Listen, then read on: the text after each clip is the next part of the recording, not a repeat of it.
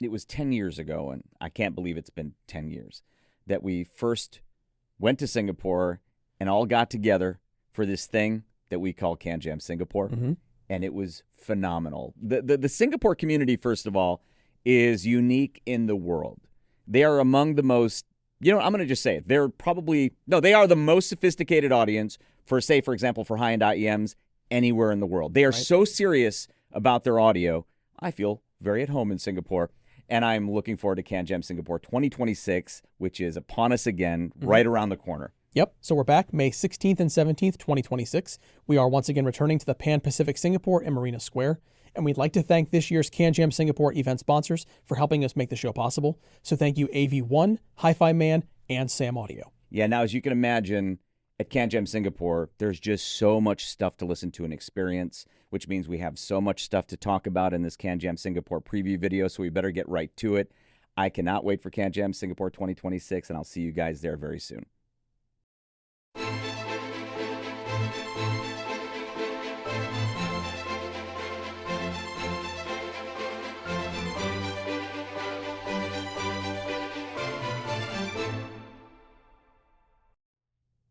AV1 will be joining us at CanJam Singapore this year, and they're also one of our CanJam Singapore event sponsors, so thank you AV1 for helping make CanJam Singapore possible. AV1 has an incredible lineup of desktop and portable audio electronics for you to try, including a few that we simply cannot put down. Check out these highlights from Astell&Kern and FIIO, each of which you'll find at the AV1 exhibit. This is the Astell&Kern Audma SP4000. This is Astell&Kern's latest flagship digital audio player. I am wildly in love with it. I'm going to explain why shortly. So I want to tell a quick story. I go to CanJam Shanghai 2025, and this had been announced, but it wasn't released yet at the time of the show. So I decide, because we got one early, to load it up with music, bring it to the show, just for my own personal use, so I could audition IEMs and headphones with it. Right. I didn't think anybody would notice it because it looks so much like an SP3000 at first blush. I was so wrong. So within minutes of the show starting, I'm at an IEM manufacturer's exhibit, and some sharp-eyed headfire sees it and says, "Is that an SP4000?" I was like, oh, totally surprised. I was like, yeah, it is.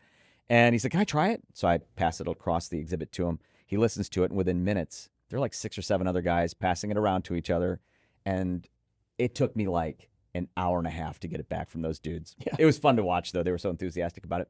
But my point of bringing that up is this played out several more times during that CanJam Shanghai weekend. People found out I had it. They wanted to hear it. So I spent a lot of time at that show letting people audition the SP4000. And to a person, every single person that gave me feedback about it, that heard it, loved it, as do I. I'll talk more about why in a minute. Let's talk about what's different about it.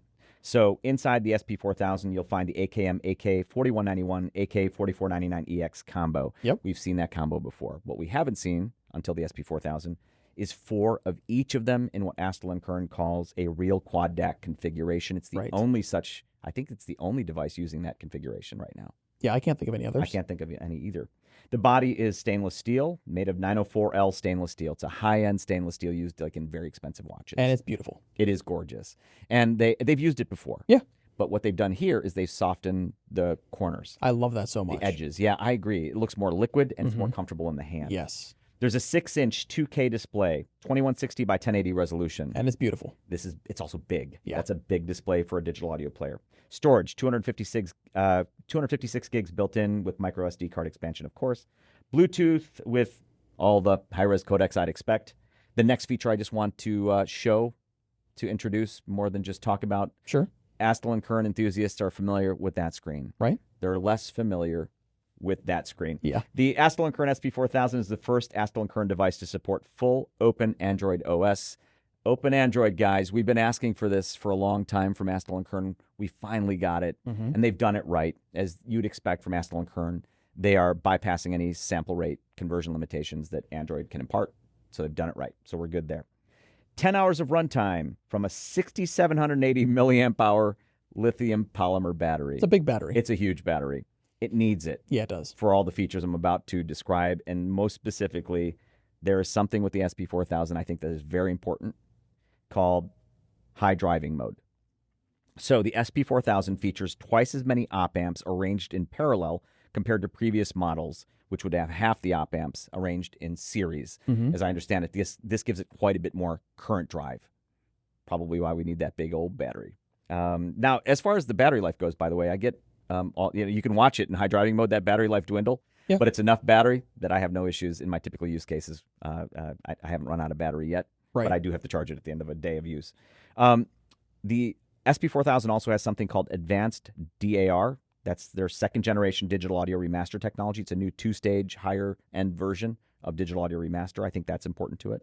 ESA technology is something that they've incorporated that eliminates group delay or reduces group delay. They say eliminates it. The SP4000 incorporates a newly implemented LDO, low dropout regulator, that reduces noise by up to 97% compared to previous models. That's saying something, given that Astell&Kern players are pretty dead quiet in terms of self-noise. Yeah. I guess the SP4000 is dead quieter. I guess so. For the first time in Astell&Kern's lineup, the SP4000 employs a precision-engineered shield can made from 99.9% pure copper. Okay, there's a whole bunch of other improvements, but here's my point. They have put so much into this player that it is the biggest leap in a generation that they've had, in my opinion, and to my ears, and just based on the feedback, since like the AK240 a zillion years ago. What does it sound like? It sounds more like a desktop rig. Solidity, beautiful imaging, richness, resolution, all the things that I would expect from a really outstanding desktop rig in this. For anything that I would drive with a portable digital audio player, it's the best sounding digital audio player I've heard so far. Yeah. It's that good. It's a big deal. And even with some things I wouldn't normally drive with a portable player, like the Meze Audio Elite, drives it beautifully. I've been using it a lot with the SP4000. Tried the OG Susvara. Really? Unbelievably. Drives it. Wouldn't be my first choice for it, but the Susvara unveiled. Okay, we're talking. Utopia 2022, the ZMF Atrium. All right. Those are all things I don't usually drive a lot with a portable digital audio player. What do I usually use? IEMs. Even the most demanding IEMs should be no issue for the high driving mode of the SP4000. And with the really sensitive in-ears, like one of my references is a Visioneers VE10, very sensitive in-ear, I still use high driving mode with that, even though it's really sensitive. And it just sounds better in that mode. And of course, it's dead quiet. This is probably going to be immensely popular. I know it'll be immensely popular. CanJam, there'll probably be a lineup to hear it. I think it'll end up being the most popular, best-selling, flagship class, flagship price digital audio player we've seen to date. It is that good. This is the Astell&Kern PD20, and it will be at CanJam. How much time we have, Brian? A lot to go over. Yeah. So much to go over. So many things about this to talk about. Let's start with this. Astell&Kern says that the PD20 is the first digital audio player to support personalized sound through a hearing test. We'll get back to that. Now, getting to the basics, let's talk about the DAC section, which is very impressive. It reads more like a desktop DAC. It's a quad DAC configuration that uses 4 ESS ES9027 Pro DACs. So very nice. And then there's a triple amp architecture. Again, kind of reads more like a desktop amp in terms of the specs, because you can select Class A, Class AB, or hybrid mode, which combines the refined texture of Class A, they say, with the efficiency and power of Class AB. And it's a physical switch. Yeah, I love they did that with hardware. Yes, you can switch those 3 amp modes in real time whilst you're listening with a physical switch. And then there's adjustable Class A current. So in Class A and hybrid modes, the amplifier current can be adjusted in 3 levels: high, mid, and low.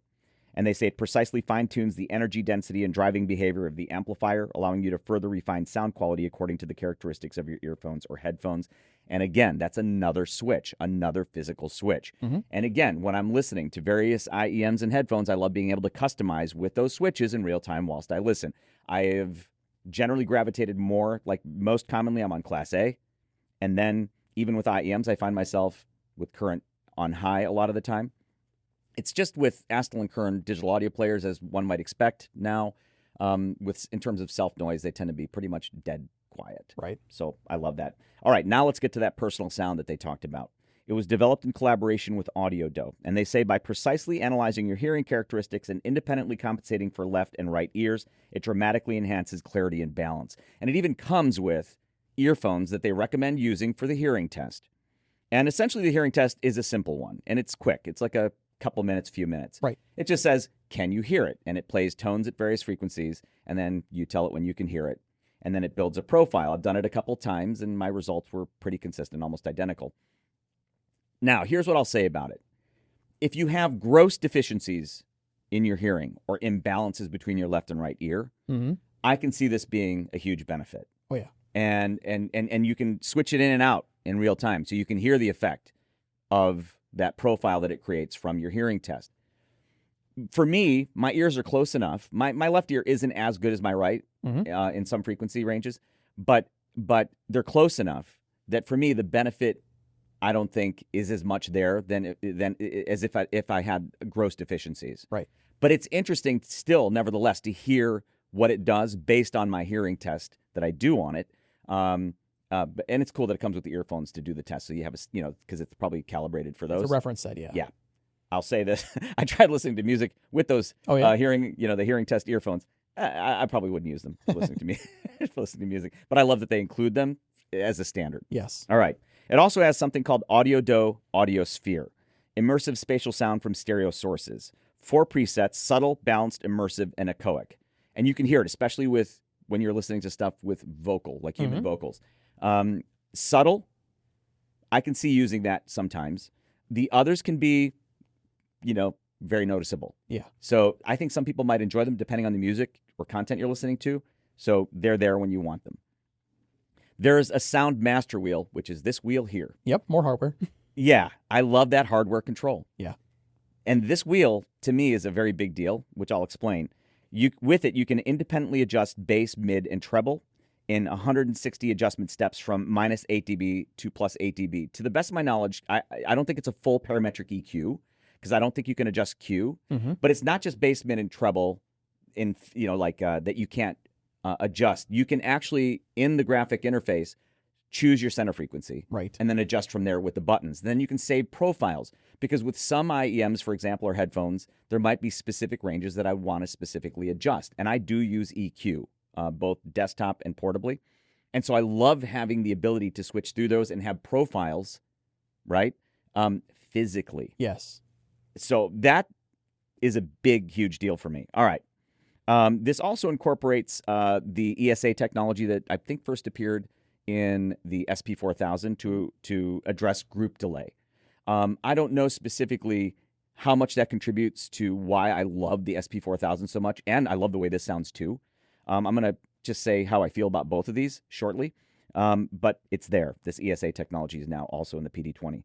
It also has Astell&Kern's Teraton Alpha sound solution, Astell&Kern's Advanced Digital Audio Remaster, or DAR, which I use on the SP4000 and there are other players, and I use on the PD20. I pretty much usually have it set to do remaster to DSD.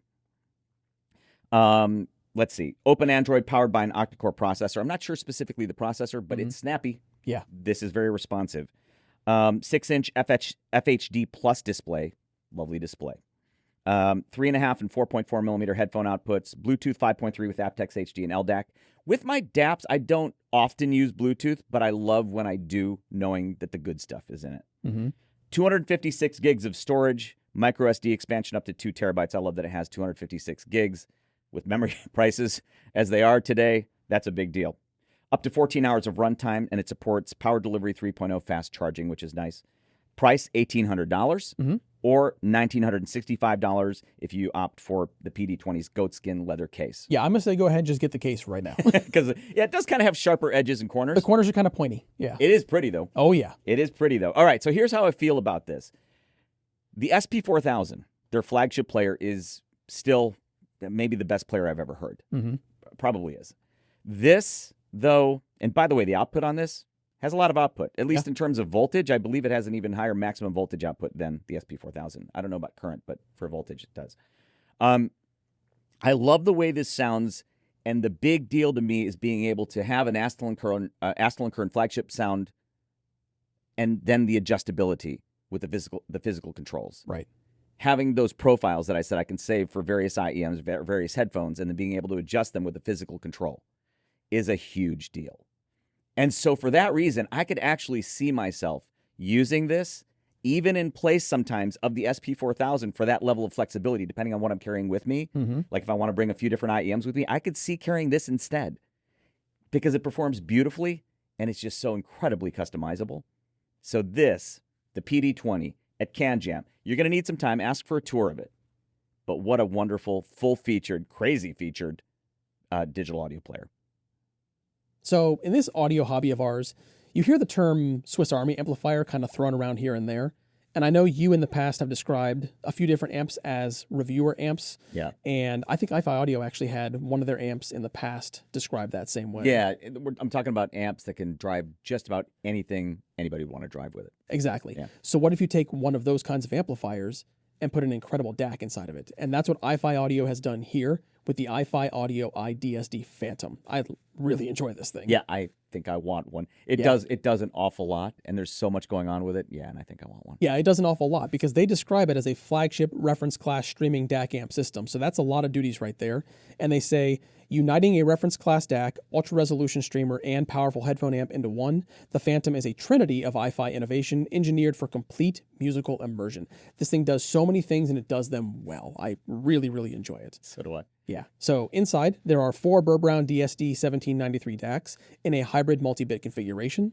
Supports PCM up to 768 and DSD 512, but get this, they say it features studio-grade up conversion so you can do DSD remastering up to DSD 2048, which to my mind is insane. Admittedly, I haven't spent a lot of time with that functionality, but all the listening that I've done through this has sounded wonderful. Same here.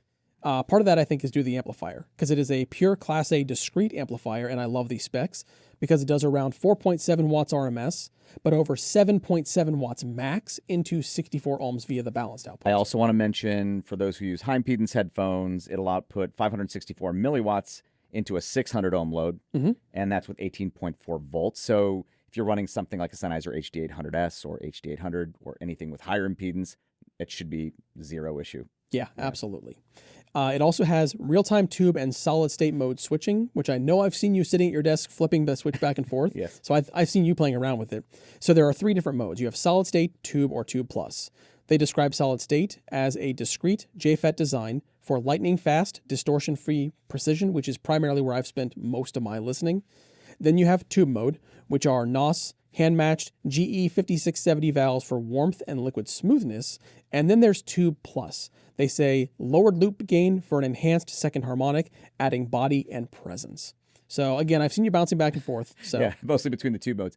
But I do love the solid state mode as well. Yeah. But yeah, I've been bouncing between Tube and Tube Plus. I tend to find myself a lot of time on Tube Plus. No big surprise. Yeah. I'm a Tube amp fan. So yeah, I'm enjoying the heck out of this thing. Yep. Now, inputs, you get quite a few. So you have 4 USB inputs. You have coaxial, optical, AES, Ethernet, and BNC. For headphone outputs, again, there's a plethora of options. 3.5 millimeter, 2 6.35 millimeters, a 4.4 millimeter, and a 4-pin XLR. Now, one of those 6.35 millimeters is positive phase. One is inverted phase. So again, plenty of options. Lineouts, you have balanced XLR and single-ended RCA. So pretty standard there. And then it supports, like I said earlier, it's a streamer, so it supports a lot of different streaming platforms. Out of the box, you have support for Tidal, Spotify, Qobuz, Roon, AirPlay, DLNA, and Universal Plug and Play. It also features K2 HD, and I've been doing a little bit of reading on this because I've been playing around with it. It's actually quite fun. So it's a JVC Kenwood feature. It's the K2 HD technology restores the depth, nuance, and musicality of the original performance by reintroducing harmonic content lost during the production process. Now, I won't pretend that I understand everything that's going on inside of that when that's turned on, but it sounds nice. Yes. Like that a lot. It also features several of FIIO's iconic features, like their X Bass Pro, which lifts low frequencies without clouding the mid-range, their X Space Pro, which goes far beyond crossfeed, pushing the music outside your head without sacrificing soundstage, and something else that I appreciate, which is the built-in IE match, so it reduces the hiss, pops, and background noise experienced when listening with more sensitive IEMs, which means I can forget that what I'm listening to is a sensitive IEM, still pop it in, and have a nice quiet background. Right. That is definitely appreciated. It also features galvanically isolated inputs. It's compatible with the FIIO control app, and it's only going to run you $44.99, which when you think about everything this does, I think that's a great price. Yes, I enjoy this DAC amp, I guess you'd call it, Yeah. a great deal. It has a unique aesthetic, first of all. It definitely does. Yeah, and it's compact, and I actually enjoy its aesthetic. At first, I tried to lift the top off the bottom. I thought it was two things. It does kind of look like it. Yeah. But sound-wise, it's so versatile. Mm-hmm. Just before we were shooting, I was listening to it with the ZMF Tessadera. Yeah. Fantastic. Then I wanted to try it right before we shot because I hadn't used it until just now with the Susvara Unveiled. Yes. in its high gain mode. I don't even think I needed to go to its highest gain mode. It was driving it beautifully. So, and again, like you said, with IEMs, no issue. Mm-hmm. I'm enjoying the sound of this one. I was using it mostly in Tube and Tube Plus mode. No big surprise. But the versatility of this thing and just the plethora of things that we here at HeadFi HQ want to drive things with, it's a phenomenal thing to have around. Yeah, so... Yeah, like I said, I think I want one. And it'll be CanJam. Yeah, so I imagine there's probably going to be a line for this at the show. Yeah, I don't care what you want to audition with it in terms of headphones or IEMs. Yeah. Bring them and check this out at CanJam. This is the FIIO M27. We've been waiting quite some time for this. We've known that it's coming out because FIIO's told our community that it's coming out. This is the replacement for the FIIO M17, their flagship player. And what a worthy replacement. What a beautiful replacement. I love that the FIIO M17 was out for like a few years. Yeah, it was. They give their flagships a long life. I dig that. So they call the FIIO M27 a reference class compact desktop smart hi-fi player. Now, in the context of desktop, and we're going to get to that because it's kind of designed more like a desktop component. Yes, I can see why they call it compact. As portable digital audio players go, though, it's on the large side. Right. You've called it more... Oh, I said it was more transportable than portable. Yes, it's more transportable than portable. I think I agree with you on that. But again, beautifully executed, like a small desktop component inside dual ESS ES9039S Pro DACs. Those are like desktop DACs, right? That are more common in desktop DACs. The amp section is, it's more of a desktop amp, up to 5,000 milliwatts per channel output in its highest gain mode, which is insane. So 5 watts per channel output, and it's low noise. Yeah. So in the low gain settings, as low as under 2.9 microvolts of noise. That just means essentially no noise, practically speaking. And in the highest gain mode, less than 7.6 microvolts of noise. This thing is essentially dead silent. Qualcomm QCS 6490 processor. That just means it's really fast. Right. This thing is so fast. It's the most responsive DAP I think I've ever used. It boots up in seconds, and everything responds quickly to your touch. Beautifully executed. Qualcomm QCC 5181 Bluetooth chipset supporting Bluetooth 5.2 and 5.4. Supports pretty much every codec you'd want, including aptX HD, aptX Adaptive, LDAC, LHDC. It runs Android 13, which is nice. 8 gigs of memory, 256 gigs internal storage. You can expand that with dual micro SD expansion slots. I love that there are 2 of them. Yep. You can use 2 terabyte micro SD cards for up to 4 terabytes of additional storage. The headphone outputs also speak to more of a desktop design. Right. So, of course, there's 3.5 millimeter output, 4.4 millimeter for balanced, but there's also a 6.35 millimeter, a quarter-inch headphone output, which, kind of makes you think of more full-size headphones, over-ear headphones. Digital outputs also, USB Type-C, optical and coax, dual USB Type-C inputs for power and audio inputs, and 9,200 milliamp hour battery, big battery. That's user replaceable. Yes, that's a big deal. That is a big deal. This one has an aluminum alloy chassis. There are 2 versions, an aluminum alloy version and a titanium alloy version. We opted for the aluminum alloy version. There's a fiberglass backplate with marble magma texture on both. It's quite nice. The aluminum alloy version we have weighs about 556 grams, and the titanium alloy version 630 grams. So these are not lightweight players. Right. But, again, desktop performance in this package, phenomenal. The leather case is actually nice, and it comes with it. They call it a heat-dissipating authentic leather case with built-in cooling gel/ice pack film for active heat dissipation. You can see it when you take the case off. And then there's a stainless steel hollow-out design for additional cooling and a tactile feel. It's actually a beautiful case for something that comes with it. I think it's a lovely case. Then it comes with a multifunctional cooling stand called the FIIO DK1 Plus, and the stand is packed with multiple ports with USB audio support. And they say the stand also has a built-in cooling fan, which it does. Yep. I haven't needed it.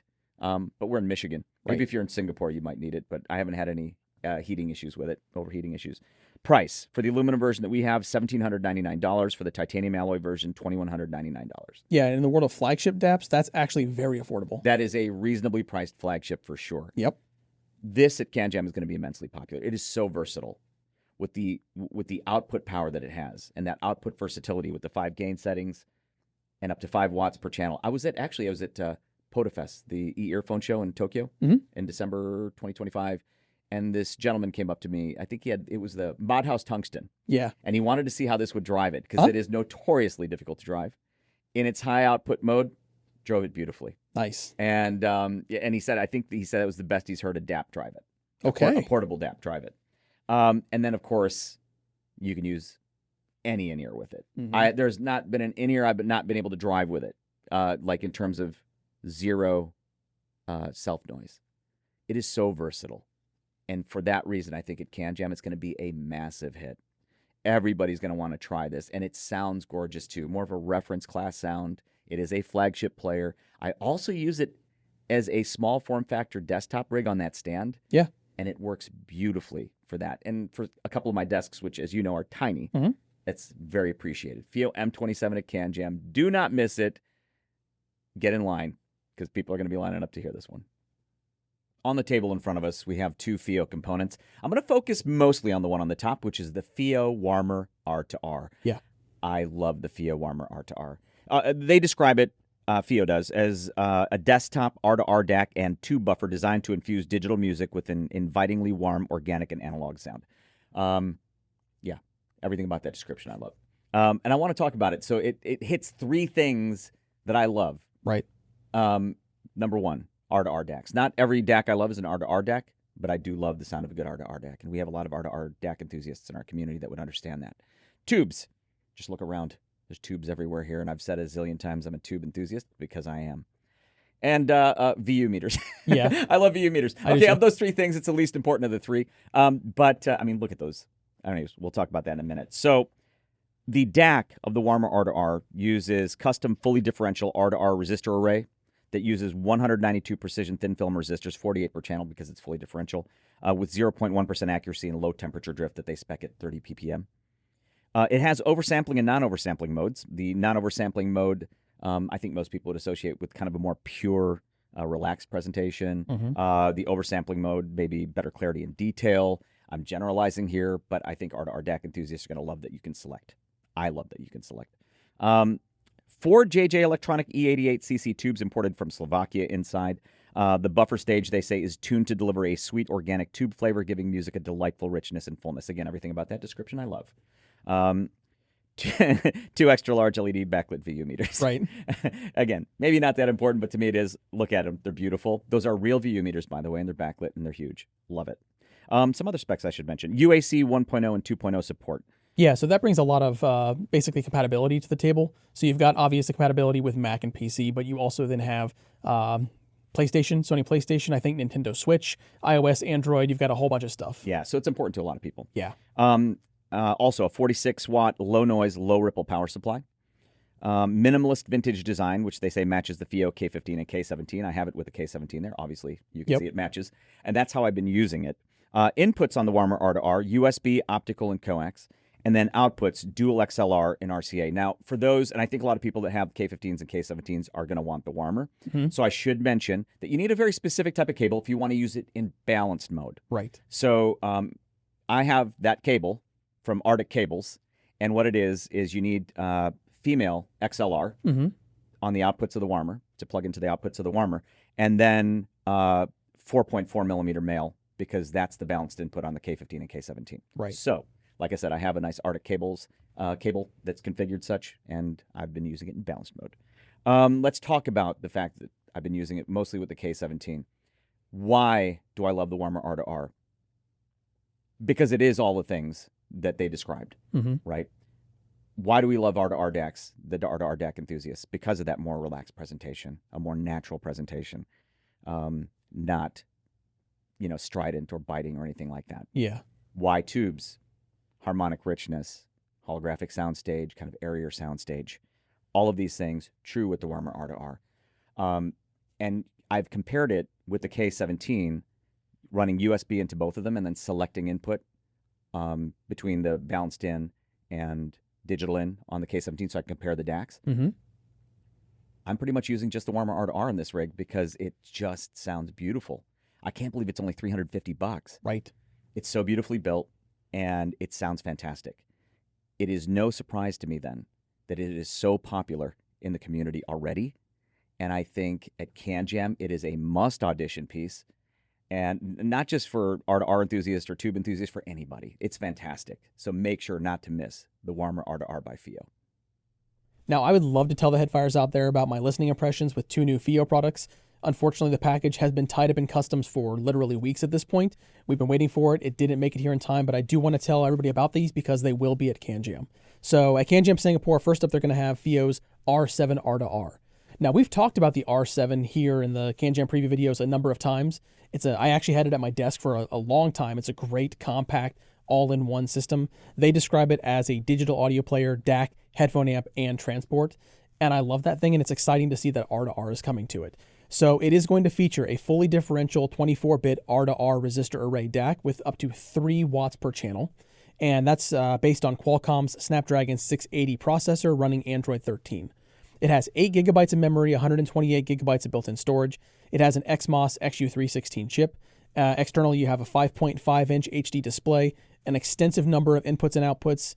You have a 10-band EQ with support for auto EQ as well. I know a lot of headfires love that functionality.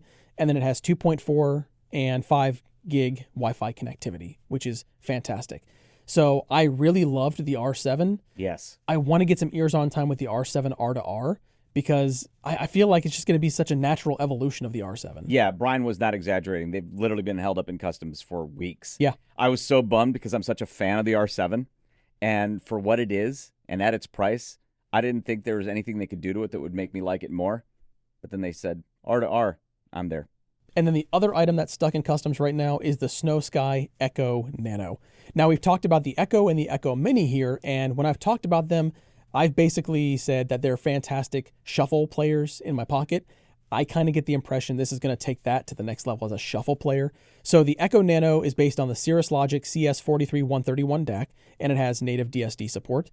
It has a 3.5 millimeter headphone output that will deliver up to 120 milliwatts at 32 ohms. It has a metal chassis, which is appreciated for anything getting thrown in a bag or in a pocket. And it comes in black, white, sky blue, orange, titanium, and green. Hello, orange and titanium, 2 fantastic color options. It has a 0.91-inch OLED display, and it gets up to 6 hours of continuous playback on a single charge. It comes with a 256 gig micro SD expansion, so that's kind of the max. You can't go higher than 256. But for a shuffle player, you don't want to have a large library. 256, in my opinion, is generally enough. It also has USB-C DAC mode support, and it supports inline controls. So I don't have any hands-on time, but it's got this really cool dial at the top for the volume control. I really want to see how this goes as a pocket-only shuffle player.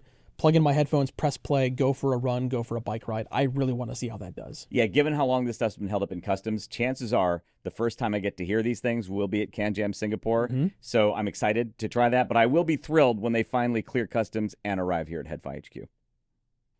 It's probably safe to say I am older than the average headfire. Yeah, that's pretty safe to say. I knew you were going to agree very enthusiastically and way too quickly, but it's true. It's true. I'm older than the average headfire, and that means I'm old enough to remember the more the experience of listening to music the old way. Right. A more experiential way, which was going to the record store, picking albums, with me vinyl. Yeah, for me, cassettes and CDs. There you go. And that, of course, cassettes and CDs for me as well later. And today we don't do that. No, because back in the day, I would have enough money for one album. You go to the store and then you're thinking, I have 3 or 4 I want to choose from, but you have to choose the one that you're taking home that week. Right. Yeah, exactly. Because I had a budget for maybe 1 or 2 albums when I was young. And so that's just something that I think a lot of young people can't understand today because everything is at their fingertips now. Right. But it made you cherish the music in some ways even more. Like you gave thought. Anyway, this is my way of introducing a product that I am so incredibly excited about that I frankly didn't realize how excited about it I would be. And it's the DUNU Concept R. R stands for retro. It is, as you can see on the table, a portable CD player. Right. And I call it more of a transportable CD player. But it's such a beautiful piece of kit. When it arrived, I went downstairs where my CD collection is. I have a pretty big CD collection. And I was so excited to revisit every one of these albums because, well, not all of them. There's a lot of them there. But a lot of these albums, again, every one of them, though, in the collection that I gave thought to. Yeah. That meant something to me and that means something to me. Brought a handful of them up, queued them up. I'm loving the Concept R from DUNU. So let's talk about what it is. Again, portable CD player that has a very retro design. Yeah, I love the styling on this thing. I love the styling. It's kind of an amalgam of any number of old components. Yeah. It doesn't just look like a portable CD player. It looks like a lot of things could be happening with it. Right. And it's also beautifully built. So I've never had a portable CD player built to this level. I mean, this is the chassis is CNC. It's CNC machined aluminum, Right. aircraft grade aluminum, aerospace grade aluminum. Retro inspired digital slider for precise volume control, Mm-hmm. and it feels beautiful. Yeah. I love that control. That's a very old style control. It is. Intuitive single button track navigation. Yep. You know, that's a big deal in the CD days. With a lot of portable CD players, you had to hit sequentially the track you wanted. So that meant if you want to go to track 10, you had to hit it like 10 times. Yep. With this, you can just go to track 3, hit 3. There's a keypad for it. Track 9, hit 9. Reference grade tuning tailored for audiophile precision and tonal accuracy. And they achieve this by giving us not just a retro CD player, but giving us what headfires today want and expect from a piece of kit. They accomplished that with an R2R DAC, for example. Right. And they say it's the world's first fully discrete R2R portable CD player. I'm not surprised. 192 meticulously matched resistors in that R2R DAC. Yep.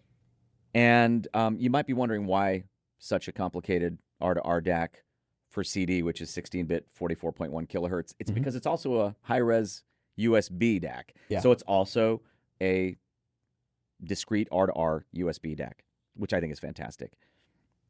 Fully balanced 4-channel differential output for enhanced separation and dynamics, 1.3 watts high power output capable of driving demanding high impedance headphones. I've used IEMs and headphones with it. Drives them beautifully, essentially low to no self-noise. Switchable Class A and AB amplification. Yeah. So far, I've just kept it in Class A. I'm sure I can find a use case for Class AB, but I've used it almost exclusively in Class A so far. Beautiful sounding player. Yeah. Beautiful sounding USB DAC. And it got me re-engaging with a collection that means a great deal to me. I know a lot of people today, a lot of young people, younger than me, are into vinyl.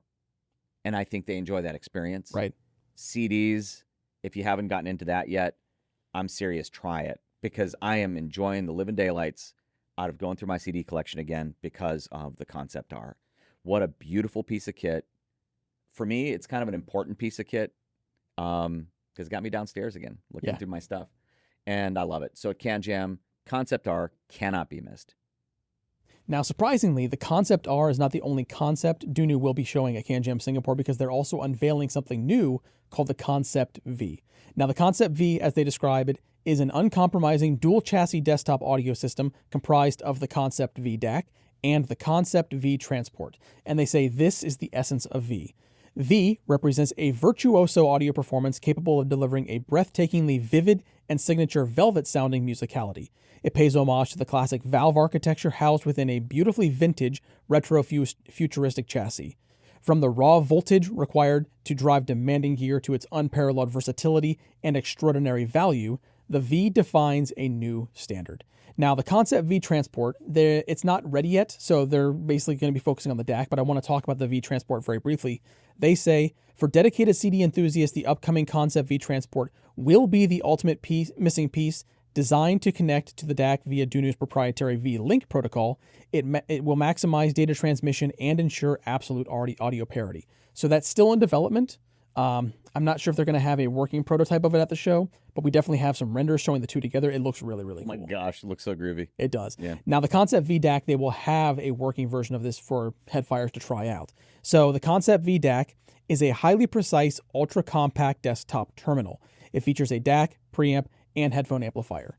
It has a new R2R DAC architecture, which is an upgraded version of the R2R DAC architecture found in DUNU's Concept R, and it has Class A and Class AB amplification switching, so it's nice to have both of those here. It has tube or solid-state modes. I'm sure you'll be excited to spend some time with the tube mode. Yes, I will. And for tube lovers, those are based around a pair of 6922 vacuum tubes. It has fully balanced pre-outs, 16 distinct sound and driving configurations, and dedicated non-oversampling and oversampling filter modes. And then one last thing they say about it, say goodbye to cumbersome screen UIs and complex digital menus, featuring fully analog VU meters and a pure mechanical toggle switch layout. The Concept V returns to the intuitive, hands-on satisfaction of classic functional panels. They have a slider on this DAC, just like on the Concept R. I love sliders. I do too. I so want to get some hands-on time with this because it looks like it's going to be fun to play with, and I hope even more fun to listen to. I cannot wait to see and play with this thing. Yeah, absolutely. So on the table right now is the Golden Wave HIFIMAN GA10. It is a desktop tube amplifier, and the fact that tubes are involved explains why I really haven't seen this around the office, because You stole this pretty much the second it came in. Yeah. Like I said a zillion times in other videos, I am a big tube amp enthusiast. I have been since I was, since a kid. I mean, like since as long as I've been an audiophile. Now, unlike some of the members of our community who seem to have limitless budgets for like the highest end tube amps, and I'm sure those guys are shopping very carefully for the best value for their high end buck. Right. I don't tend to shop in that range. It's not usually my budget range. So I'm looking for more affordable stuff, more reasonably priced stuff that performs at a really high level. Mm-hmm. The Golden Wave HiFiMan GA10 absolutely fits the bill. We'll get to the sound signature in a second. Let's talk about what it is. Like you said, it's a desktop tube amp, obviously. Inside, 4 ECC83 or 12AX7 tubes and 4 6P14 or EL84 tubes. Mm-hmm. They call it a SEP architecture, SEPP architecture, which I believe stands for single-ended push-pull architecture. I believe so. Inputs, XLR and stereo RCA. Headphone outputs, 4-pin XLR and 4.4 millimeter, which is nice. Mm-hmm. And also, of course, 6.35 millimeter or quarter-inch. Power. Yeah. It's a tube amp. So high impedance headphone enthusiasts are going to be pretty happy because it outputs 3,000 milliwatts into 300 ohms. Yep. So rejoice, high impedance headphone fans. But still, even if you have a like a lower impedance headphone, 600 milliwatts into 32 ohms. Mm-hmm. So it has juice. Yeah. I've been able to drive every one of the current HiFiMan headphones with it without any issue at all. Beautifully driven, like the Aria Unveiled is gorgeous through it. Mm-hmm. The Susvara Unveiled is gorgeous through it. Yeah. I guess if you're going to use like a Susvara first generation, which is pretty power hungry, right? You're going to get good sound out of it, but it's probably not going to be the beast you might be looking for. So just keep that in mind. But for all other, I also used it with the Meze Elite a lot. Yeah. Another beautiful pairing. Anyway, the headphone outputs impedance switch. There's an impedance switch on the front. It lets the user select the best impedance match. So 32 ohms or under 32 ohms, you'd use low. 32 ohms or over 32 ohms, you'd use high. That's what they're recommending, I believe. Shielded 120-watt transformer, audiophile-grade components, given its HiFiMan and Golden Wave. No big shocker there. I'm not going to break those parts down right now. Yeah. It's larger than we expected it, by the way. Oh, a lot larger. So in the pictures, which is what we'd seen first, yep. I think because the volume knob is so huge, yeah, we didn't realize that, so it makes the amp look smaller in photos. Nope, the volume knob is pretty huge. It is. And the amp is pretty largish, 16 pounds. Keep that in mind if you're shopping for your desk. Now let's talk about the sound signature. Here's in my notes, it says warm and transparent. It's still neutral, harmonically rich with crisp detail, solid bass extension. I love the sound of this amp. It is pretty much everything I want. Now, I'm not a tube roller. Right. So whatever the stock tubes are, work beautiful for me because I'm not really a tube roller anymore. I used to be. Whatever the stock tubes are going to be are probably what I'm going to be listening to, and I love the way it sounds with those tubes. I've already said what headphones I've used it with so far. Beautifully done. So if you're a tube audio enthusiast especially, make sure to audition the GA10 at CanJam. And if you're just curious about what a great tube amp sounds like for a reasonable price, make sure to audition the GA10. So you did the product notes for the video. Brian did the product notes for the video for the Topping DX5 too. Yeah. How many times before we started shooting this did I ask you to verify the price? Oh, several. Because I didn't believe him. I didn't believe what he had down. $299. Yep. Honestly, the Topping DX5 II is going to be the best value just about anything that you're going to find at CanJam. Yeah. I feel like I'm selling my soul to be able to get that for $299. Anyway, let's talk about what it is. The Topping DX5 II is a balanced desktop DAC and headphone amplifier. On the DAC side, it has dual ESS 9039 Q2M DAC chips that supports PCM up to 32768 and native DSD512. Supports MQA decoding, so it's a nice DAC. Right. But that amp. Yes. The amp section, balanced headphone amplifier, outputs up to 7,600 milliwatts per channel at 16 ohms. And even into a high impedance of like 300 ohms, I think it's still outputting up to almost a watt. Right. It's a beast of a headphone amp. And it's also refined. Yes. I'll talk more about that in a second. 2-inch full-color screen with Topping's Aurora user interface with 9 selectable themes. I'm very partial to VU meters when available, and I love the physical-looking VU meter. Yeah. Bluetooth 5.1 supports SBC, AAC, aptX HD, aptX Adaptive, and LDAC. This is very important to me and to you, so I'm glad it has all that.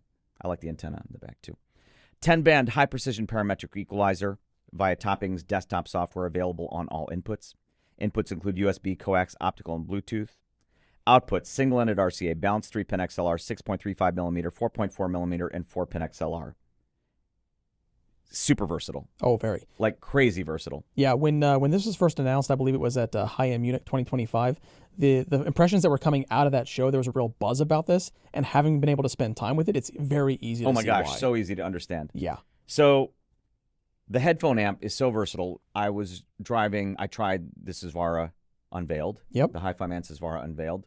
Drove it easily, as you can imagine. Not surprised. Given the specs I just rattled off.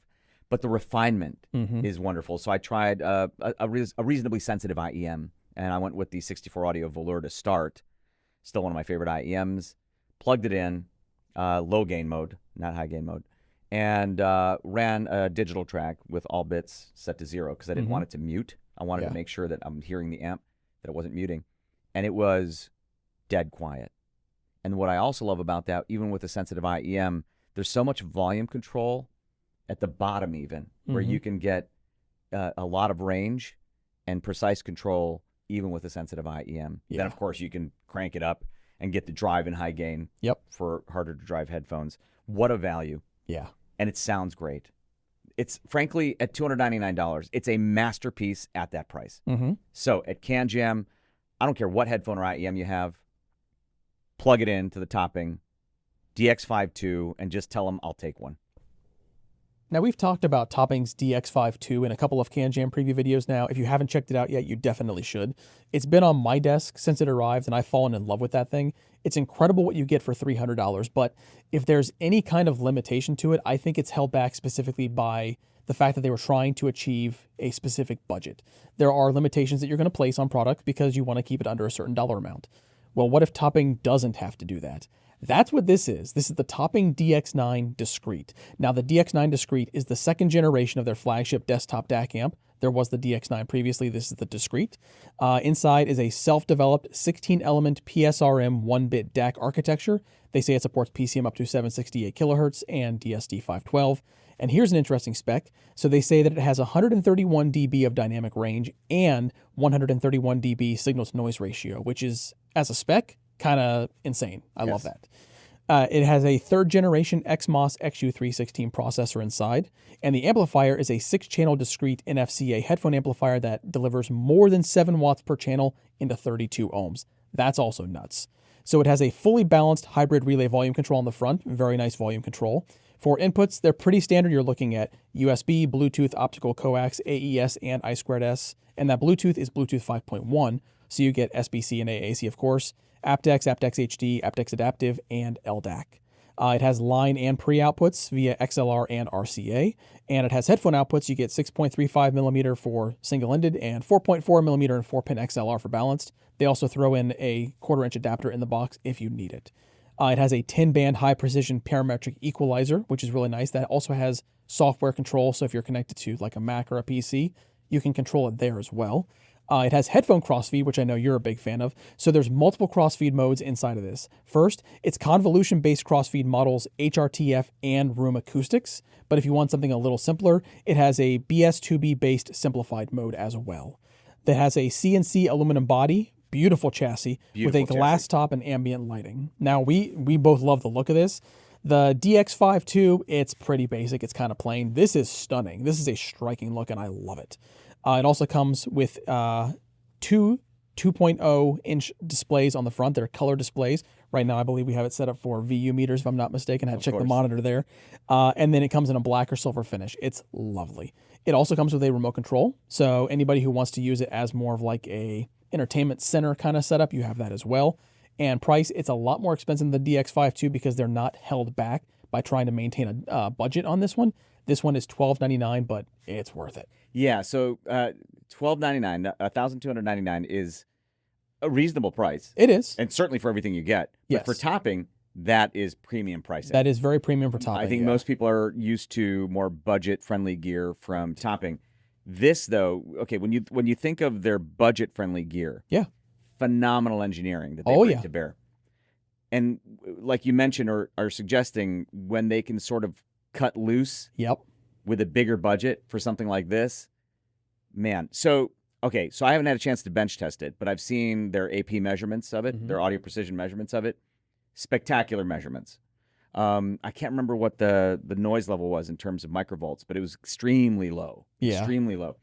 And so, for something that can output over 7 watts into 32 ohms, driving pretty much just about anything Mhm. that I'd want to drive with a headphone amp, I wanted to know in its low gain mode how it would do with something like a Visioneer's VE10, a sensitive in-ear. Oh, okay. And it drove it beautifully. Nice. So even at the lowest volume level, you could hear a little music coming through, but not noise. All right. And I don't mind that. Yeah. Because I'm listening to music anyway, Exactly. and it's at an extremely low level. But the noise, no noise. And that to me is stunning for something that can, in high gain mode, put 7 watts, over 7 watts into 32 ohms. Now, as far as its DAC goes, a self-developed 16-element PSRM 1-bit DAC architecture. I'm not so familiar with what that is, what it means. Their 6-channel discrete NFCA headphone amplifier. I love that they have a discrete headphone amplifier. Yes. So the sound of this, and something I love about the DX9 discrete, is it is extremely resolving without being clinical. Mm-hmm. And for me, a lot of the times, that is what I'm looking for. Something that is musical sounding, yet, like insanely resolving. Right. This is fantastic. I can't believe at its price of $12.99, everything that it offers. And like you said, it's beautiful as well. I love the clear top. Mm-hmm. I love the clear top. But everything I've driven with it, headphones, no issues, and drives them beautifully. This is a wonderful product that at CanJam, the DX9 Discrete is going to be immensely popular. I think a lot of people are going to be so fantastically impressed by it. I know I have been, and I love living with it. I am excited to say that after years and years of holding out, I have finally ditched Lightning and upgraded to an iPhone that has USB-C. Now, when I got the USB-C iPhone, I knew right away there were 2 things that I immediately wanted. The first is a case because I want better grip on my phones. But the second thing was something that I've never had access to with any Apple device, which is LDAC, and I did that with this. This is the Noble Audio Scepter. Now, the Noble Audio Scepter is a compact USB-C Bluetooth transmitter, and what they say is that the Scepter bypasses the limitations of built-in Bluetooth hardware found in smartphones, tablets, and laptops. And let me tell you, there are a number of limitations in the iPhone's stock Bluetooth configuration options. This has Bluetooth 5.4 with Qualcomm's QCC5181 chipset, and it delivers transmission range up to 20 meters or around 66-ish feet. It has LDAC, aptX Adaptive, and SBC and AAC, which I did have before, but LDAC and aptX, hello. It also features a dedicated game mode, so if you're watching something or playing a video game and you want to have that tighter sync between the two, you can turn on dedicated game mode and get low latency sync for games or movies. It has pass-through USB-C charging, which I haven't seen on any other Bluetooth dongles, and I'm so happy that that's here because I can plug this in, still have my wireless headphones in, and it's not draining my phone of juice. It's just running right through and charging it up. And it has power delivery 3.0 and up to 45 watts of charging speed, which I think is actually faster than my phone's maximum input anyways. So that's fantastic as well. It supports iOS, Android, macOS, Windows, Nintendo Switch, and Steam Deck. And then it even comes with a USB-C to USB-A adapter for broader accessibility across all your devices. It's compatible with many phone cases, as you can see here. It's working just fine with my phone case, no problem. And it runs $69.99, I should say, in the US. Now, I have it paired currently on my phone with the Noble Audio Focus Amadeus because I only have a couple of devices that have LDAC, and that's one of the ones that I had right at hand. And it's so nice to be able to live toggle between the two, go back to hear my old limitations maxing out at AAC, switch over to LDAC and just hear it. And you can also select the different LDAC levels as well as aptX. You can choose different aptX codecs, and I love that option. It also allowed me to unlock LDAC for my MacBook Pro, which, again, Apple doesn't include. Now, I do want to mention something for anybody who's considering one of these. This is a little bit of a longer device, so potentially you could end up blocking a port on your device. Well, if you're like me and you have the MacBook Pro, just put it on the right side where there's only one USB-C port. Then all you're blocking is the HDMI port. No one cares. So basically, for $70, I've opened up a whole new world of wireless access across all of the IEMs that I have and full-size headphones with LDAC. It's so nice to have it here because before I only had it in a DAP. Now I have it in my phone. This little guy is a magnetic DAC amp that you attach to the back of your phone. It's the Fosi Audio MD3. Now, I call it a DAC amp because inside there's an ESS DAC. It has the ESS ES9039 Q2M DAC, So it supports PCM up to 32384 and DSD 256, and that's paired with a balanced amplifier circuit that's made up of 4 ESS ES9603Q amp chips, and they deliver up to 180 milliwatts per channel at 32 ohms. You have 3.5 millimeter and 4.4 millimeter output. To get that 180, you're going to have to go with the 4.4 millimeter. And it has an aluminum alloy chassis. Now, I like this because it has a vinyl-inspired look, they say. And one of the things that I really like is this Fosi Audio logo on the side. It's kind of that old punch-out look. I like that quite a bit. It's just kind of a classic look to it. It has a premium leather back, and I appreciate this because if you're attaching this to the back of a phone because it has the magnets inside, you don't want to have metal on metal. You don't want to scratch at the back of your device. And that gives it like a soft separator between the two, and I like that a lot. It also gives it an elegant look. It does, and it's kind of like a nice red-orange color, and I like that too. It has a magnetic backplate that is made with N52 magnets, so it's very, very strong. And on the front, it has a 1.28-inch circular LCD display. Now, I point that out because you can do a lot of cool stuff. There's like animations on this. You can upload photos. There's games. I'll get to that in a second. And it just has a lot of personality and a nice round display. I like that. 2 USB-C ports, and the reason for that is because you connect the bottom USB-C port out to your device, and that's also where your headphone connections are. Then you connect the top USB-C port to a charging source, and then it can charge your device while you're listening to music. I always like that kind of functionality because it doesn't tie up your USB port in case you need a little bit of juice. It has a 100-step volume control and 8 sound filters, and those built-in games that I was telling you about. It has just a little dice game, which is kind of fun. Spin the bottle, rock, paper, scissors. It's just neat that that's in there. It's a little bit of personality, and I appreciate it. I haven't tried those games yet. I haven't tried them. They're kind of fun. And it's also 0.47 inches thick. So when it's on the back of your phone, it is going to add a little bit of depth to the device. That's to be expected, but it's not going to add a ton. And I think that's important because when you think about how thick a lot of the 4.4 millimeter connectors can be, this gives it a little bit more of a gap between your device because of that thickness. So again, you're not worrying about that connector scratching up the back of your phone. I agree. Yep, very nice.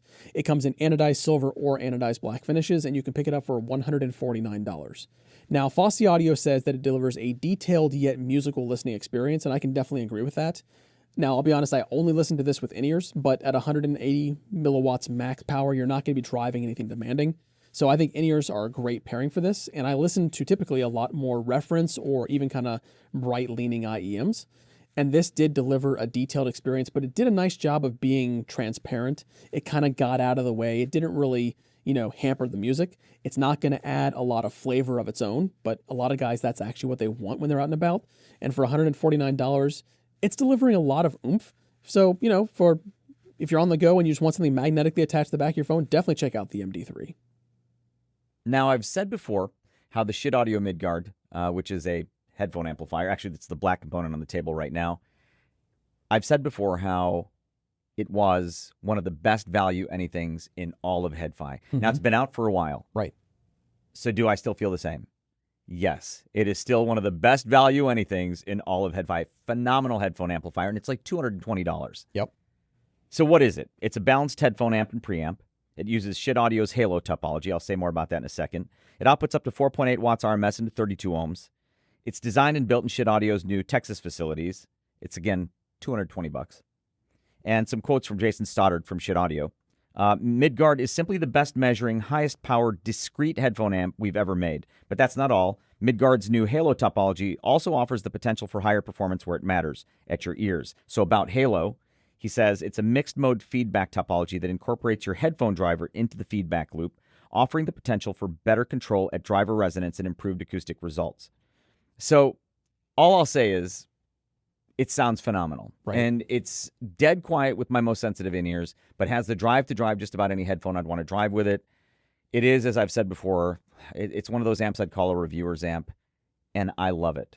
So the Midgard, to me, is still, to this day, a can't miss a CanJam. Now, also on the table, underneath the Midgard, is the Schiit Audio Mimir, which I also think is one of the best value anythings in all of HeadFi. Yeah. And it's a DAC. Specifically, it's a Schiit Audio balanced mesh DAC. And of that mesh technology, the Schiit mesh technology, Schiit says, Schiit mesh is a unique combination of our time and frequency domain optimized digital filter and a standard Delta Sigma modulator. And we'll say a little bit more about that later. So the Mimir has USB-C input using Schiit's Unison 384 USB input that supports up to 32384. It has optical coax and AES inputs, stereo RCA and balanced XLR outputs. It comes in black or silver. As you can see, I couldn't choose just one. My midguard is black. I chose the silver Mimir. I love the way they look as a mixed system, and I also wanted to show you guys both colors. I think they both look cool. Now, it starts at $299, which I cannot believe, given the performance, how it sounds.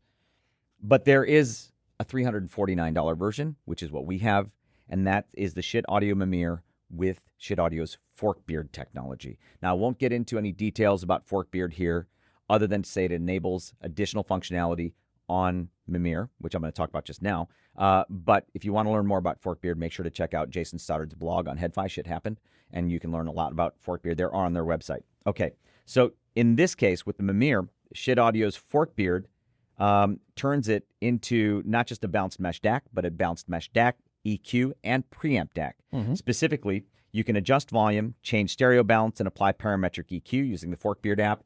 EQ for me is actually quite important because depending on the headphone I listen to, there are some that I definitely want to EQ. I love having that option through Forkbeard. Their volume control uses Schiit's own algorithm for excellent performance down to very low volume levels. I can confirm that. They say you can connect Mimir straight into an amp and have a full digital preamp system as long as you're good with controlling it via Forkbeard, which I think is cool. Now, Forkbeard also gives you additional DAC controls like absolute phase inversion, which is important for some people, some recordings. And then you can choose between mesh and NOS mode. So NOS mode is non-oversampling. If I had to choose one, I'm going with mesh because to my ears, it is more resolving, and imaging-wise, it's a bit more holographic. But the non-oversampling mode to my ears is a bit more relaxed. I think some people are going to describe it as more analog sounding. I don't know if that I would go with that, but I bet you people will say that about it, and I can see why. If I had to choose one again, I'd choose mesh, but since I have the Forkbeard option, I have both, and I love having both. And now you can choose it. So easy to do. Now, they say that Forkbeard capabilities may change over time, so make sure to pay attention to their announcements on HeadFi, on their website, on their mailing list. And as a system now, I want to say, this is $349 for the Mimir. Yep. $220 for the amp, and it's one of my reference systems. It is so resolving, but so musical. I hate using just musical because it's such a generic term, but I think you guys know where I'm going. It's never strident, but it's extremely resolving. And it's one of my reference systems that just happens to be quite affordable, and it's small footprint. And as you know, I have one decent-sized desk and a lot of smaller desks, and this fits on any of them. And for that, I love it. So if you want to hear one of my reasonably priced reference systems at CanJam, you're looking at it. I think it's safe to say that we are no strangers to S.M.S.L around here. Yeah, I think it's safe to say we are big fans of S.M.S.L. Oh, absolutely. Yeah. And I want to talk about two products because I think a lot of headfires will be checking them out at CanJam. So the headphone amplifier on the table right now is the S.M.S.L H400. Now, the H400 is a fully balanced discrete amp and preamplifier. I'll come back to that in a minute here. It delivers up to 7.5 watts into 32 ohms. So when you look at the size of this, it's delivering a lot of power in a package that fits on a lot of desks, a lot of tabletop surfaces, and it's also not going to break the bank, but I'll come back to that here shortly. On the front, it has a relay switching volume attenuator. Now, S.M.S.L says that completely avoids channel imbalance, which I find very critical when you're listening to something sensitive like an IEM, for example. Absolutely, and I'll talk about that volume matching shortly. Yeah, definitely. It has 3 gain settings. Now, the low gain setting, they say, is specially optimized for IEMs. It also has a medium and high gain setting. On the front, the IPS display screen, they say, is optically bonded tempered glass, which I think is kind of cool. And it also has a built-in high-efficiency and low-noise power supply system. For inputs and outputs, you have dual XLR and dual RCA inputs. Headphone outputs, you have 4-pin XLR, 4.4mm, and 6.35mm. And I did mention that preamp functionality. You also have dual XLR and dual RCA outputs for preamp. So if you're running into, say, like a 2-channel stereo rig system, or if you're running into active monitors, it's nice to have that preamp functionality right out of the box. It also comes with a wireless remote control, but the biggest surprise is that you get all of that for $510 US. It's not going to break the bank, and this is a high-performing, very, very resolving, very transparent amplifier, and I think it offers one heck of a great value. Oh, gosh. Yeah, $510. Like you said, 7.5 watts output.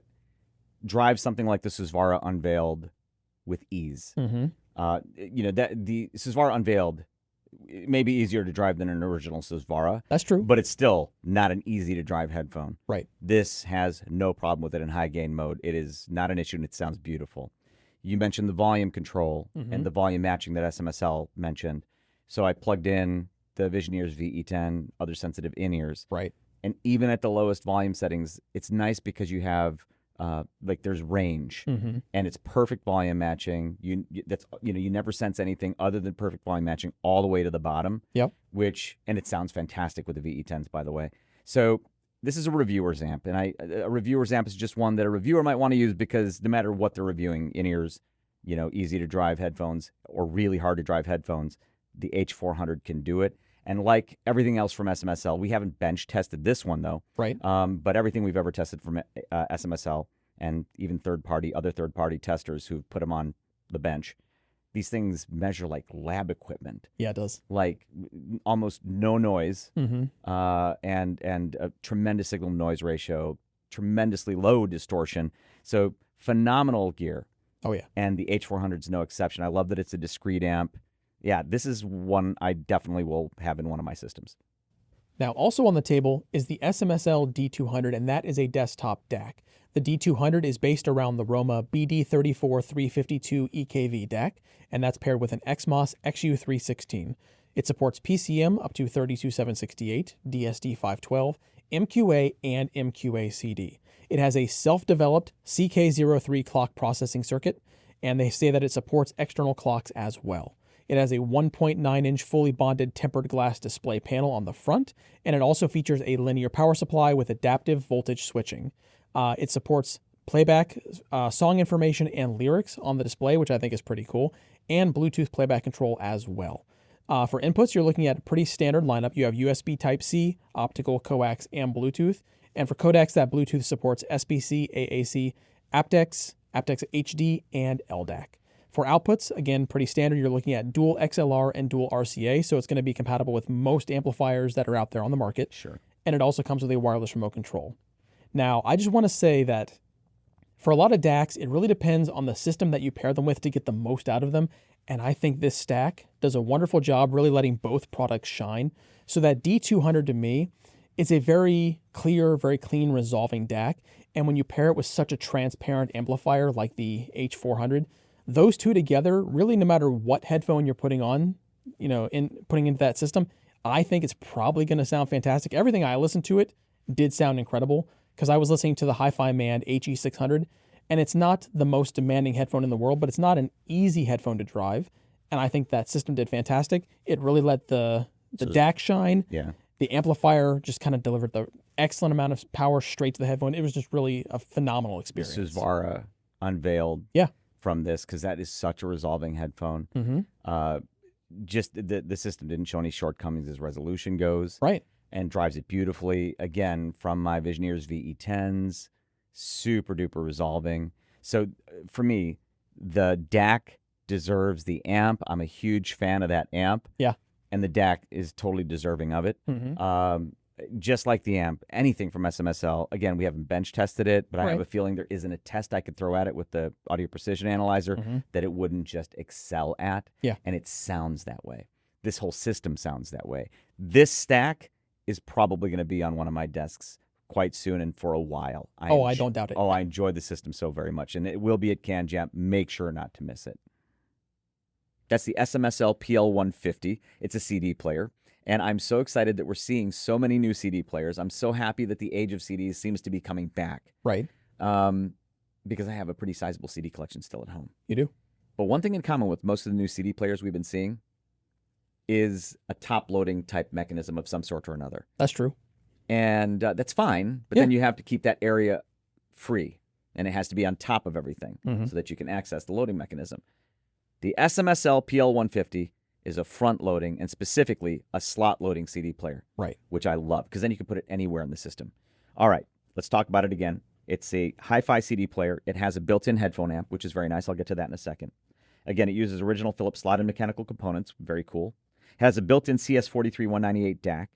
The headphone amp will output up to 120 milliwatts into 32 ohms. It has 3.5 millimeter and 4.4 millimeter outputs, which is very cool. Yep. That's something that new CD players have that old ones didn't. Yeah. Some of them have 4.4 millimeter outputs. That didn't exist back then. 75-step volume attenuator, Mhm. which is very nice. I used it with various IEMs. In fact, right before we were shooting this, I plugged in the Limier's Maris. Mhm. Sounded lovely, by the way. And that 75-step volume, lovely control. It supports full-size and mini CDs. Yeah. You have any mini CDs? No, I sold off mine years ago. Oh, you sold off all of them? I only have like a few. Yeah, I've got my full-size CDs, but the minis are long Yeah, gone. I have a lot of full-size CDs. Now, on the front of the PL150 are the physical controls, which I like, the physical controls, Mm-hmm. and a small IPS display. On the rear, optical and coax digital outputs, and stereo RCA analog output. The PL150 is available in silver or black finishes. It comes with a wireless remote, and it's only $149. Yeah, that's the biggest shock for me because that's a complete package basically for the price of a single component. Yes, because you can use it alone. Like Yeah. if you're a CD enthusiast, you can just have that on your desk. Yeah, put it on your desk. You have a headphone system right there. Right, which is lovely.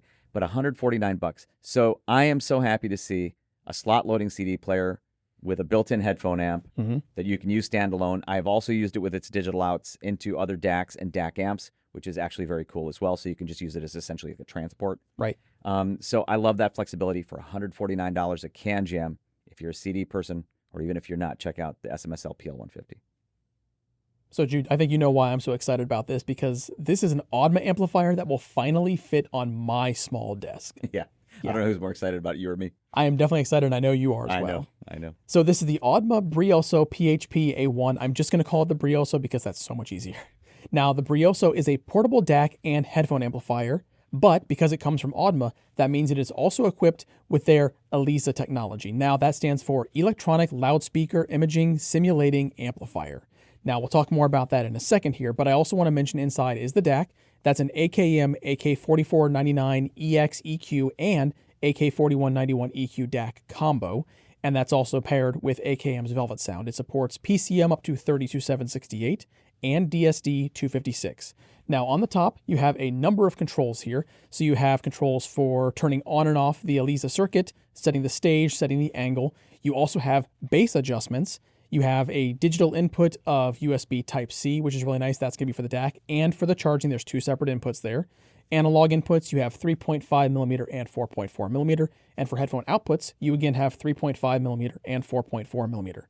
Now for power, this delivers a lot of juice. So per channel, at 32 ohms up to 2 watts, at 64 ohms up to 4 watts, and then at 150 ohms up to 2.7 watts. Again, that's per channel.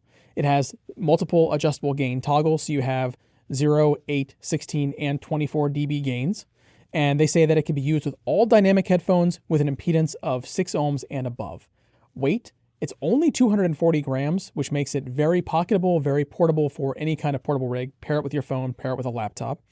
Now, we don't know final price. This is still a pre-production unit, so it's not 100% finished, and the pricing has not yet been announced. But it is going to be at CanJam. It is, and I am so excited about this one because their large desktop HPA1 Maestro amplifier is one of my reference amplifiers, like high reference amplifiers. Yeah, it's fantastic. And the ELISA circuit is so critically important to me, and to be able to take it with me now anywhere. Yeah.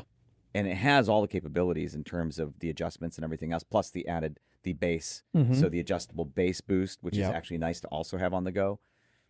That's a huge deal for me. Oh, yeah. Because the HPA1 Maestro is huge. Gigantic, yeah. That is not. Yes. So to me, the Brioso at CanJam is going to be a huge hit. I would not be surprised if there's a lineup to hear it. I can almost guarantee there will be. Make sure not to miss it. This is the CanJam Space Pro. Yeah, and that one is specifically the Asano Tanch edition. Okay, so is that the character on the back? Yeah, that's their little in-house mascot. No kidding. Yeah. So that's what how do you pronounce it? Asano. Asano Tanch means. Okay, cool. So this is a portable USB-C dongle DAC. Yes. And as you can see, it's tiny. Yeah. It's about the size of my pinky.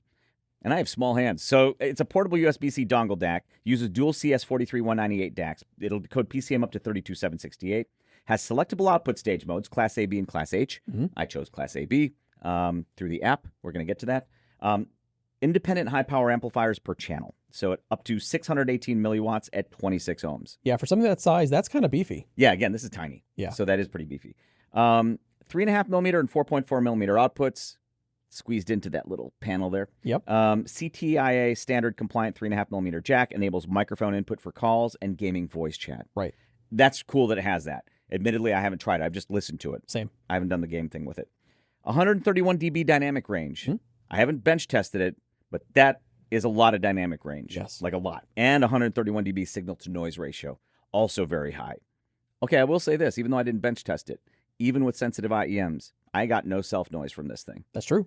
So that's a good sign.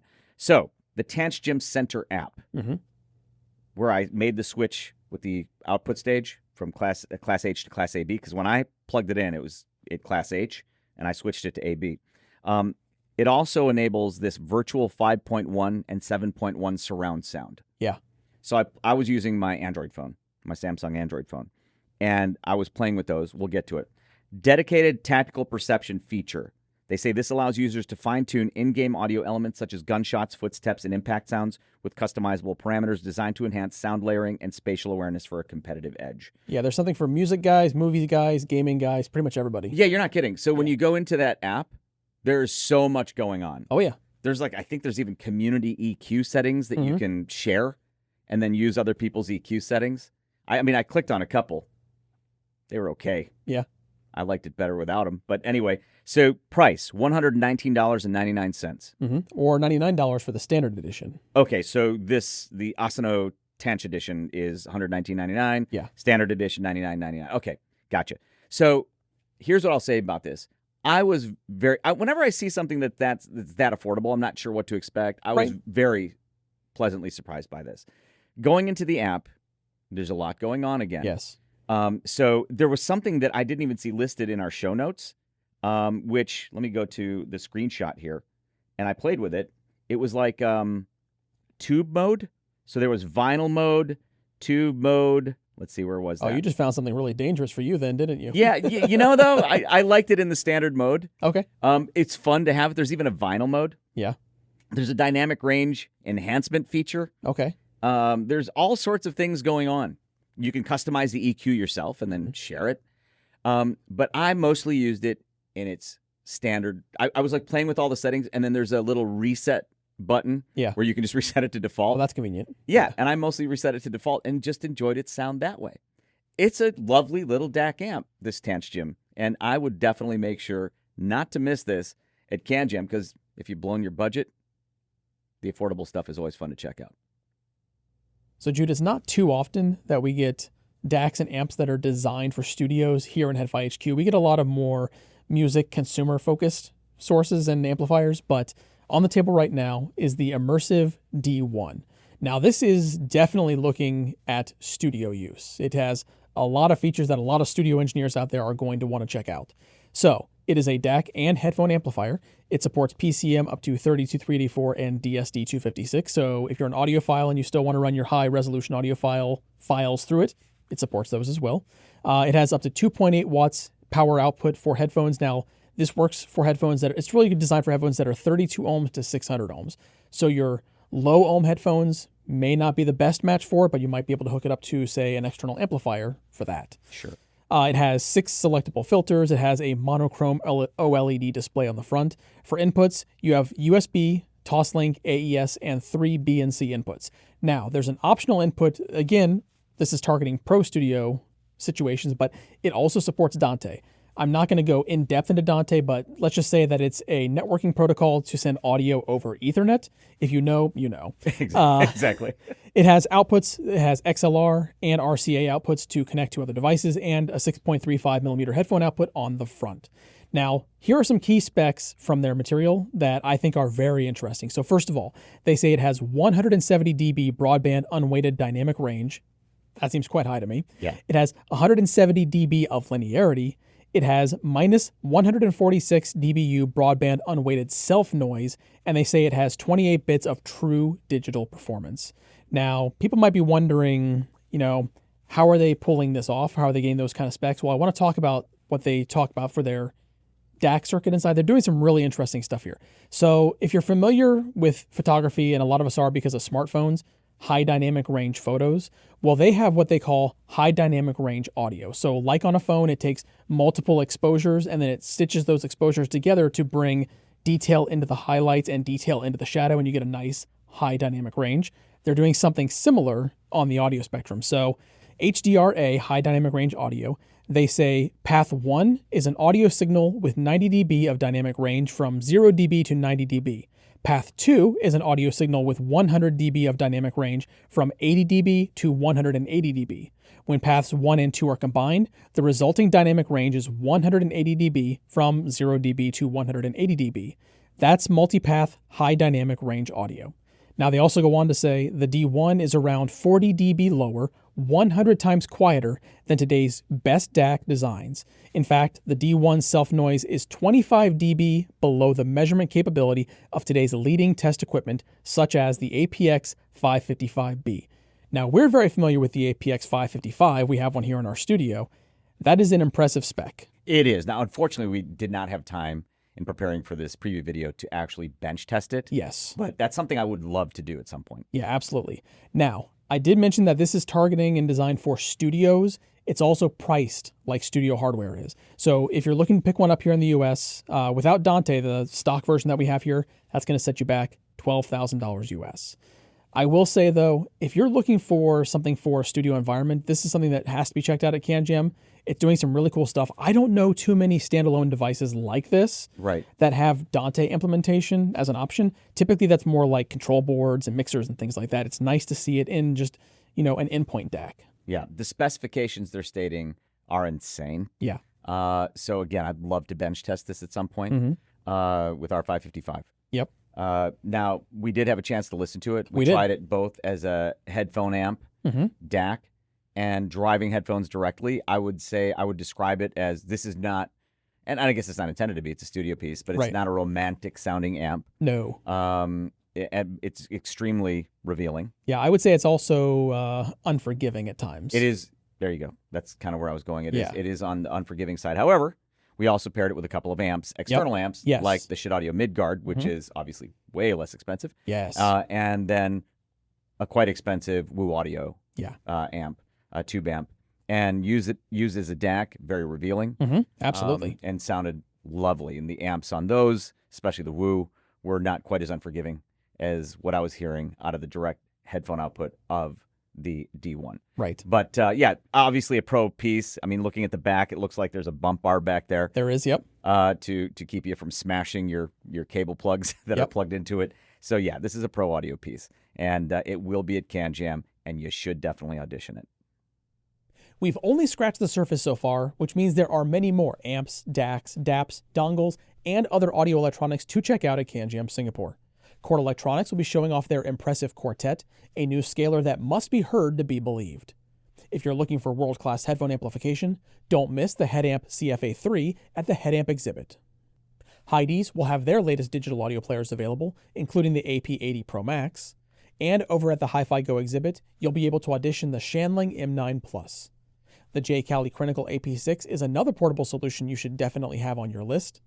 And finally, stop by SLT Technologies to experience the Alnic Audio RHPA 7500 and the HPA 15000.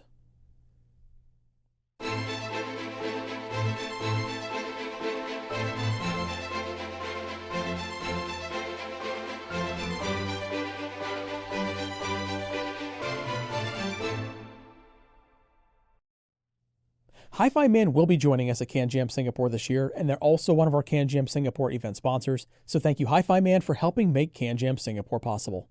HiFiMan is best known for the incredible planar magnetic headphones they've released over the years, and that long-standing tradition continues with 2 new Wi-Fi connected models. Let's take a look at the HiFiMan Aria Wi-Fi and the HE1000 Wi-Fi wireless headphones. This is the HiFiMan HE1000 Wi-Fi. You're holding the HiFiMan Aria Wi-Fi. This is a HiFiMan HE1000. That is a HiFiMan Aria. But as the name suggests, they're Wi-Fi enabled. And when HiFiMan came to me and told me they would be doing Wi-Fi enabled flagship class headphones, I wasn't clear on the value proposition. Yeah. Having used these now, I am totally clear on the value proposition. I get it. Let's talk about these. So HiFiMan describes both as Wi-Fi streaming media planar headphones. And they're designed around HiFiMan's 3-in-1 audio foundation system design, which is essentially like treating the internals as separate. It's a separate DAC section, amp section, and of course the transducer. Right. For the DAC, it's an in-house developed DAC using the Himalaya Mini R2R DAC, which I'm a big fan of. Mm-hmm. I love the whole Himalaya sort of range of goods. The amplification circuit is a dedicated amplifier circuit that's a Class A AB design. So that's cool. That's not something you're going to see typically in a wireless headphone. And of course, the driver, flagship planar magnetic driver design. All right. They say about the Wi-Fi, Wi-Fi provides significantly greater bandwidth and stability than Bluetooth. This enables lossless, uncompressed transmission of high-quality audio files. They say the Wi-Fi streaming technology supports high-speed transmission and high bitrate and multi-format lossless music, support for most online streaming services like Roon, Tidal, Spotify, Qobuz, etc. Mm-hmm. All right. So with Bluetooth, right, we have LDAC, aptX, things like that. Those are still lossy, compressed protocols. With Wi-Fi, you don't have to worry about lossy anything. You can go full lossless, high res. Mm-hmm. So that to me, I wasn't sure how big a deal that would be, right, in a headphone that has both. It is a huge deal. There's a big difference between the two. So there are multiple wired and wireless options. As I mentioned already, of course, that's what we're talking about here. Wi-Fi for better wireless audio quality and range. Bluetooth 5.1 for better battery life, and it also supports SBC, AAC, aptX, aptX HD, and LDAC, so that's nice that it has all of that. And USB-C audio for best audio quality, they say. I'm going to get back to that, and I think this is important to get back to. Now, some of the returning features that we're familiar with HIFIMAN headphones, nanometer thickness diaphragm with the HE1000, super nano diaphragm with the ARIA. This is a higher-end driver in the HE1000, no big surprise. Yep. It is more resolving, but both are very resolving headphones. Incredibly resolving. I think our community is familiar with both the HE1000 and the ARIA family of headphones. Enhanced magnet design using stealth magnets, and then also HIFIMAN's Gen 2 composite headband.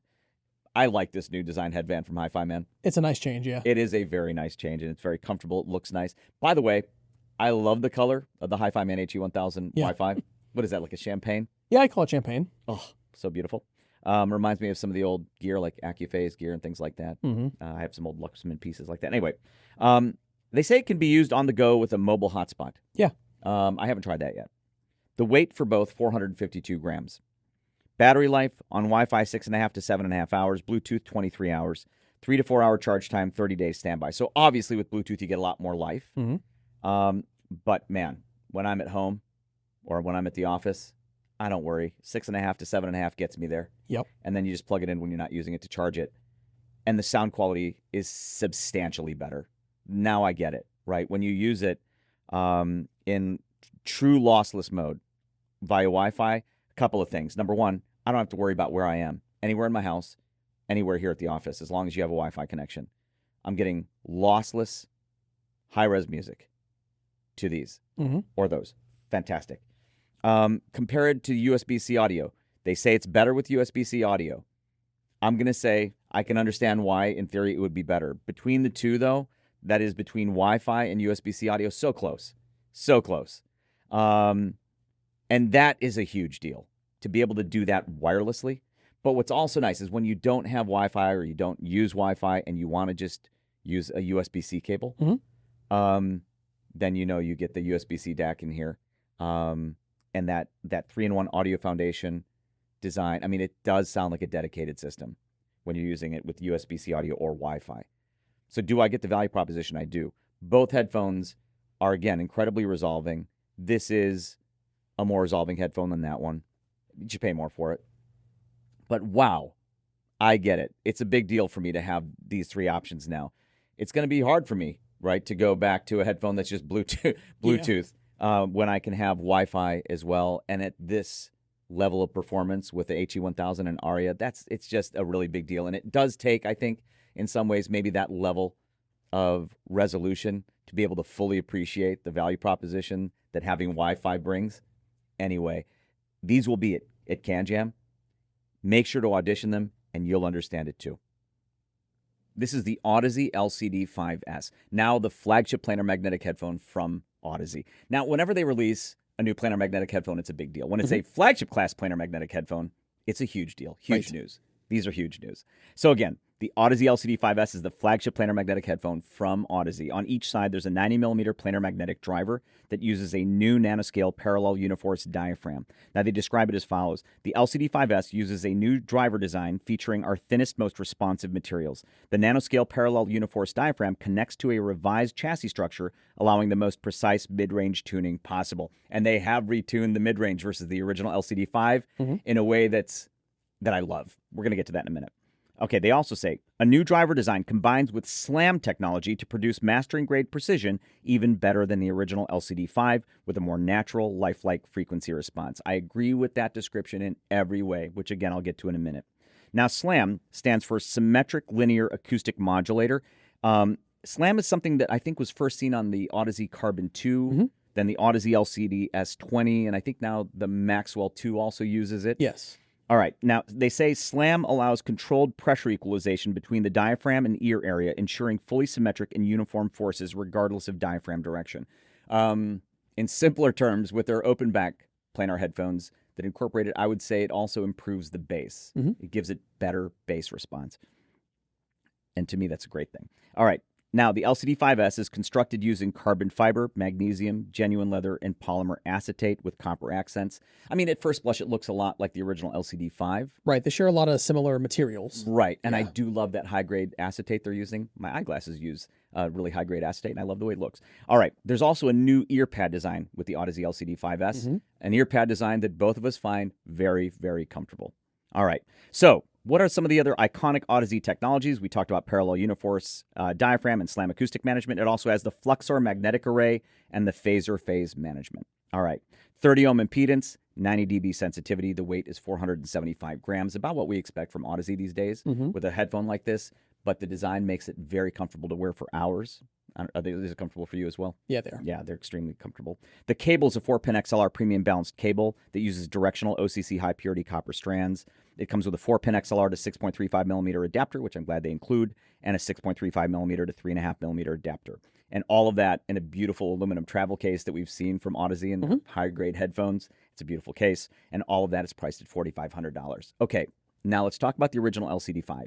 We did, when it was released, quite some time ago, we did a video about it, a dedicated review video about it. I believe it was in that video that I said the original LCD-5, the upper mids are a bit too energetic for my tastes, and I tend to EQ it down because I love that headphone, but I sometimes have to EQ the upper mids down. Right. With these, I never have to EQ them at all. I don't mind EQing a headphone. These I don't EQ because the upper mids on this are, to my ears, significantly more neutral, smoother. For my tastes, I'll say it way better. And then with SLAM, giving it more bass on the low end, it gives it just an overall richer signature. I would call it like a rich neutral to my ears. Now, I might be describing to some people something that sounds too smooth, but they've somehow also tuned a beautiful treble response into it that is very airy, and there's quite a bit of treble energy in a good way to my ears. Yeah. And for someone like you who really values treble response and treble detail, is it enough for you? It is. Yeah. Okay, good. So to me, the same. I love the sound signature of these, and somehow they're more detailed and more resolving than even the original LCD-5, and that's saying something. Those are very resolving headphones. It's entirely a win. If you asked me to modify, to edit, to improve the Audeze LCD-5, this is it, the Audeze LCD-5s. So at CanJam, anytime you have a chance to hear a flagship planar headphone from Audeze, you have to. And these are no exception. The Audeze LCD-5s is an absolute can't miss at CanJam. If you would have told me 10 years ago that one of my favorite Audeze headphones would be a gaming headset, I would not have believed you. Right. But it is. This is the Audeze Maxwell 2. And even though it's a gaming headset, you need to audition this at CanJam. I'm going to explain why in a minute. It's so good. So the Audeze Maxwell 2 is the second generation wireless gaming headset, the successor to the very successful Audeze Maxwell. On each side, a 90mm planar magnetic driver has the Audeze Technologies Fluxor and Phasor, but they added SLAM. Right. So SLAM stands for Symmetric Linear Acoustic Modulator. It's also seen in the Carbon 2 LCD-S20 and the flagship LCD-5s. They say SLAM allows controlled pressure equalization between the diaphragm and ear area, ensuring fully symmetric and uniform forces regardless of diaphragm direction.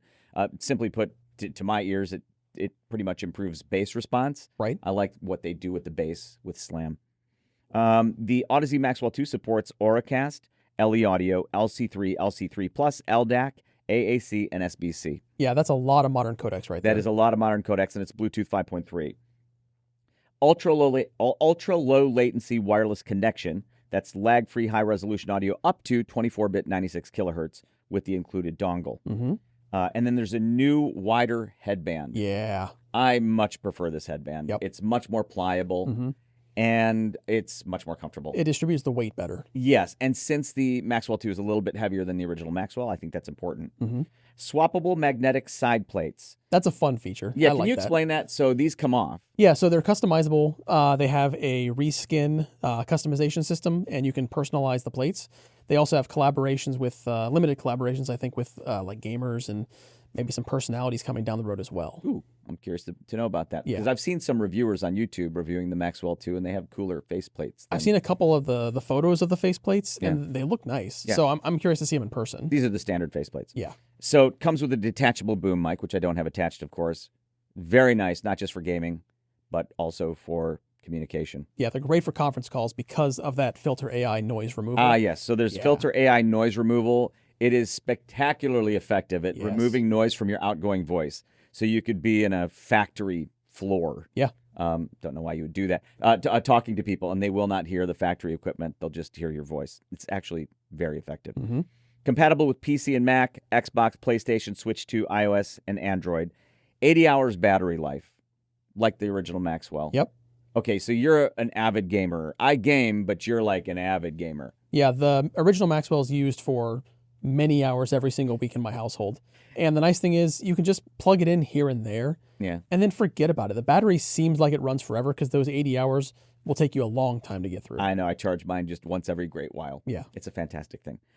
Compatible with the Audeze app, and they've really refined the Audeze app. Yeah, it's been improved quite a bit. Yes, it's gotten quite nice. So you can do things like tune its sound and things like that. Anyway, and more. Price. $329.99 for the PlayStation version, and that uses Sony's Tempest 3D for spatial audio.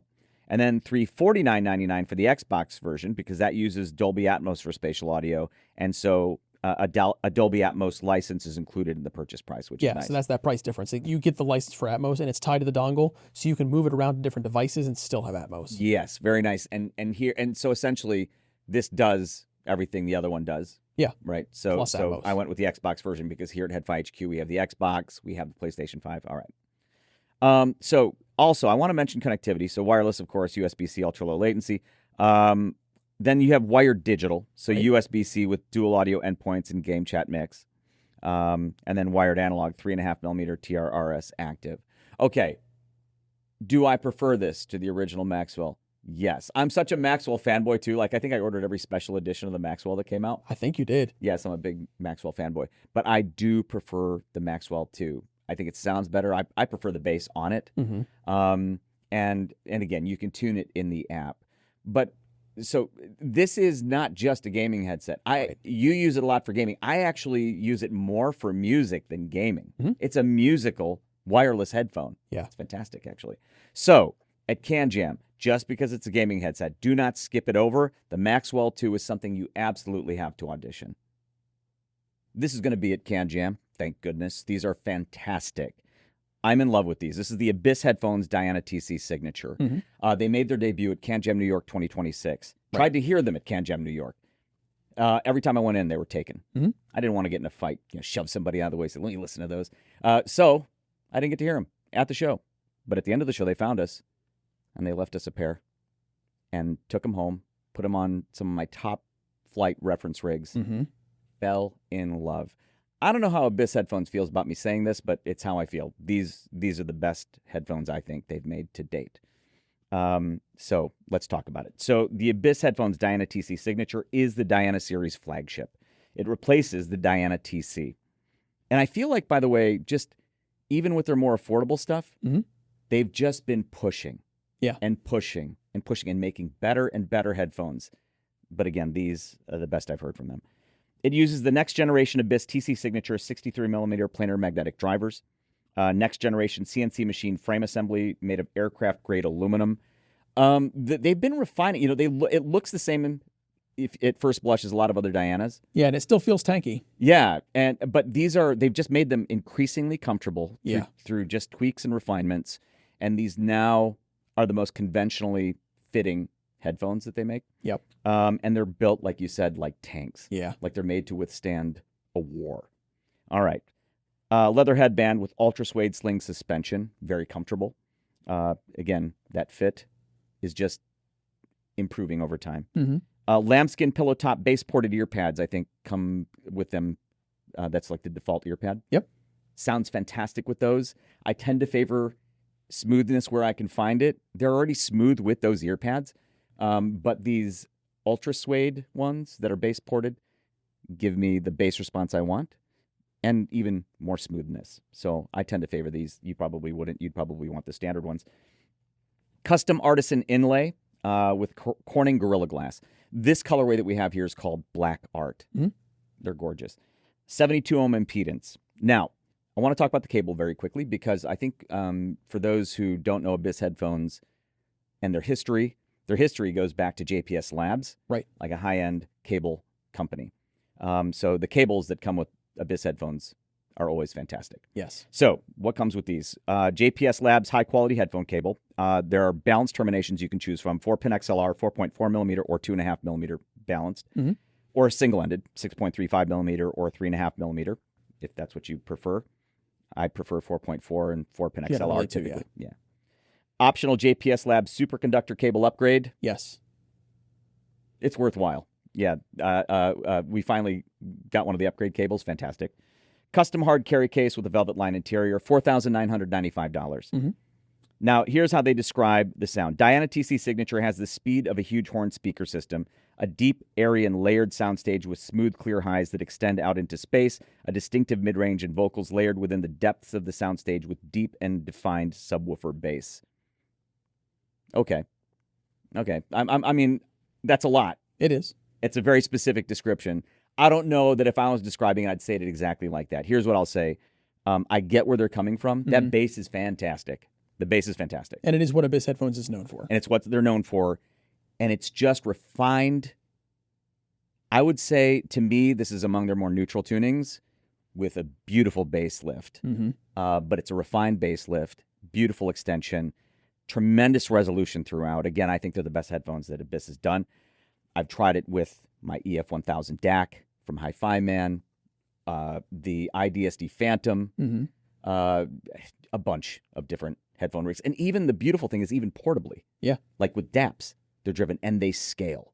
So with DAPs, they're fantastic. SP4000, the M27 from FIIO, but then they'll scale. You know, you put them on those big desktop rigs. Yeah. And it's just simply world class.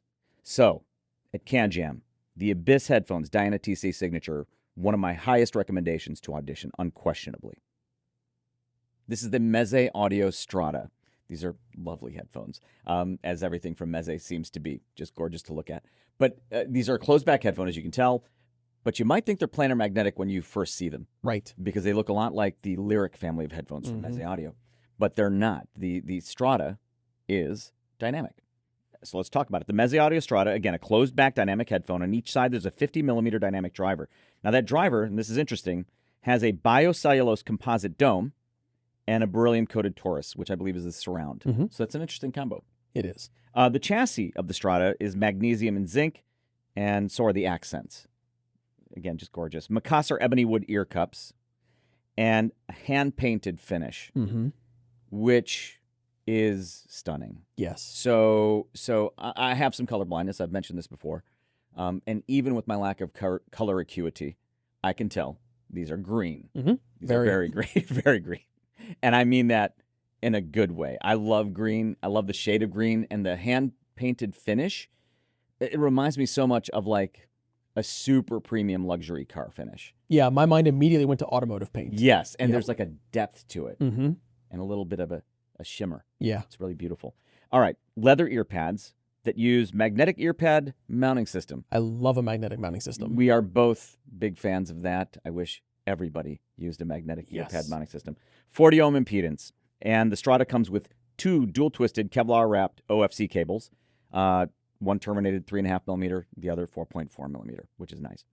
Price, $799. So these are very reasonably priced. And I really enjoy the way these sound. Mm-hmm. All right, so here's how they describe the sound. With its full-bodied sound, excellent noise isolation, and natural sense of space, it delivers a harmonious acoustic experience where detailed texture and dynamics come through with effortless precision. Okay, I think that's a fair description.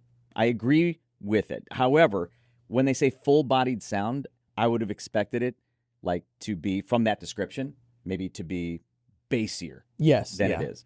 And then the funny thing is I heard them before I saw any measurements of them. We haven't measured them yet. But I did see Andrew Resolve's measurements of them. And even his measurement shows what looks bassier than it sounds to my ears. So the bass is extended, and as I'm hearing it, but I find it to be, for my taste, and I do like a richer toned headphone, typically, but for my tastes, more on the neutral side with good extension. Yeah, for me, it's a little emphasized on the low end, but it still works. Okay. So when Brian says it's a little emphasized, that's neutral for most people. Yeah. So the bass to me is more neutrally tuned with really nice extension. Yeah. Overall, I would actually say that it's a more neutral headphone. Mm-hmm. However, there is a distinct treble presence and shimmer. Yep. And I would actually call, for my taste, the treble actually above what I would call my range of just right down the middle neutrality. I can see that. Yeah, but it's nicely done. So, Yeah. for example, I'm not getting any sort of harshness at all, Mm-hmm. but I'm getting tremendous detail and articulation. I'm getting no issues with sibilance or anything like that. Right. So it's a neutral, closed-back headphone to my ears with shimmer. And that image is lovely for a closed-back headphone. Yeah. For $799. Frankly, I'm very excited about these. Like everything Meze Audio makes, they're also gorgeous to look at and feel. But I love the sound as well. So at CanJam, if you're looking for a closed-back headphone that sounds beautiful and looks beautiful, the Meze Audio Strata is where you should start. As high-end IEM companies go, Noble Audio has pushed the envelope in some other directions. Mm-hmm. So, for example, kind of more technology-related areas like wireless stuff. Yeah. True wireless IEMs, wireless over-ear headphones. You might think we're holding at first blush some versions of the Noble Audio Focus Apollo over-ear headphones. You'd be kind of right. These are actually new. This is the Noble Audio Focus Apollo Pro. It will be at CanJam. Several significant improvements, tuning being one of them. Let's get to it. So according to Noble Audio, the Focus Apollo Pro is an upgraded version of the popular Noble Audio Focus Apollo. They say about it, it has a revised tuning that brings improved balance, clarity, and cohesion for a more natural and engaging listening experience. I agree with that. We're going to get back to sound in just a second. Like the Focus Apollo, this is a 2-driver hybrid headphone. On each side, there's one 40mm dynamic driver, one 14.5mm planar magnetic driver, and a coaxial arrangement, and it's based on the Focus Apollo's hybrid dual-driver architecture. Mm-hmm. So that is a pretty unique arrangement, this coaxial arrangement, Right. and that driver-type mix. And they do such a nice job making it come together as one, which I appreciate. All right, there are 3 listening modes, ANC, transparency, and normal. And the ANC is quite effective, by the way. Yeah. Transparency works very nice, too. 5 onboard microphones. And then you can also attach this detachable microphone, this boom microphone. Yes. So outgoing voice, which is very important to me, by the way, because I'm on the phone a lot and I'm on video conferences a lot. So the outgoing voice without the boom microphone is good. Mm-hmm. With the boom microphone, it's outstanding. So I have the boom microphone. We wanted to show you what it looks like with it on. And then there's hybrid ANC with noise reduction up to 35 dB noise reduction. Yeah, that's outgoing noise ANC. Yeah. So it's canceling the noise that's happening around you through the microphone. Right. So if you're in a place that's loud, it's nice to be able to cancel that so that the person on the other end does not have to hear it. Yes. It has updated and improved replaceable ear pads that are more comfortable. Yes. I've always found the Focus Apollo comfortable. I will say the Focus Apollo Pro is more comfortable, so that is a big win. There's a hardware mute switch, which is always nice. Bluetooth 5.3 with the Qualcomm QCC 3084 chipset, supports SBC, AAC, aptX, aptX HD, and LDAC. For us, audiophile types, having the good stuff like those codecs is a big deal. Mm-hmm. Multi-point connectivity, for me, kind of a big deal as well. Up to 80 hours of playtime, 60 hours with ANC. So from the battery charging standpoint, you don't have to worry about it too often, which is a big win for me as well. Wired functionality has 3.5 millimeter and USB-C cables. The 3.5 millimeter cable is improved with the Focus Apollo Pro, so that's also a nice thing to have. Improved, more compact carry case. Yeah. Okay, to me, that's a bigger deal than maybe it seems like at the outset, because I carry so much stuff in my backpack. Too much stuff, really. So space is always limited. That is a nice compact carrying case.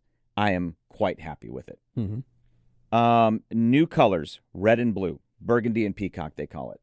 I like these new colorways. I do too. $699 is the price. So the price increase over the Focus Apollo, in my opinion, it's minimal for the gains you get. Yeah. All right. So here's what they say again. Tuning is more natural, ear pads more comfortable, carry case more usable, and smaller cable is improved. The 3.5 millimeter cable is improved. And on the tuning being more natural, I agree. Yes. So you can tune it. Oh, we should mention it's compatible with the Noble Audio app. It is. The phone app. So you can tune it. What's nice is with this, I'm happy with its default signature. But I do love that you'll be able to tune it with the app as well. Right. The standard Apollo, I felt like I pretty much had to use the EQ. For this, I feel like it's optional. Okay. See, that's a high compliment. Yep. So you're not necessarily having to take down the bass with these. Right. All right. Good for you. I like the default signature too, right from the get-go. So the Noble Audio Focus Apollo Pro will be at CanJam. Don't mistake it for the Focus Apollo. If you've already heard it, this is an improvement, and it is definitely worth hearing. DUNU and over-ear headphones are getting serious. Yeah, they are. So they did the Arashi, the planar magnetic headphone. We both love that headphone. Yeah. This is the DUNU Mortis, and this is a dynamic headphone. It'll be at CanJam. Do not miss it. I dig this headphone. I'll explain why in a minute. So it's a dynamic headphone. On each side, a newly developed 50 millimeter dynamic driver that uses ultra-thin, pure carbon fiber diaphragm. They say of that, very high rigidity and a high damping coefficient. They also say it has an ultra-high magnetic flux motor system. Now, the cups are CNC machined solid walnut wood ear cups that are hand polished and lacquered. Oh, they are so beautiful. And they are so beautiful. Yeah. What did you say? They remind you a little bit of a donut? They reminded me when I first saw them of a donut, but I love donuts, so that's a great thing. Like a beautiful walnut wood donut? Yeah. To me, it reminds me of almost like a tire and a wheel. Yeah, I can see that too. And the grill is beautiful too. Yeah. Now, it has a lightweight elastic steel headband with a newly designed ergonomic ear pad set. It is such an interesting ear pad design. Yeah. I'm going to explain what that feels like on my face later. The cable is a multi-strand 6N high-purity single crystal copper that uses DUNU's modular plug system terminated in 4.4 millimeter or 3.5 millimeter, braided with a special structure to achieve a cleaner background and improved signal integrity. Is what they say about the cable. Now, of the sound signature of the Mortis, they say it has a rich, full-bodied presentation with excellent transparency, a natural tonal balance, and particularly impressive high-frequency extension. I agree on all those things. So I want to talk first about the comfort. These ear pads are kind of unusual looking. Yeah. But I'm going to say this right now. When I put these on, I feel like they're just so gently caressing my face. Well, the material just feels so nice. Yes, and the shape. Yeah. They hug my face. They're super comfortable. Now, of the sound, again, I agree with how they describe it. There seems to be a trend, maybe a small trend that I'm seeing, right? Which is headphones, over-ear headphones that are voiced to be smoother sounding overall, right? But with like a treble lift to give some treble extension and detail and air. These have that. And I love the way they sound. It's a smooth sound, but with sparkle. Yeah. Again, I'm hearing more and more of that with other headphones, and it's beautifully executed in the Mortis. It also images beautifully. It's an open back dynamic headphone, and it images very well for an open back dynamic headphone. Now, the other thing I'll say is it just sounds to me when I listen to it like a very technically capable driver. Right. I just feel like it's clean and resolving. For a dynamic headphone, this is a resolving headphone, and especially one with a smooth signature. So I'm digging the Mortis. So at CanJam, DUNU getting serious about headphones. Now they're coming to us with a dynamic full size. The Mortis, it'll be at CanJam. Don't miss it. So I want to say that I'm holding a Snow Sky product, but I'm not. This is the FIIO EH11, and I want to say that it feels like a Snow Sky product because it has that same kind of classic retro styling that a lot of the Snow Sky products, embody. Yeah, like a retro fun. Yeah. Yeah. And I really appreciate that look, and I like this quite a bit. So the EH11 is a Bluetooth on-ear headphone. They say that it has a retro futurism aesthetic. It's definitely more retro to me. It definitely feels like a throwback. And they say the exterior pays homage to the classic design language of the 1980s mini on-ear headphones. Yeah, it's kind of taking me back to that age. They say that it's a semi-open design. Now, this is an on-ear model. To me, it sounds very open, but they call it a semi-open. It has 40 millimeter dynamic drivers with a composite diaphragm. It also has retro wooden ear cups. Now, those double as control knobs, which I think is a really cool design. So you can actually rotate the ear cups for volume and track and a number of control interfaces. It has Bluetooth 6.0 with LDAC. You get 30 hours of listening time on a 2-hour charge, and it supports multiple device pairing, which is also appreciated when you're swapping between things like laptops, cell phones, DAPs, everything. It has custom audio profiles via FIIO's control app, and that control app also has several EQ presets. There are 7 music presets, 1 game preset, and even 3 user customizable EQs, all within the app. It has an ultra-low latency mode. It only weighs 92 grams, very lightweight, and it comes in black, burgundy, cyan, off-white, and transparent finishes. It's going to run you $29.99 in the US, so it's not expensive. You know what? We better clear that up, because in our world, when you say $29.99, it's not unusual to be $2,999. But this is That's true. This is under $30. Yeah, $29.99. Yeah, under $30 US. That is very true. So when I was doing a lot of my listening with this, I immediately went in and started playing with the EQs because I enjoy tweaking. And the EQ presets, there were actually 2 that I kind of gravitated towards. I really enjoyed listening through music, or through these with music, for when I was using the R&B and the rock presets. And I know from experience that there's going to be a lot of guys out there that disagree with me, and they're going to go, oh no, I'm going to go for the jazz, or I'm going to go for classical. And that's just, part of the fun, because everyone can kind of tweak to taste. And again, it has those user customizable settings, so you can really get exactly what you're looking for in a $30 wireless headphone that you can just pair with a very compact, light, very small DAP, put it in a bag, and just go. And I think it's a fun offering. If you're at FIIO's exhibit, you have to check it out. I agree. I mean, I still can't believe for, $30 and that form factor, like how, simple and small that form factor is, that they get as much technology in it as they do. But again, that's another type of product that only FIIO could make. Yeah, so the FIIO EH11, you got to check it out. This is the RAAL 1995 Imanis. This is easily one of the best headphones I've ever heard, for my tastes, at any price in my whole life. It is that good. It is that resolving that fast. It is also, and I've been around hi-fi a long time, the RAAL 1995 Imanis is also among the most resolving transducers of any type I've ever heard in my life. Mm-hmm. And we're talking headphone, like over-ear headphone, which this is, IEMs, loudspeakers. It is just so incredibly resolving. What is it? The RAAL 1995 Imanis is an open back ribbon driver headphone. It uses RAAL 1995's next generation triple true ribbon driver. They call it True Ribbon R3 driver. So that means on each side there are 3 ribbons, which you can clearly see on the inside of the ear cup. Yeah. Now, their first generation ribbon headphone was from years back. It was the RAAL Requisite SR1A. Mm-hmm. We both remember that headphone. Yeah. I remember hearing it. For me, it was like a ribbon proof of concept for me, because I think that was the first ribbon driver headphone I'd heard. It was for me too, yeah. Yeah, exceedingly fast. I remember that. And I remember that it had a quirky form factor, and somewhat there was some quirkiness in the tonal balance for me that would keep it from being a daily driver for me. Mm-hmm. A couple generations later, they get to this Imanis. I still can't believe how far they've come, and they make what is one of the best sounding headphones I've ever heard, like such a complete sounding headphone. We'll get to that shortly. All right. It's constructed with glass fiber and aluminum, finished with American walnut wood. It's a gorgeous design. Yeah. It is a gorgeous design. It looks new and old school at the same time. And there's some like European looking craftsmanship, like the detail work around the edging. And this is a 30th anniversary edition model we have here with a gold band, and then engraving on the top for 30th anniversary. I think that's mostly an aesthetic thing. I believe so, cosmetic thing. Yeah. The memory foam ear pads are covered with lamb suede on the inside, exceedingly soft and comfortable, and perforated leather on the outside. And the openings, the round openings, are very large, so even the larger-eared headfires among us should rejoice. The Imanis will probably be comfortable for all of you as well. Now, the impedance, something you're going to see in the specs, but that has to be discussed, is 0.057 ohm. So essentially a short circuit to most headphone amplifiers. There are amplifiers made specifically to drive the Imanis. We don't have any of those, so how did we listen to it? With that. So on the table, we have something called the Imanis RCD interface. RCD stands for ribbon current drive. And that presents the amplifier with a 32 ohm load that it's comfortable with, and then feeds the Imanis with a load that it's comfortable with. So it's an interface between your headphone amp and the Imanis. It comes with a hard shell aluminum case. I only mention it because it's a gorgeous case. Now we have to talk about, like, there are a couple different packages in general, like, that you can buy. There's a standard package.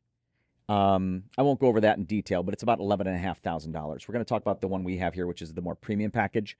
That's about $15,300, $15,400, so it's significantly more expensive. But it comes with upgraded cables.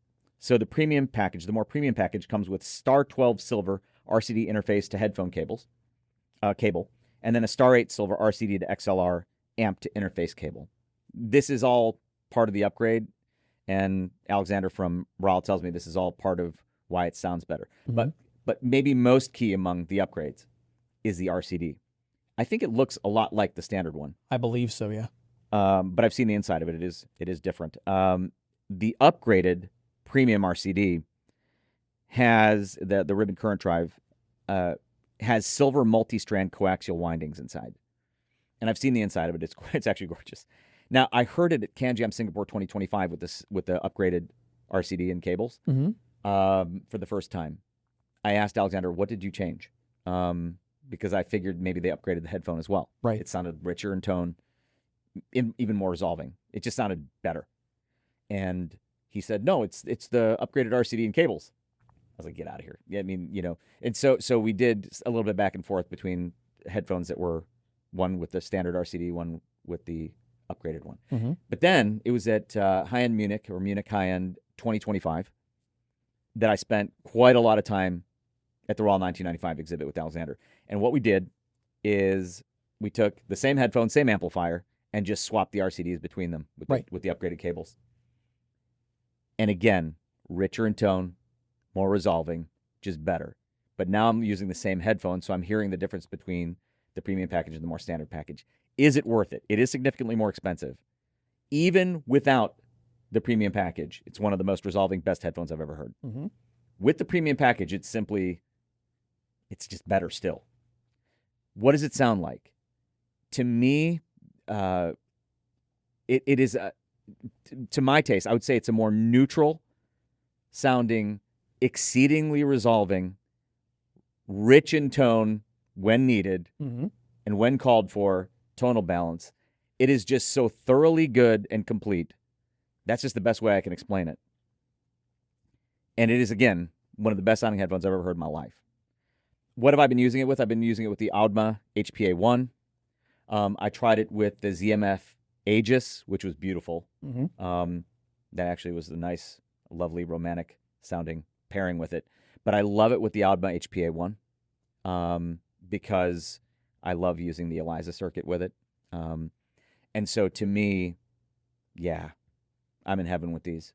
So at CanJam, make sure not to miss the RAAL 1995 Imanis if you want to hear what I think is one of the best sounding headphones ever made at any price.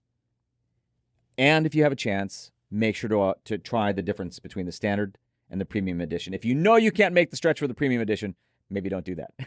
But don't miss the Imanis at CanJam. In November of 2024, Dan Clark Audio released this headphone right here. This is the Dan Clark Audio Noir X. Now, the Noir X is the evolution. A lot of people know the name, the Aeon 2 family. This is the evolution of that platform, and it surprised us and a lot of the community, as you know, when it came out, because it offers incredible value. So Dan Clark Audio, they tend to release new features and technologies in their flagship products, and it's always exciting when they bring it to more affordable ones. Well, this is highly packed with a lot of that technology. So for example, inside it has their AMTS, or acoustic metamaterial tuning system. It has a new driver system. It has the collapsible headband. It has the self-tensioning headband. It has the lovely memory metal up top. And I think they're beautiful Gorilla Glass. I think that's Gorilla Glass cups it is, I think it on is, the side. Yeah. and it sounds phenomenal. And in the US, it's $9.99. It's Yeah. very, very good. I think it's actually one of their biggest hits sales-wise. And I'm doesn't- not surprised. Yeah, it doesn't surprise me at all. Like you said, the value's so strong. You mentioned the driver improvement. I'm going to get to that when I talk about this one. Yeah. But I do want to say about the Noir X, which I think some people will find very interesting. It tracks the Harman target very closely. Yes, it does. And a lot of people want Harman voicing these days. Yeah, and or just curious, what does a Harman targeted headphone True. sound like? Yep. Well, listen to the Noir X, and you will hear what a Harman targeted headphone sounds like.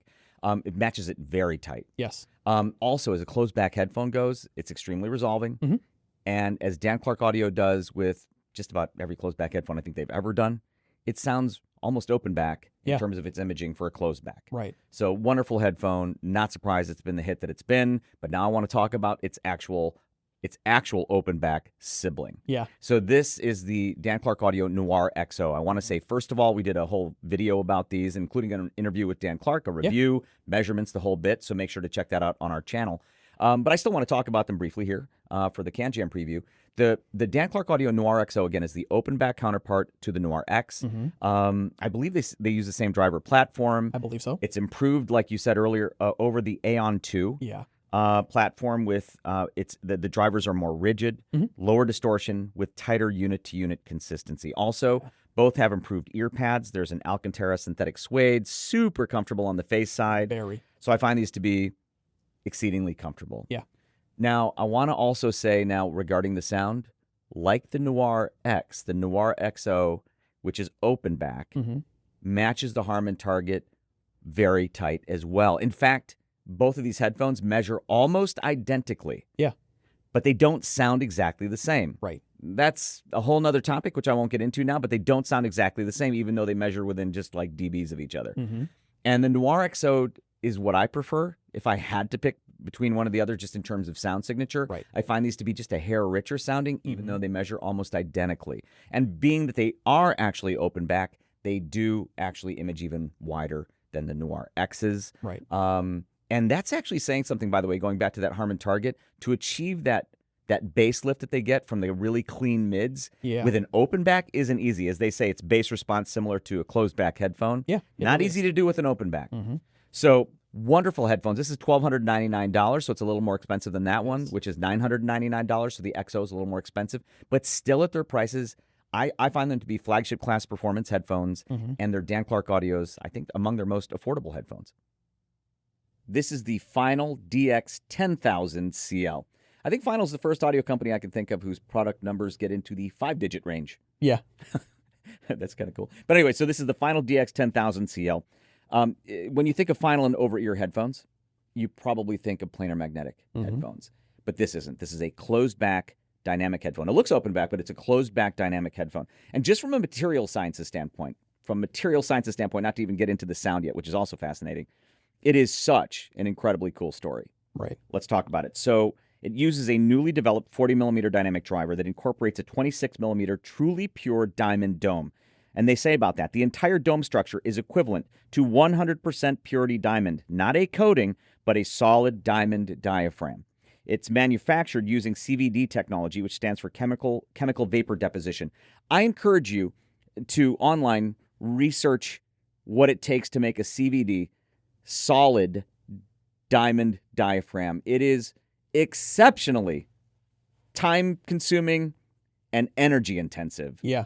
And very, very expensive. Oh, yeah. This is an expensive headphone, and it's a very expensive process. Anyway, it's the same diamond technology introduced in the flagship A10000 IEM. Another 5-digit model number from them. Oh, yeah. Diamond was selected for its hardness, stiffness to weight ratio, and its deformation resistance. It uses an entirely new acoustic chamber architecture. It is, again, a closed-back dynamic headphone. It has ultra-suede high-density memory foam ear pads that I think are very soft and very comfortable, actually. 2 reference-grade cables come with it by Junkosha. There's a 3-meter silver-coated XLR cable and a 1.5-meter silver-coated 4.4mm cable enhanced with ePTFE insulation. I believe it's identical or similar to the one currently used on the A10000 IEM. Now, there are 2 editions. The limited collector's edition, which we're showing here with this gorgeous gold. The limited collector's edition has gold inlines on the outer appearance on the outside, and it has Japanese-themed premium packaging, and it comes with collector's edition-only accessories.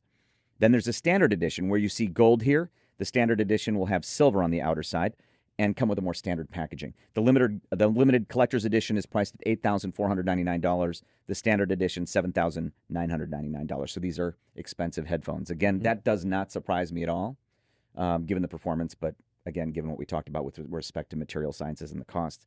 They say about the sound that the DX10000CL delivers extraordinary bass control, natural tonality, and exceptional separation once thought possible only in open-back designs. Again, a closed-back design, this one. They say it has deep yet tightly controlled bass, exceptional clarity and instrument separation, natural, uncolored tonal balance, a spacious and immersive presentation. Yeah, I'm going to agree with everything they've said there. So when I first put the headphone on, my mind immediately went and focused on just the spaciousness, the separation, the placement. Everything just felt so open. Yes. It's actually kind of hard to process that this is a closed-back headphone. Yeah. And then they also mention the color-free sound, and I agree. It's very lack of coloration, gives you just kind of like a natural open sound. Just the spaciousness of the sound applies, I think, also to the sound signature. But one of the things that are interesting is that this is a closed back, and you're not going to get a traditional closed back bass experience with this. It doesn't have the same kind of, closed back bass emphasized nature that you're going to find with a lot of different headphones. Yeah, I actually agree with you on everything you said, which means I agree also with how they're describing it. Mm-hmm. So first of all, again, I don't mean to focus on material sciences, but it is fascinating to me because, like, Very. If you think of beryllium, the breakup frequency for a solid beryllium driver is very, very high, very, very high frequencies. Given that diamond is stiffer, I would, and this is again a solid diamond diaphragm, I expect that the breakup frequencies to be even higher still. Right. Which means it should mean a lack of coloration, which I think you might have mentioned in what we've talked about. Mm-hmm. It is extremely resolving. Yeah. This is an extremely resolving headphone. The mids and the highs are so crazy resolving. The bass, okay, like you mentioned, to my ears is more perceived flat. It is not emphasized at all. Right. It is a fascinating headphone to listen to for its resolution, and that imaging is really something. Yes. So this at CanJam, the DX10000CL, I think it's one of the most fascinating headphones right now, just for all the reasons we've just discussed. And you definitely want to check out the DX10000CL at CanJam. Now, I was the first of us to hear that headphone. It's the Moondrop Horizon. Mm-hmm. And as I handed it to you, I said, I think you're really going to like this headphone. You did. Was I right or wrong? You were right. Oh, good. And I also want to start by talking about the price real fast, because this is $200 US. And I think what you get for $200 is a very well rounded out package. I think it's fantastic. Oh my gosh, so good. Yeah. So the Moondrop Horizon, it is a 50 millimeter dynamic driver. That's a ULT dynamic driver, which is Moondrop's ultra linear technology. It has a titanium plated high rigidity polymer dome paired with a double layer liquid silica gel suspension diaphragm. The driver in this has been run through finite element analysis and has been optimized. They've optimized the magnetic circuit specifically, and that magnetic circuit has 1.85 Tesla of magnetic flux density, which I think is rather high. Yes, I remember back in the day when headphone companies first reached 1 Tesla magnetic flux density, and it was like a really big deal. Yeah, it is. So this one is a lot at 1.85. Absolutely. Yeah. The drivers are angled inside the headphone. I'll come back to that in a little bit here. And Moondrop says that it's a high sensitivity, low impedance headphone. So as I understand their information, they say it's 109 dB at 1 volt RMS. I think that's what they're showing. They're showing 109 slash VRMS. VRMS. Yeah. So I think that is probably 109 at 1 volt. Yeah, and it's a 32 ohm headphone. Yeah. The cable that it comes with is terminated in dual 3.5 millimeter connections on the headphone side and terminated with a swappable connection, which is surprising at $200 for 3.5 millimeter or 4.4 millimeter on the amp side. Now, Moondrop describes this sonically as a rich, expansive, and smooth sound. And when I listened to this, to me, the impression that I got was that it delivered a bit of everything. Yes. So I got a lot of detail, a lot of nice resolution up top. To me, that was kind of the star of the show here. And I think it's fantastic, but it's not going to be something people will find, I don't think, too bright or too smooth. Yeah. The mids sound lovely. And then the low end, it's got that nice dynamic driver resolution to the bass. And I really appreciate the sound signature. Yeah. So on the bass, I'll start with that. It has, I think, very good bass. Yeah. So it's an open back dynamic. Mm-hmm. So there's some roll off. So it doesn't have like that perfectly flat bass that some open back planars have, like practically flat all the way to DC. There's some roll off, Yeah. but it's still nicely present bass. Yes. The mids, so when they say rich, expansive, and smooth sound, I actually agree with that because the mids to me, I would say, are probably richer than what I'd call like dead neutral, but in a beautifully done way. Yeah. And overall, I'd say this is on the more like it's a neutral headphone. It's in my neutral range as over-ear headphones go. Right. For $200, I think this is going to be a classic. So it depends kind of on how long the model lasts in That's the true. line. But I think this will go down as a classic headphone at $200.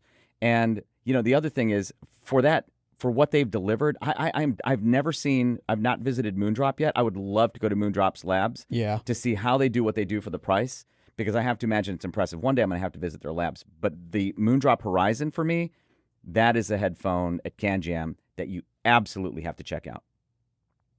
All right, y'all. If I show this to you and say, guess who makes these, I can almost guarantee you will not guess correctly. I still might not. Yeah, exactly. This is the unique Melody Umbral. Yeah. This is a pre-production unit. This is a unique Melody headphone. In fact, it's the first ever full-size headphone from Unique Melody. Right. That's a huge story. Huge story, because these guys are obviously very well known and very well regarded for their IEMs. Yeah. Yep. All right. The first ever full-size headphone from Unique Melody. Here's what they say about it. We wanted to create a sound that feels open, natural, and effortless, where music has room to breathe and details emerge without being pushed. We're going to talk about the sound as we hear it later. It is an open back hybrid headphone. So on each side, there's a 96 millimeter planar magnetic driver and a Unique Melody MEMS driver. Right. So a very unusual, that's certainly a unique configuration. Yes. They say one delivers scale and authority, that would be the planar magnetic driver, and the other speed and ultrafine detail. Of the planar driver, here's what they say about it. It has a gold nanofilm diaphragm, high flux magnet circuit, and a carbon fiber frame. The Unique Melody MEMS microelectromechanical driver is manufactured using semiconductor-grade processes capable of reaching up to 80 kilohertz. Yeah. The housing is a walnut wood, and even though this is a pre-production unit, it's beautiful. Yeah, and I like walnut, so it's a nice touch for me. Yeah, I agree. And the CNC machine parts and accents are nice. Yeah. 2 sets of included ear pads, sheepskin leather ear pads, and something they say, or they call, ice silk slow rebound ear pads. Now, whatever ear pads are on here are the only ones I've heard. Yeah, but we got the pre-production units. It only came with the one pair. Oh, okay, that's why. Yeah. So that's why. Yeah, that's the only one we've heard. That's why. The cable, dual entry 3.5 millimeter connectors on the earpiece side, 2 meters in length, and it'll come in either 6.35 millimeter, 4.4 millimeter, or also 4-pin XLR. Yeah. Now, we only got the 6.35 millimeter, so the unbalanced cable. Right. So that's all we used. 520 grams is the weight, so it's on the weightier side. It is, but I think the headband does a nice job distributing that weight. It's quite comfortable. I agree. I find them comfortable. Yeah. So they don't feel heavy Right. on my head. 65 ohm impedance and 84 dB milliwatt sensitivity. Yeah, so those basically mean that it's going to kind of limit the amp selection people have. You're going to need something beefy. Yeah, to need drive some these. power. Yeah, need some power. All right, here's what they say about that. We recommend pairing it with a desktop amplifier capable of delivering 10 watts or more via single-ended output. Yeah, and they mentioned single-ended specifically for us because we had the single-ended cable. Correct. Yeah. So, yeah, it's going to be like you say. You're going to need an amp with juice. You need a lot of juice. So we tried it paired with the HIFIMAN EF1000 DAC. I think from its single-ended output, that's like 7 watts or something like that. 7.5, somewhere in there, yeah. And then the Topping DX9 discrete, which is pretty powerful. Yep. Maximum output on that's like 7 watts. I don't know what it is out of single-ended. Right. And then we also tried it with the FIIO M27, which is a really powerful portable digital audio player. But again, still not reaching anywhere near 10 watts, I don't think. Right. But here's how it sounded to me. You tell me what you think. So to me, I find it sound to be on the leaner side for my tastes. That probably wouldn't surprise you. It doesn't. But the bass, for example, is extended. Right. But I would say on the flatter side. The mids to me are more like clean, not lush. Right. Not warm. The mids are clean and detailed. And then the high end is quite present. Yeah. And airy. Yeah, they use the word effortless, and I can see where they're going with that. Yeah, as far as the detail goes. Yeah, what did they say? Room to breathe and details emerge without being pushed. And I think that's accurate. As a first headphone goes from Unique Melody, this is quite exciting, the Umbral.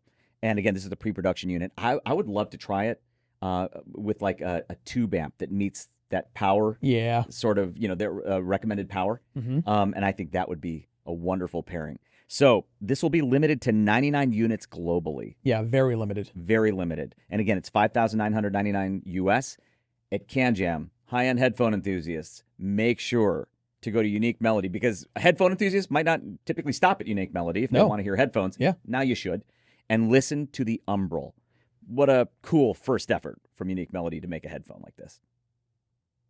We are no strangers to Thieaudio around here. We've heard a number of their headphones and actually liked quite a few. And I'm happy that trend is continuing with this. This is the Thieaudio Egret. Now, the Egret is an open back headphone with a 98 by 84 millimeter planar magnetic driver. It has a nanoscale composite diaphragm with EB evaporated deposition coated circuits. The cups are made from black walnut wood. I think it's a very lovely shade. I think they did an exceptional job on the cups. Beautiful wood. Yeah. And it has egret inspired metal mesh. Now, they say that it's inspired by the wings of an egret in flight, but I'm going to be honest, never seen an egret, never seen a photo of an egret, so I have no idea how accurate that is, but they are pretty. They are beautiful. I actually looked up egret in flight. Yeah. I'm not seeing exactly what they're saying, but they are beautiful grills. They always do exceptional grills. It has CNC machined aviation aluminum components and an anodized gunmetal finish, and I love the look of gunmetal, so that's always a nice touch for me. It has a lamb leather headband and hybrid angled ear pads. They are made with lamb leather and velour. They're quite comfortable, I'll be honest. They are. Now, here's something interesting. It has a triple composite cable made with Furukawa OFC, which is oxygen-free copper, silver-plated copper, and enameled gold-plated copper conductors. I don't think I've heard quite that combination before, so that's unique. It has a dual braided mesh shielding with PVC jacket, and it comes terminated in 4.4 millimeter. They also include a 4.4 millimeter to 3.5 millimeter adapter in the box, and then you also get a 3.5 millimeter to 1/4 inch. So pretty much most connections you're set.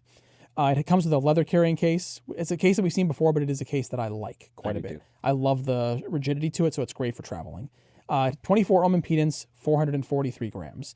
So why do we like this? Well, in my opinion, they knocked it out of the park on the signature on this one. It's got like a nice studio sound. It does. But it's a fun studio, and I like it a lot. So I first heard the Egret at Podafest 2025, their winter show. Yeah. And made great first impressions. Now that I've had time to listen to it with a lot of my music, yeah, even better than the first impressions. So their flagship is, I think it's still the Peacock. I believe it's still the Peacock. And that has a more relaxed signature that I also love. This is definitely more neutral. Yeah. Like, this is a little bit more lively sounding than the more relaxed Peacock to my ears. Yep. I actually can't decide which I prefer because it's a kind of a mood thing. I'm glad that we have both now. Right. But that is a more neutral sound, beautiful extended bass, just a great balanced presentation. Again, a little more lively for sure than the Peacock in a way that I think a lot of people are going to find positive. I think that's probably going to have wider appeal than the Peacock. I think for many it will be the favorite of Sendi's headphones. Probably for you it is. Oh, it definitely is for me. Yeah, because I tend to prefer a more relaxed signature sometimes. So I don't know which one I prefer, but I do love the signature of that. That is easily one of my two favorite headphones from them, unquestionably. This is an open back dynamic headphone from Austrian Audio called the Arranger. And I quite like this one. Of their headphones, this might be my favorite. All right, we'll talk about it. So the Arranger from Austrian Audio is a dynamic headphone. It's an open back headphone. On each side, there's a 44 millimeter high excursion dynamic driver that uses a DLC coated diaphragm and a proprietary ring magnet. And it's actually the same magnetic system as used on the Austrian Audio, the Composer. Which is nice to see because since the Composer is so much more expensive, we're getting trickle-down technology into something more attainable to a lot of headfires. Yes, I agree. I love that they're using it. The Composer is their flagship. Yeah. They say it has clean bass extension down to 5 hertz, and while, of course, neither of us can hear down to 5 hertz, it's nice to know that it has deep extension. Suede leatherette ear pads that I find quite comfortable. Right. Do you as well? Yeah. Foldable metal frame. I love the foldable design, that it's more portable. 100% serviceable design. The ear pads and headband can be replaced. I'm going to try to show this. I don't know how well it's going to show up on camera. I love that you can just fold those out, and if you fold both sides out, it comes right off. Right. It's a magnetic catch. I love that it has a serviceable design. The impedance is 25 ohms. The weight's only 320 grams, so very reasonable. The detachable cable that it comes with is 3 meters in length, and it's a 3.5 millimeter termination with a 6.35 millimeter adapter. Now, that's a long cable for me. Right. And thankfully, there are optional accessories. So you can also get a 1 meter, 3.5 millimeter terminated cable, a 2 meter Pentacon terminated cable, and a 3 meter XLR cable. And you can also get an optional headphone travel case. Now, the price for the Austrian Audio, the Arranger, $1,299. Yeah, significantly less expensive than the Composer. Yes, again, the Composer is their flagship, and this is quite a bit less expensive. Now, for my tastes, this is more my taste tonally than the composer. Does not surprise me. Probably not. All right, so here's how they describe it. Clean, precise, and deeply immersive. It delivers a natural soundstage where instruments feel placed in space, not trapped inside your head. Mm-hmm. Okay, I'm gonna address that because of that description. So I agree with what they're saying about the soundstage for sure. Again, this is an open back headphone. It looks kind of like a closed back actually, Right. but it isn't. This is an open back headphone, and it sounds like an open back headphone. I like what they're saying about the soundstage. I agree. I actually don't disagree with the rest of it. It's just that they started off with clean, precise. It might make it sound like a clinical sounding headphone. Right. Now, if you've heard the Austrian audio, the composer, which we have, that's probably how I would start the description off for that one. Yes. Clean and precise. Kind of, it's more on the bright side for my tastes. Yeah, but I like it quite a bit. Right. Yeah. Right where you like headphones to be. For me, this is more my speed. So let's talk about how it sounds. The low end I'd describe as warm and substantial, but still detailed. Yeah. The mid-range, rich and relaxed, also still detailed, but it's clearly a warmer sounding headphone than the composer. The treble, though, is energetic and airy, but still on balance overall, right? Definitely a warmer sounding headphone than the composer.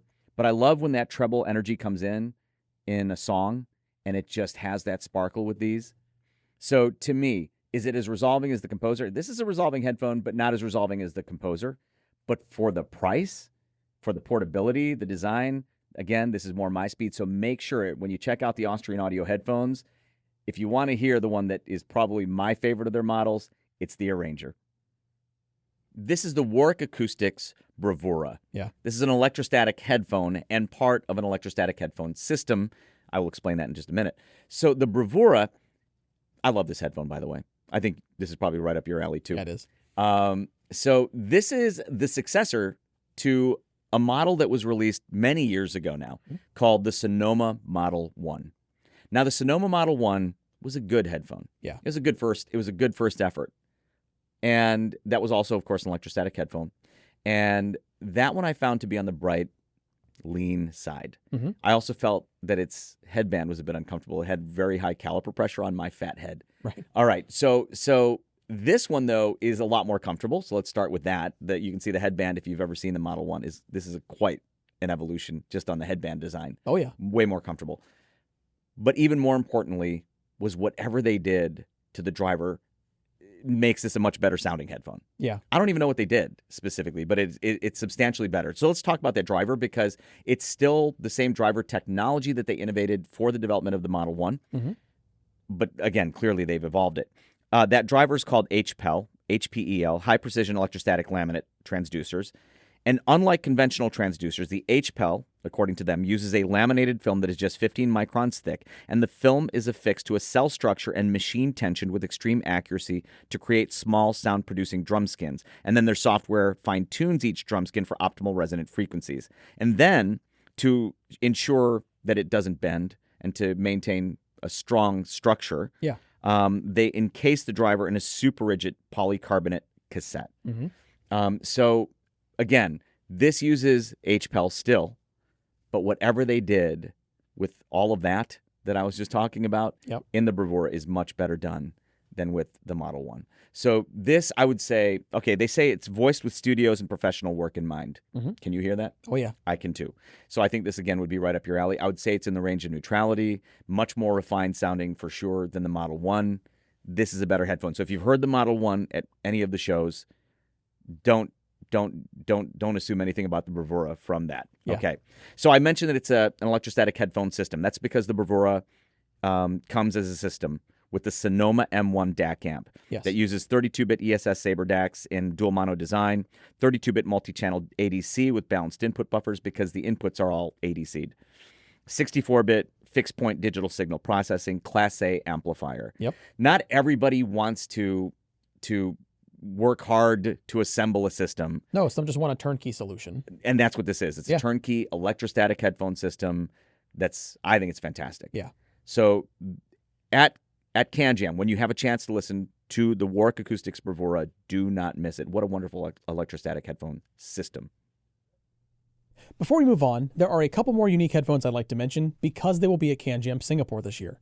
HeadAmp will be showcasing the Pro, an open-back dynamic headphone with a glass driver, and everyone looking for electrostats won't want to miss the new StatX electrostatic system at SLT Technologies.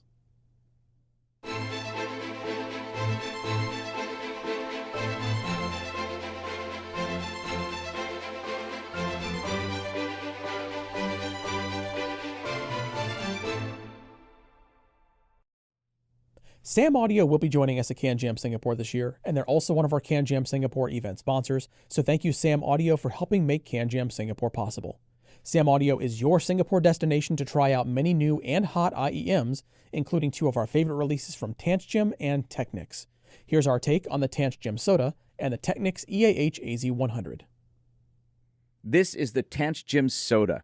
Cute name. Yeah. I quite enjoy these IEMs, though. I do too. So this is a 5-driver hybrid IEM. On each side, there's one 10mm DMT5 dynamic driver, and that's a DLC dome composite diaphragm with a PU surround. And then there are 4 Pure Series balanced armatures, and they say this is the first CanJam IEM to feature the Pure Series BAs. And there are 2 CanJam Pure Series mid-high BAs per side and 2 CanJam Pure Series ultra-high BAs. And it's a 3-way crossover, by the way. And then they say there are 2 passive silk system units. Units. A microstructure system developed to optimize high-frequency smoothness. So I'm actually curious to know what this is. It's a cool sounding system. It's a cool sounding system. I'd like to learn more about it. They say through negative feedback, it smooths extreme high-frequency peaks between 16 kilohertz and 23 kilohertz. Yeah, I'm not hearing any peaky highs. I'm not either. Right. Admittedly, I cannot hear to 23 kilohertz, but the treble I can hear, I'm not hearing any peaks, so that's nice. And again, it's a 3-way crossover design. The shell is a high-transparency resin chassis with an aluminum alloy faceplate. It's a simple, elegant design. Yeah, and I like it. I do too. CanJam makes nice-looking stuff. They say there's something called a dual pressure release system. And about that, they say soda dynamically balances the pressure difference between the inside and outside of the ear canal, significantly reducing occlusion and eardrum pressure. Yeah, I want to say this is a very comfortable IEM. When I first put it in, I kind of felt like I didn't quite have a seal, but I started listening and I had the bass, so I go, oh, okay, it's definitely sealing. So it feels like it's not isolating, but it is isolating. See, I hear you, and I agree with you on that. So the first time I put them in, I was kind of pushing to get more of a seal feel. Yeah. And once you get used to it, it's so comfortable. Yes, it is comfortable. And they say this also allows low-frequency reproduction to sound more natural and cohesive. 15.5 ohm impedance. The cable is a high-purity silver-plated copper with densely braided Litz coaxial structure. On the earpiece side, 2-pin connectors. On the plug side, swappable terminations, 3.5mm and 4.4mm. I love when they do that.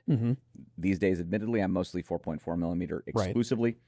Comes with a PVC leather carrying case, which is quite nice. Price, $309.99 US. Yeah. So very reasonably priced. Right. And I quite enjoy these. Yeah. Okay. The first time I heard them, I said, I brought them over to your desk. I was like, Brian, I think you're going to enjoy these. I did. Because I did too. Yeah. I would describe the sound, as essentially mostly neutral with a very mild bass lift for my preferences. Yeah, I do hear bass lift. To me, it kind of falls in that audiophile fun range. And I like that. Would you say it's see? I thought you'd also call it a mild bass lift because for me, I wasn't even sure I'd say this was bass lifted. It's for not my strong. Preferences. No, it's not. Right. And it's very well extended. Yes. And and then the mids, I love the way they present vocals. Female vocals are very articulate without being edgy. Yep. And then the treble, like they say, no peaks. I mean, I haven't seen the measurements, so I don't really know but I'm not hearing any peaks. Again, I can't hear to 23 kilohertz, but the treble I can hear, didn't hear any peaks. This is a lovely sounding IEM. It is. For $310. So at CanJam, do not miss the CanJam Soda.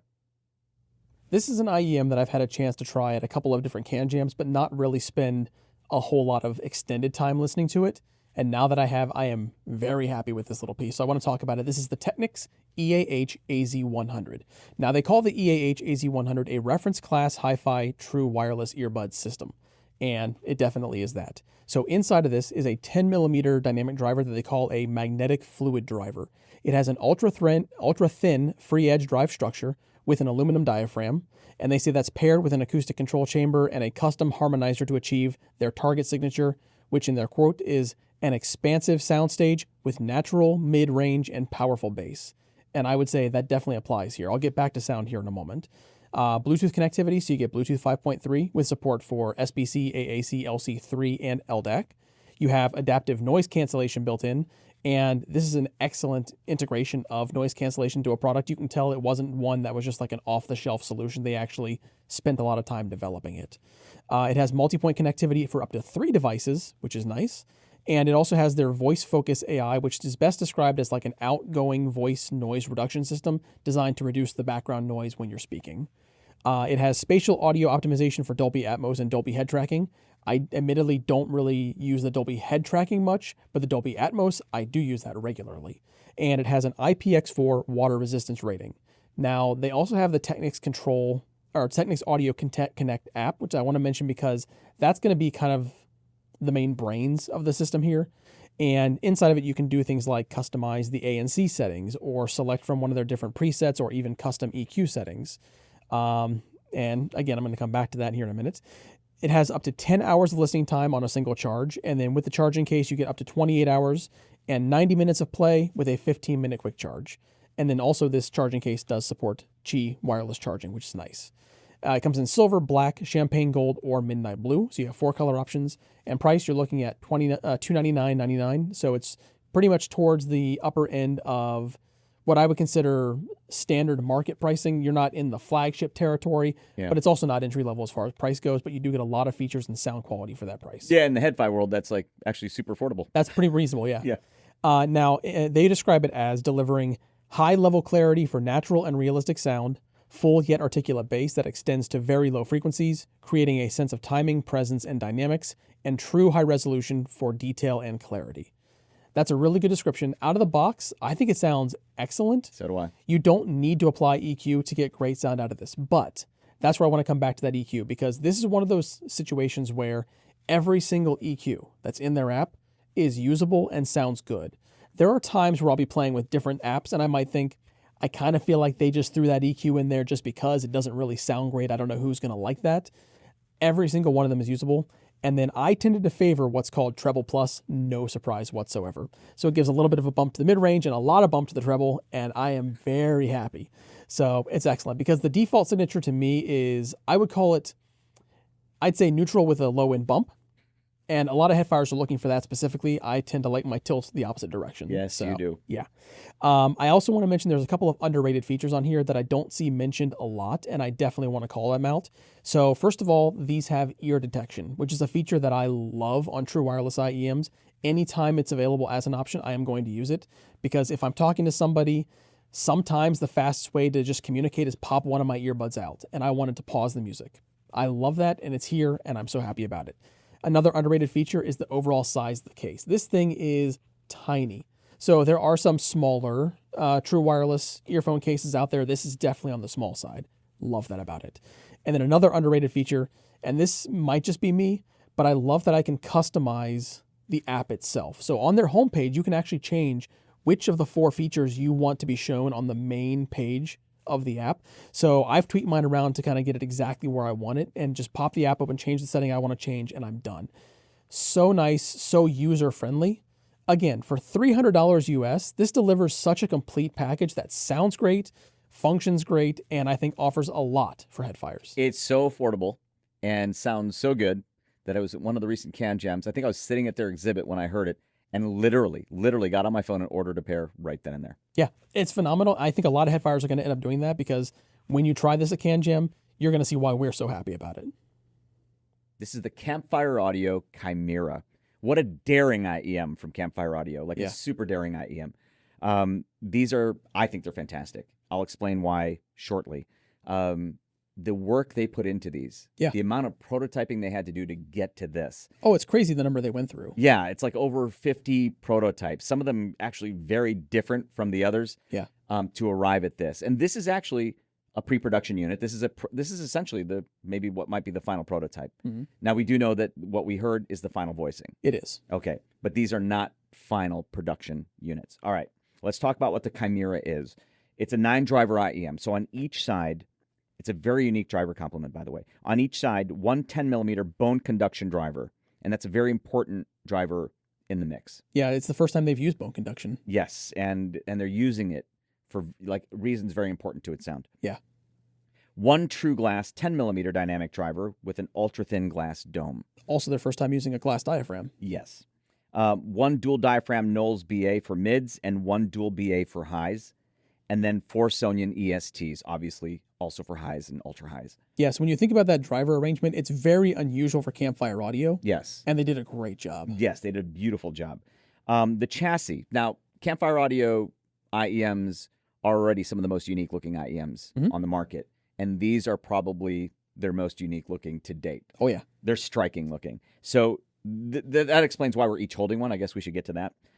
They use a billet magnesium chassis, polished, electroplated, and PVD coated, and then a CNC billet brass spout. And I want to just very quickly mention that the brass was chosen after a lot of R&D specifically for acoustic reasons.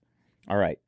We're each holding one because both use a high-performance carbon fiber faceplate that's a Damascus gold fiber, and that's a special blend of brass and carbon fiber. Absolutely beautiful, striking faceplates. Yes. And we're each holding one because our bodies are anodized differently. Mine is black, and yours is a gold color, but both have the same high-performance carbon fiber faceplates. Right.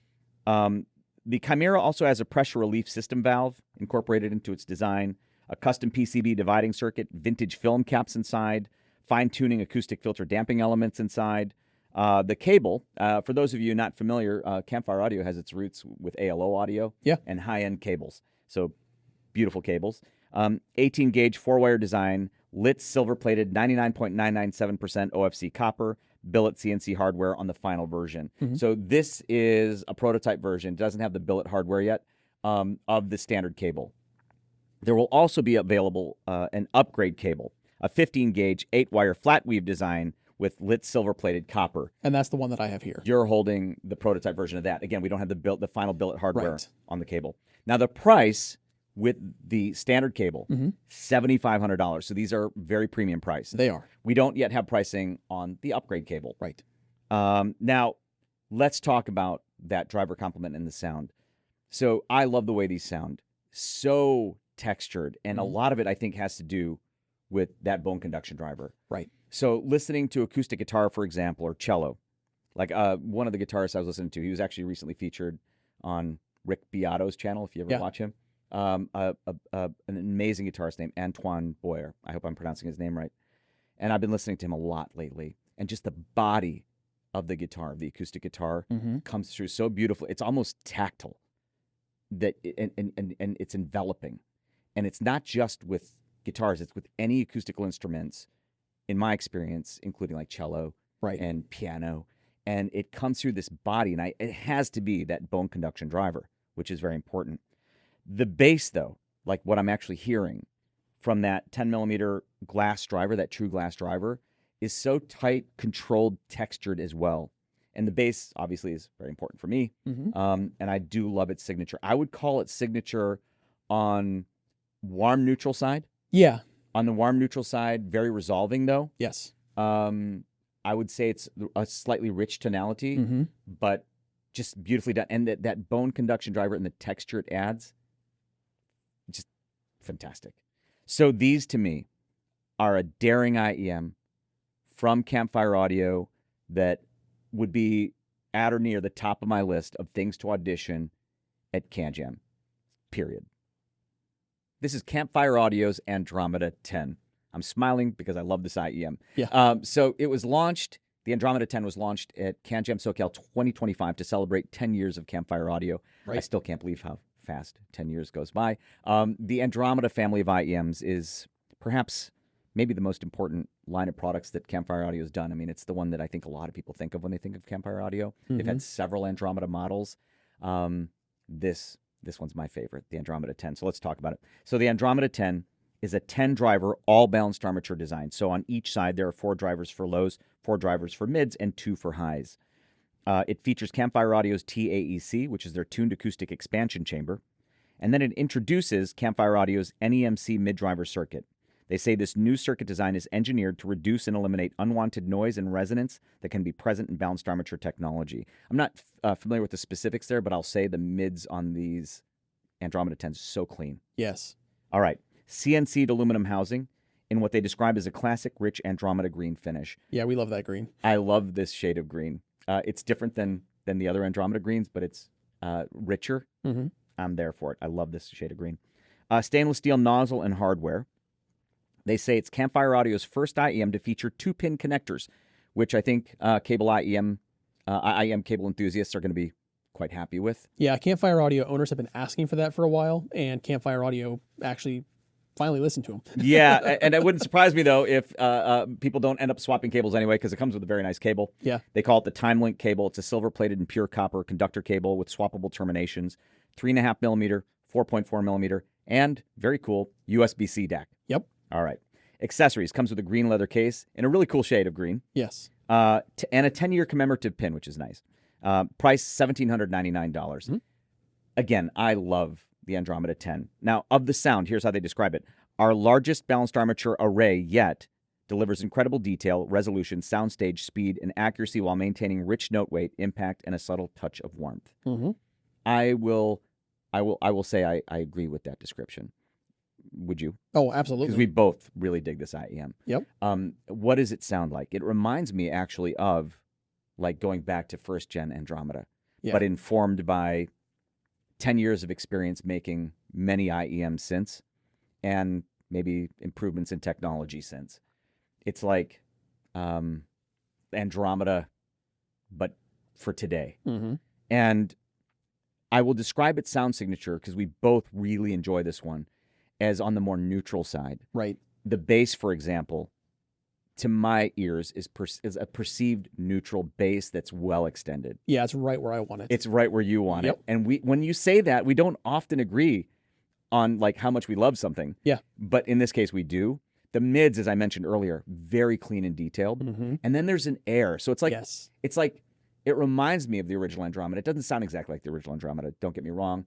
But it reminds me of the original Andromeda with air and just more resolution and sound staging. It's a beautiful IEM. And at CanJam, the Andromeda 10 will be there, and you don't want to miss it. Unique Melody has such a strong lineup of IEMs, and now they're adding another one. And this will be at CanJam, so don't miss it. This is the Unique Melody Mest Fortune. It's a special edition IEM commemorating the 2026 Lunar New Year. And of that, they say, Mest Fortune is a celebration of the past, refined by time, and offered with blessings for the future.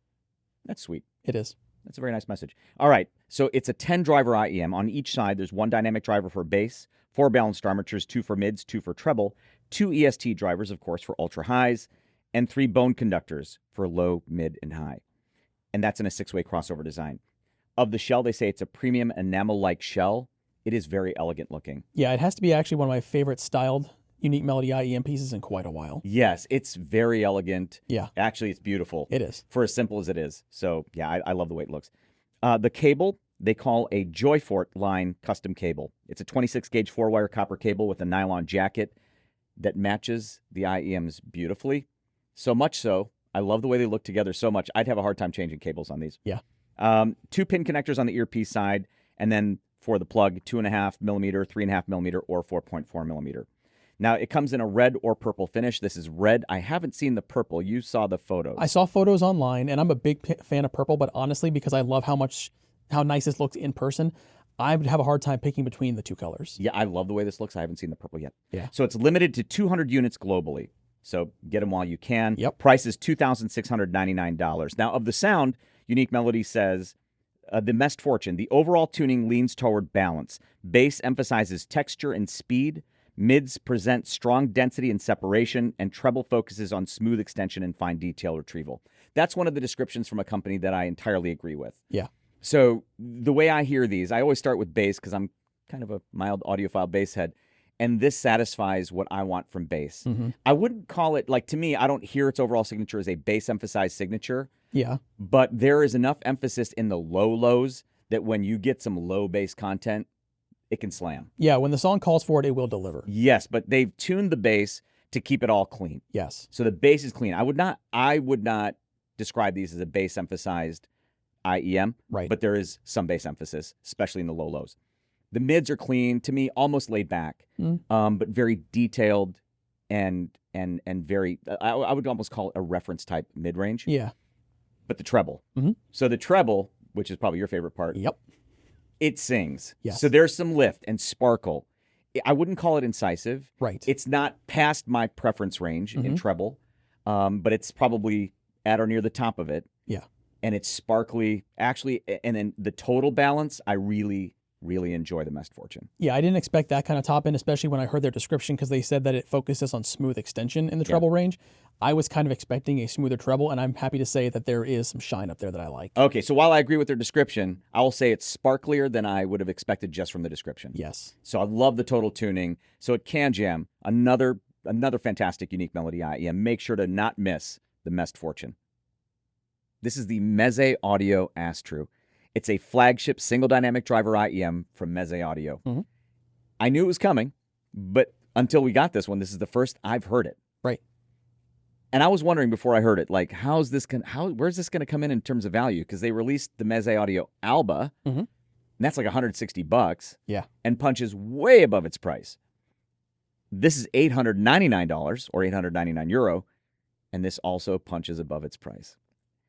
So I'm happy. I'm happy with these a lot. So let's talk about it. On each side, there's a 10mm dynamic driver. It uses a multi-layer composite diaphragm. And they say that the diaphragm dome features over 80 ultra-thin layers of gold, bonded to a titanium layer that is mounted on a peak base, like PEEK, which I believe is polyether ether ketone. Right. It uses a CNC machined titanium housing. It's machined from a single block of titanium. And they use a multi-stage electroplating process for a smooth satin finish. The impedance is 32 ohms. The cable, which is gorgeous, is a premium balanced cable. CNC anodized aluminum hardware, gold-plated 4.4mm termination, and this wonderfully integrated 4.4mm to 3.5mm adapter. It was attached when we got it, and it's so well integrated that at first I thought it was a cable terminated in 3.5. No, it's 4.4 with the adapter to 3.5. And I love the hardware on it.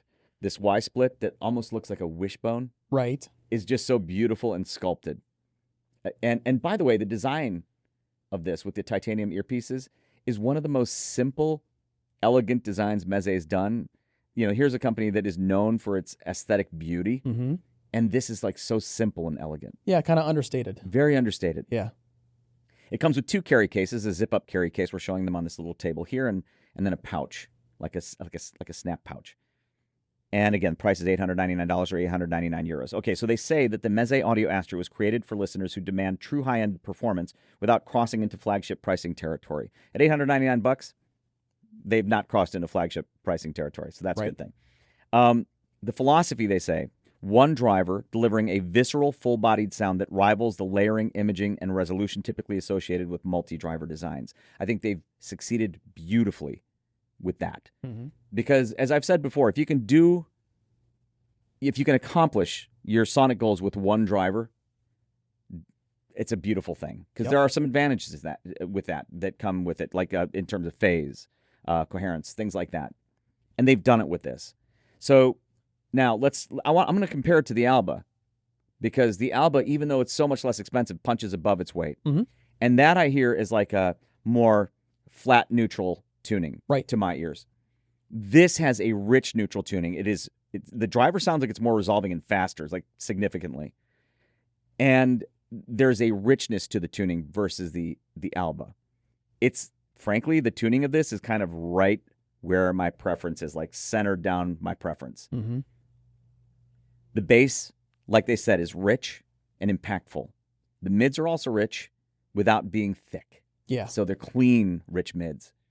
And then the treble is smoother than the Alba, for example, but still more detailed.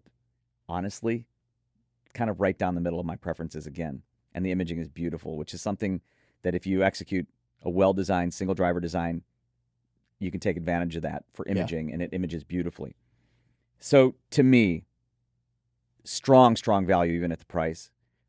Well short of flagship pricing. And so I'm excited about these, and they'll be at CanJam. This is the Meze Audio Astru. As far as I'm concerned, if you're listening to IEMs and checking out IEMs at CanJam, this is an absolute can't miss. Ahead of CanJam New York this year, I had a chance to hear a production-voiced pre-production unit of the Symphonium Audio Zenith. It was a fantastic IEM, and one I can see being one of my references in the near future.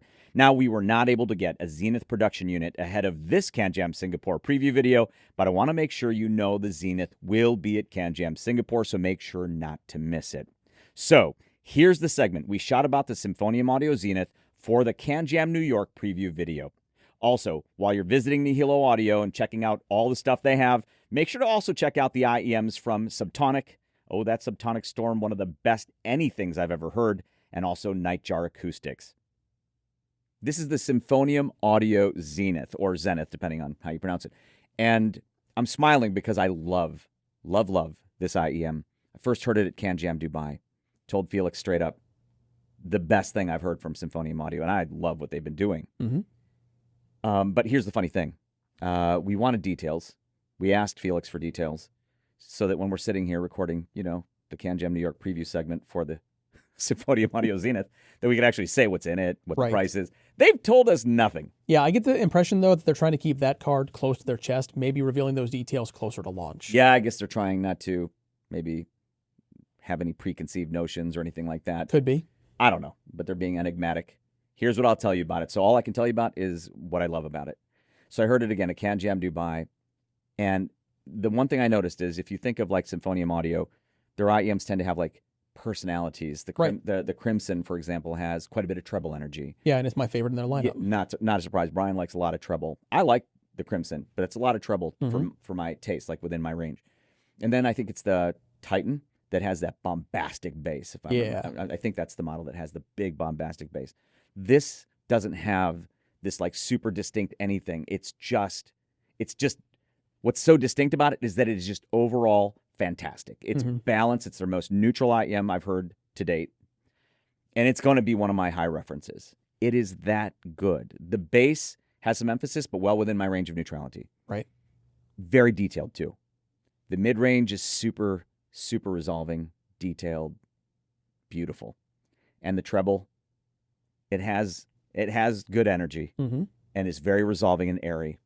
And then the sound staging is beautiful. Honestly, this is going to be one of my references. And we don't know the price. We don't know what's in it. And that's what I can tell you. Just based on what I'm hearing, I'm going to guess this is going to not be inexpensive. I would assume not, yeah. But I have no idea. So at CanJam New York, and it doesn't matter if it, even if it comes in lower than I'm kind of guessing, I'll be thrilled. And if it comes in really high, I'm not going to be surprised. It's that good. So at CanJam New York, don't miss it. This is the Symphonium Audio Zenith. And yeah, fantastic IEM. Thieaudio Labs E1000. Even if you're not familiar with Thieaudio Labs, I can say this much about them. This is a team with extensive experience making high-end IEMs. That it is. All right. So the E1000 they describe as their founding flagship, which I think is interesting.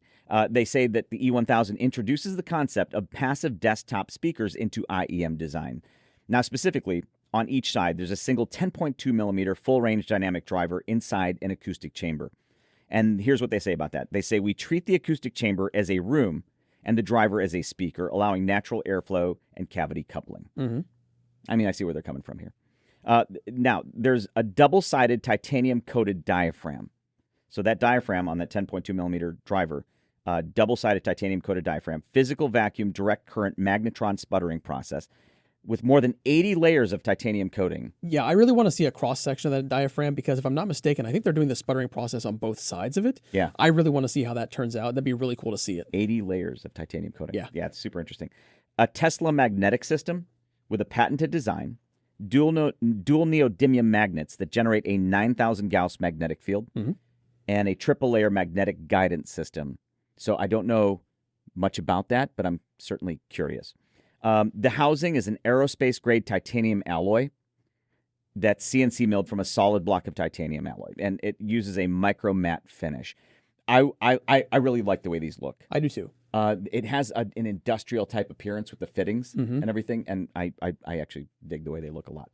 45 ohm impedance. Now the cable, 1.5 meter 4-core high purity OFC cable. That's oxygen-free copper. 2-pin connectors on the earpiece side. 4.4 millimeter termination on the plug side.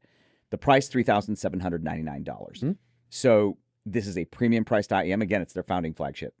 And so here's the thing. At CanJam, make sure, just because maybe some people aren't going to be familiar with Thieaudio Labs. Sure. Even if you're not familiar with it, again, this is a team with experience making high-end IEMs, and it shows. Right. Now, sound-wise, we agree. Actually, this is one of the ones where we agree on the sound. Yeah, they kind of hit that sweet spot. Yes, and we even agree on the bass. Yeah. Brian, we're making progress together because we actually agree on the bass presentation. Because even when I say for this one, it's perceived flat bass to my ears, like neutral. Yeah, it falls in my range of neutral towards the upper end, but it's still in that range. Okay, see? Because sometimes when I say perceived flat, you still think it's emphasized. Right. But yet we both enjoy the bass presentation here because it's extended. So when it hits low, it hits. Yes. But it's not emphasized. Mids, super clean. Oh, yeah. Clear, resolving mids. And then the highs. Which That's my favorite. Yeah, that's what I say. It's probably your favorite part. So when you say that I love the treble, usually for me it means it's too hot. It could, yeah. But it's not in this case. Right. So somehow we agree on the treble presentation, which has beautiful, airy treble and detailed treble. We're doing well here, Brian. We're agreeing with each other. Soundstage, and I think you agree with me here as well, images beautifully. Yes. All right, which can happen with a well-executed single driver design. Oh, yeah. If you can, I've said it before, if you can achieve your goals with a single driver per side, it can have benefits. I'm hearing them with this. All right. This IEM, again, is a flagship class IEM from Thieaudio Labs, out of the gate for them. Right. And at CanJam, even if you're not familiar with the company, trust that this is an experienced team making high-end IEMs and that the E1000 absolutely worth a listen. This is the Thieaudio Labs U1000. Now, I want to start off very quickly by saying, we're going to be showing photographs of this as we always do whilst we're talking. Right. But the units we have, they're only going to make 99 of these globally. Yes. Very limited edition. So the unit we have is a unit that has been at shows. Yeah, it's made the rounds. It's made the rounds. And so it might look in the photos like it's made the rounds. It might not look brand spanking new. Right. That said, I'm thrilled that we have these here. Me too. All right. So the Thieaudio Labs U1000, again, limited to 99 units globally. It's an IEM that's co-engineered by Vivid Cable and Thieaudio Labs. So it uses an optimized 10.2 millimeter full range dynamic driver on each side versus the E1000. We've talked about the Thieaudio Labs E1000. Enhanced matching precision. Right. Now, given how well matched the E1000s are, they must be talking about even tighter matching on a very, microscopic level. Right. Double-sided titanium-coated diaphragms, more than 90 layers of titanium coating. I believe that's on each side. Yes. Versus the E1000's 80 layers. All right. The housing, the chassis, mirror polished titanium front chamber, and then 24-karat gold-plated titanium rear chamber. So, yes, that is actual gold plating on them. Yeah. Luxury-grade hand-applied enamel. So, if you look, anywhere you see that light color is a hand-applied enamel. Yes. And then it has luxury-grade, genuine Swarovski crystals. So, the little crystals you see are Swarovski crystals. The cable is a bespoke cable from Vivid Cable. They call it angel alloy conductors, the conductor material. That's a gold-silver alloy core clad with a high-density layer of 5N pure silver and paired with a custom PTFE shielding structure designed to maintain signal purity and transmission stability, they say. Multi-stage cryogenic and magnetization treatment is also applied, and they say the cable undergoes extended liquid nitrogen cryogenic treatment, conductor magnetization, and natural aging to improve long-term stability and tonal consistency. So a lot of attention has been given to the cables from Vivid Cable. 4.4 millimeter 4N pure silver plug, and then a proprietary 2-pin connectors that are 4N pure silver conductors on those pins. Again, limited to 99 units globally. Price, it's up there. Yeah. $7,999 US. Yeah, when you think about the materials that are used, not surprising. I mean, not shocking. Right. But that still is a very expensive IEM. It is very expensive. Okay, so how do they sound? We've talked about the E1000. If you love the E1000, you're going to love the U1000. Right. It's essentially a refinement of the E1000 signature. But to me, they are clearly of the same sound signature. I mean, I feel like the E1000, which is a nice thing, which is a good thing, was probably still the target signature for these, but with a further refinement. I think they tried to improve sound staging with them and refine the treble response. But again, if you love the E1000, you're going to love the U1000 and vice versa. But at CanJam, if you want to hear and see this very limited edition, very high-end IEM from Thieaudio Labs, the U1000, make sure to check these out. For an old Greek god, it's kind of funny that Aries is only 10. Well, the FIIO Aries anyway. This is the FIIO Aries 10, and it's celebrating 10 years of the Aries series. They say Aries marked the beginning of FIIO's journey in proprietary cable design. They also say Aries 10 is not about reinvention. It is about recognition of where we began, what carried us forward, and the strength that continues to define us. So the Effect Audio's Aries 10, it is a 26-gauge 10-wire design cable, and it features Effect Audio's first 10-wire design. I can't think of any other 10-wire design in their entire lineup. It has gold copper alloy and pure copper conductors. And about those, they say Aries 10 introduces a newly developed gold copper alloy engineered specifically for this anniversary edition. So it's the first time they've used that as well. It has a new tri-strata copper architecture, which is a 3-layer construction engineered to maximize current flow, dynamic authority, and physical scale. It also features their multi-size strands blend and Effect Audio's Ultra Flexi insulation. This is interesting because it also has ice crystal titanium hardware. Now, they say it's an outstanding material that blends visual depth with structural strength. In homage to its lineage, the hardware features a mirror finish surface reminiscent of the iconic Aries 2 barrel, a subtle yet deliberate nod to the series that defined an era. They're really pulling out all the stops, trying to give you all these different kind of hints and cues of the Aries that have come over the years. It has Connex 2-pin standard connector, the Connex 2-pin connection as standard, but you can also add additional connections. So you can choose to add MMCX, Pentacon ear, IPX, and A2DC connectors. And then it comes in a 3.5 millimeter, 4.4 millimeter, or 2.5 millimeter termination as standard, but you can opt for the optional Pentacon OFC, which is oxygen-free copper, 4.4 millimeter connector, or swappable Termex terminations if you really want to have flexibility to use with a bunch of different devices. It's going to run $799 US, so it's not their most expensive cable by a long shot, but Aries is probably one of the lines of cables that everyone recognizes from Effect Audio, so it's kind of symbolic of them as a whole, I think. And then they also say the overall presentation can be summarized in one word: warmth. Not the overly thick or detailed obscuring type, but a rich, full-bodied warmth that gives recordings greater presence and emotional weight. So I've been listening to this with actually an IEM that I haven't listened to in quite a while, and it's kind of nice to get reacquainted with it. It's the Sounds Flame.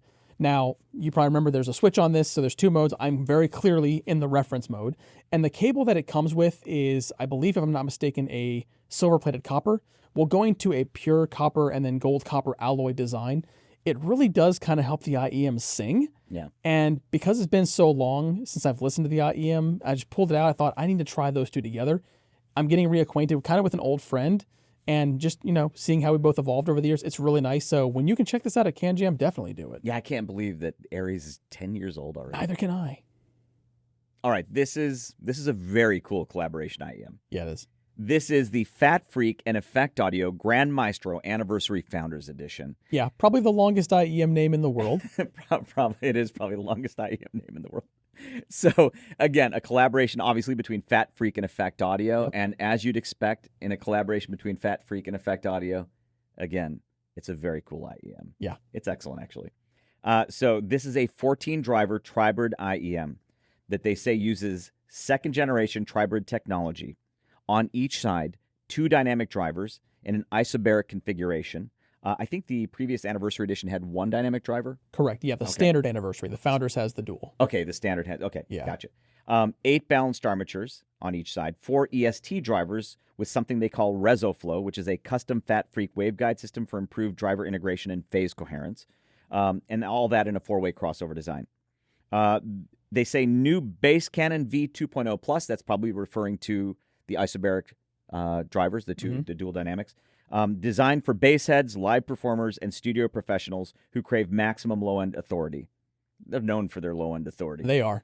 And especially the Grand Maestro, the Maestro series, which even if you look at their lineup description is described as V-shaped, but I love the tuning of it. We're going to get to that in a second. Titanium chassis. It's an elegant titanium chassis. It's actually quite lovely. It is. Vocal boost switch. Mm-hmm.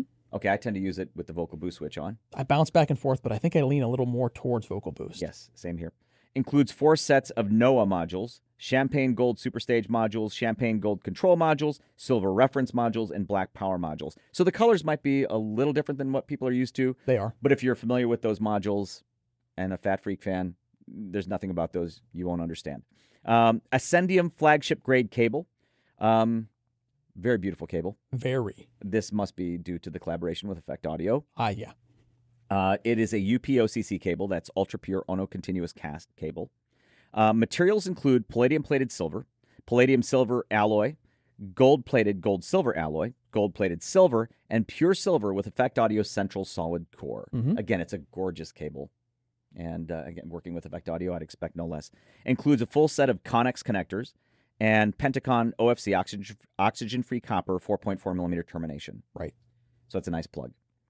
Comes with adjustable bass impedance adapter.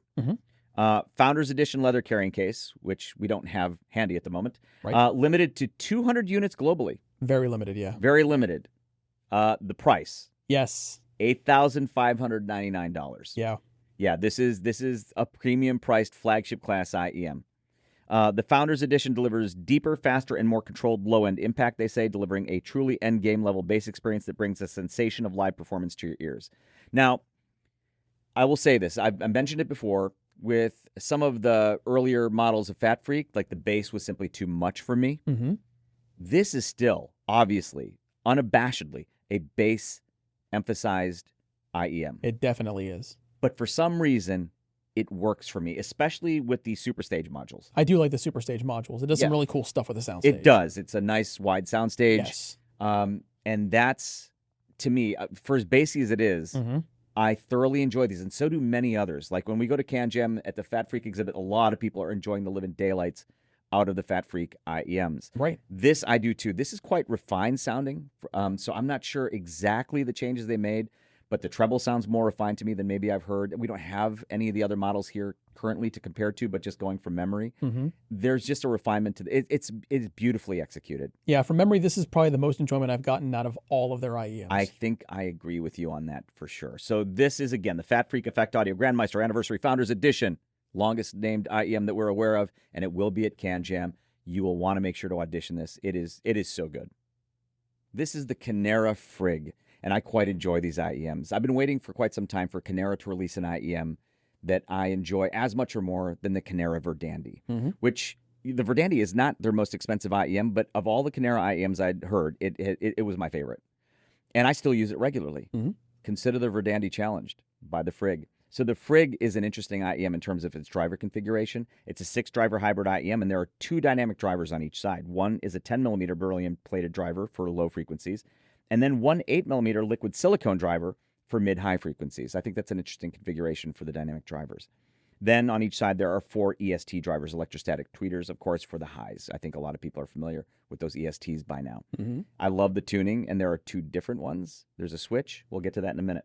All right. The shell is what they describe as a high-precision shell. It's a simple description, and it does look like a high-precision shell. Right. The faceplate is what they call a woven crest metal faceplate. Yeah, it's a nice-looking faceplate. It's a really nice-looking faceplate, and it photographs well, too. It's a beautiful-looking faceplate. The cable is a 21.8 gauge 4-core cable, monocrystal copper and silver-plated monocrystal copper, coaxial shielding plus twisted pair construction, 2-pin connectors on the earpiece side, 4.4 millimeter plug termination. Now, there's a switch on each earpiece, and there are 2 impedance settings. It's more than that, though. But in one setting, it's 32 ohms in pop mode, and then 84 ohms in master mode. More significant than the impedance, because the types of things I'd use to drive it aren't bothered by the impedance change at all. It's the tonal balance changes. We'll get to that, but first I should say the price. These are $1,099 US. Yeah, so pretty close to the Verdandi. Pretty close to the Verdandi. And again, consider that Verdandi challenged. I'm enjoying these a lot. So dual tuning modes. Couldn't just call it a switch. They gave it a name. The Scepter Pivot Tuning Lever. I'm going to just say switch for the in the interest of time and not tongue twisting myself. So that switch in master mode, they described as balance tuned with a neutral and plain orientation featuring a transparent, clean, subtle, and natural tone with low coloration, a wide soundstage, and a stable spatial background. In the other mode, that's pop mode, they say it's pop-tuned, suitable for various pop genres, jazz, etc. It offers a full warm tone and a strong sense of atmosphere. And again, there's a impedance change and also a sensitivity change. It's a little more sensitive in pop mode. Again, I don't find that as significant as the tonal balance shift. So in master mode, okay, let me ask, you prefer it in master mode? Yes. So do I. So one of those ones we agree on. And in master mode, I consider this a neutral IEM. The bass perceived flat to me. The mids perceived flat to me and clean. And the treble, airy but smooth. So like, for example, using my sibilance test tracks, no issues there. I enjoy it, actually quite a lot in that neutral mode or that master mode, and I love the way it images as well. Now, the pop mode is a variation of what I'm hearing in master mode. You tell me if you hear it the same, but it is significantly bigger. Oh, yeah. The bass is significantly richer, more impactful, and the lower mids as well. It's just a richer sounding version of master mode, but it's rich enough in terms of its lift to be significant. Yeah. But they are, for me, two usable tunings, and that means a lot to me because I've used other IEMs with switches where one of the tunings is just simply unusable for me. In this case, I have two very usable tunings. One I tend to prefer more than the other, but wow. Again, the Verdandi is challenged at CanJam. Make sure to stop and listen to the Kinera Frig. What a wonderful IEM. In 2024, Noble Audio released what we both agreed was the best IEM they've ever made. Yep. It was a Noble Audio Chronicle. They only made like 118 of them. Yeah, very exclusive. Very exclusive. They were to celebrate the 10th anniversary of Noble. Yep. This was one of the IEMs that's kind of rare for us. We fully agreed on it. Yes. Like this was one of the IEMs we both loved immensely. Well, this IEM, the reason I'm talking about the Chronicles, because I want to talk about this one, which is the Kronos. This is the Noble Audio Kronos. This will be at CanJam. The Chronicles are gone, people. Yeah. But the Kronos is here, and it will be at CanJam. And they say the Kronos is inspired by the limited edition Chronicle that commemorated Noble Audio's 10th anniversary. Kronos marks a bold new chapter in the evolution of the flagship line. I think that phrase, inspired by, is underselling what this is. Yeah, no kidding. Yeah. It sounds like the Chronicle. Yes. They even say the same internal components as the Chronicle. I'm going to say it sounds like a Chronicle. Yep. Looks different, but it sounds like a Chronicle, which is a fantastic thing. Oh, yeah. So let's talk about what it is for those not familiar with the Chronicle. It is a 9-driver quad-bridge IEM. So on each side, 2 dynamic drivers for the lows, and that's one 10mm dynamic driver and one 7mm dynamic driver. 4 balanced armatures, 2 Knowles balanced armatures for mids, 2 Knowles balanced armatures for the highs, 2 Sonian ESTs, electrostatic tweeters, for the ultra highs, 1 dual membrane bone conduction driver. And all of that is tied together seamlessly with a 6-way crossover. We'll get to the sound in a second because I absolutely have to talk about it. Machined titanium shell is gorgeous. Stunning. Yeah, so the Chronicle had a very unique shell. It was like, I think it was entirely made of a... That was drool-inducing, yeah. Yeah, that was like all titanium Damascus. This has titanium Damascus faceplates. But it uses this machined titanium shell. I've seen a sneak preview of your photographs of these, which we're probably showing now. The facets on the inside are incredible. The machining is so nice. It's so beautiful. There's not a bad angle on these. Those facets are so precisely and beautifully and sharply cut. Yeah. I love them. I love the way these look too. So these are still stunning looking to me. Hand assembled and matched. The cable is also gorgeous. It's a 4N pure silver cable. That's 4 nines pure silver. And then silver plated 6N OCC copper. So that's 6 nines Ono continuous cast copper. And palladium plated 4N pure silver. Yeah. 2 pin connectors on the earpiece side, and then 4.4mm termination, and these are $4,500. So these are less expensive by a margin. Significantly, than I remember the Chronicle being. And you're getting Chronicle sound. Yes. I'll say it again. This is the best sounding IEM. So these and the Chronicle, they sound the same to me, are the best sounding Noble IEMs I've heard. I think they're fantastic flagship IEMs. So what's the signature like? These are definitely, for me, on the neutral side. These are like neutral reference flagship monitors to my ears. Yeah. But there's a catch, and it's a nice catch. It's that the treble is on the higher side of my preferences. Not mine. Not yours. But it's in a way that, for me, is a very good thing. Yeah. It's this beautiful articulation in air, beautiful balance, that images gorgeous. Yep. It might have something to do with that. It might have something to do with any number of things, but this is such a beautiful sounding IEM. Yes, it is. And it's flagship class all the way. So they're giving Chronicle sound in the Kronos for $4,500 at CanJam. Hello. Yeah. You do not want to miss these. This is an IEM, again, that Brian and I both love, that we both agree on. Doesn't happen to this degree very often, but we are 100% in agreement on this one. We love this. This is the Kronos. It sounds like a Chronicle from Noble Audio. So Noble Audio is bringing the Prestige back to the stage because this is the Noble Audio Focus Prestige Encore. And for those that have heard the Prestige before, I believe it used to be their flagship. and this is taking those reins once again. So the Focus Prestige Encore, it's a 4-driver tribrid true wireless system. It has one 8mm dynamic driver, 2 Knowles balanced armature drivers, and one 6mm planar driver. So if you're thinking about the original Prestige, this is going to sound different because that planar driver was not there before. They've kind of pulled out a little magic and now it's suddenly here. Speaking of other changes from the Focus Prestige, this has active noise cancellation. This has a new chipset. It's based on Qualcomm's QCC3091, and they say that that delivers better sound tuning and more stable signal, and I will always take more stable signal anytime true wireless is involved because stability is king. It has a wireless charging case now, which is appreciated. They've changed the metal nozzles, so they're new metal nozzles with a 3 venting hole structure. It has a smaller housing, and they say it's more comfortable, and I agree, it is. And they also say that it has a more consistent wood color. Now, admittedly, I didn't see a lot of Prestiges side by side to really compare, but I'm definitely going to take their word for it. And This is a beautiful color. I love what they did.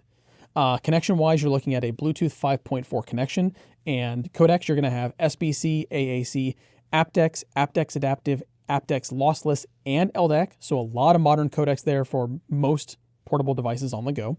It features multi-pairing and multi-connection. I also love that. And it supports Bluetooth Low Energy. Now, battery life, this is another place that it's improved. We have up to 7 hours with ANC or 10 hours of runtime without, and the charging case has 2.5 times full charge. So when you're thinking about without ANC, you get a maximum runtime of 35 hours, which is plenty without needing to stop back at the charging station and juice up. You will also get 2 hours of playback with about 10 minutes for a quick charge. You also get EQ functionality via the Noble Audio Focus app, and you and I were both playing around with the EQ settings. Obviously, we're going to have our own preferences. I actually ended up doing a custom EQ setting for this one, and once I popped in my custom, I like this quite a bit. It's $699 USD, so it's a little more expensive than the original Focus Prestige. However, I think it's worth it. So the addition of ANC is already a benefit. It also has transparency mode, and you can turn off both. I've mainly been listening to it with the ANC turned on. I'm not noticing any difference between swapping back and forth ANC on or off, and that's appreciated. It also does have touch controls. I want to mention that, so you can pause and play without messing with your phone. But sonically, once I had to bring down the bass a little bit, probably no surprise to a lot of people out there. However, once I did that, oh, this is lovely. There's a lot of great detail going on, a lot of resolution and clarity, bring out a little bit of just that bass presence, and I was very much enjoying this. This is something that I could pop into my ears, go out and about, and enjoy on the road. I'm actually curious to try it on a plane because the ANC here canceled out all the fan noise that we have inside the office, so I'm impressed. Yes, I am too. So I would say, from the default signature, you actually took bass out? Yeah, the default standard, I actually took out a little bass, like the 250 hertz down range. Oh my gosh. Anyway, so we have a difference in bass preference. I enjoyed the default. These are unquestionably reference, as true wireless goes, absolutely reference true wireless. Absolutely, yes. Yes, these are fantastic. So at CanJam, I would definitely make sure to audition these, even if you didn't know that you were interested in wireless, because it's so convenient to get that kind of sound in true wireless. Now, Eletech has made some incredible premium aftermarket cables for IEMs and even full-size headphones over the years, but admittedly, most of them have been outside of my budget range, but they have something new called the Artistry series that is more attainable for me, and I think a lot of headfires out there. So they say that the Artistry series marks a new chapter for Eletech, conceived not merely as an entry in accessibility, but as a gateway into the brand's pursuit of refinement and material exploration. They go on to say that each piece carries its own voice and character, balancing clarity, musicality, and technical finesse, while retaining the unmistakable Eletech signature. And then one more thing they say about the Artistry series is the Artistry series distills Eletech geometry, tuning discipline, and build into a new entry range, bringing trickle-down engineering at an accessible price. So you're hearing a number of things here that sound really enticing, and I gotta say, these are very affordable. So I'm gonna say that all of these cables in the Artistry series have aluminum alloy hardware. All of them are available with 2-pin or MMCX connectors, and all of them are terminated in a 4.4 millimeter. So I'm gonna start with this. This is the Eletech Modello, and it's only $99. So it's their entry level to the entry level Artistry series. It is a 23 gauge 2-wire design with a dual coaxial structure, 6-in OCC copper, and 5-in LC-OFC copper for the materials. They have a high dispersion geometry with a Kevlar resilient core, custom Eletech connectors and Y-splitter, and Eletech bespoke solder. Now, about this cable, the way they describe it is they say, it's tuned for easy musical enjoyment. Modelo offers a natural warmth, smooth treble, and a cohesive, relaxed presentation that flatters most pairings. Modelo is for listeners who want to step into the Eletech universe with a cable that feels inviting, forgiving, and quietly refined.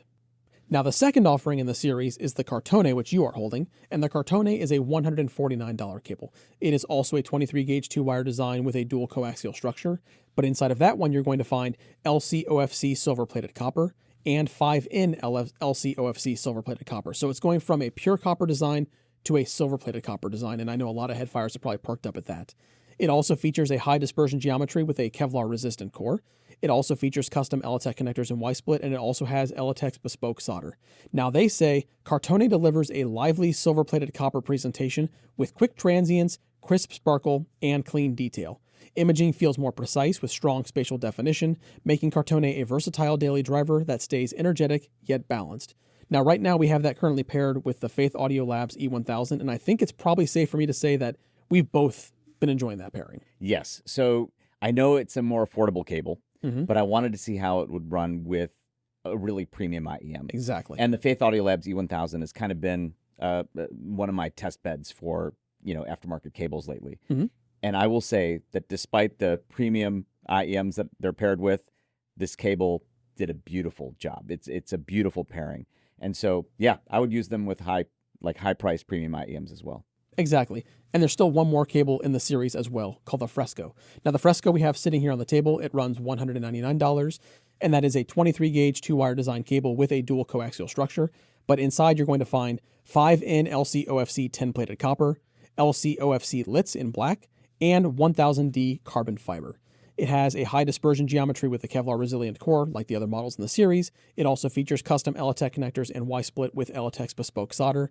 And about the cable, Eletech says, Fresco punches far above its bracket with spacious staging, vivid mids, and textured bass presence.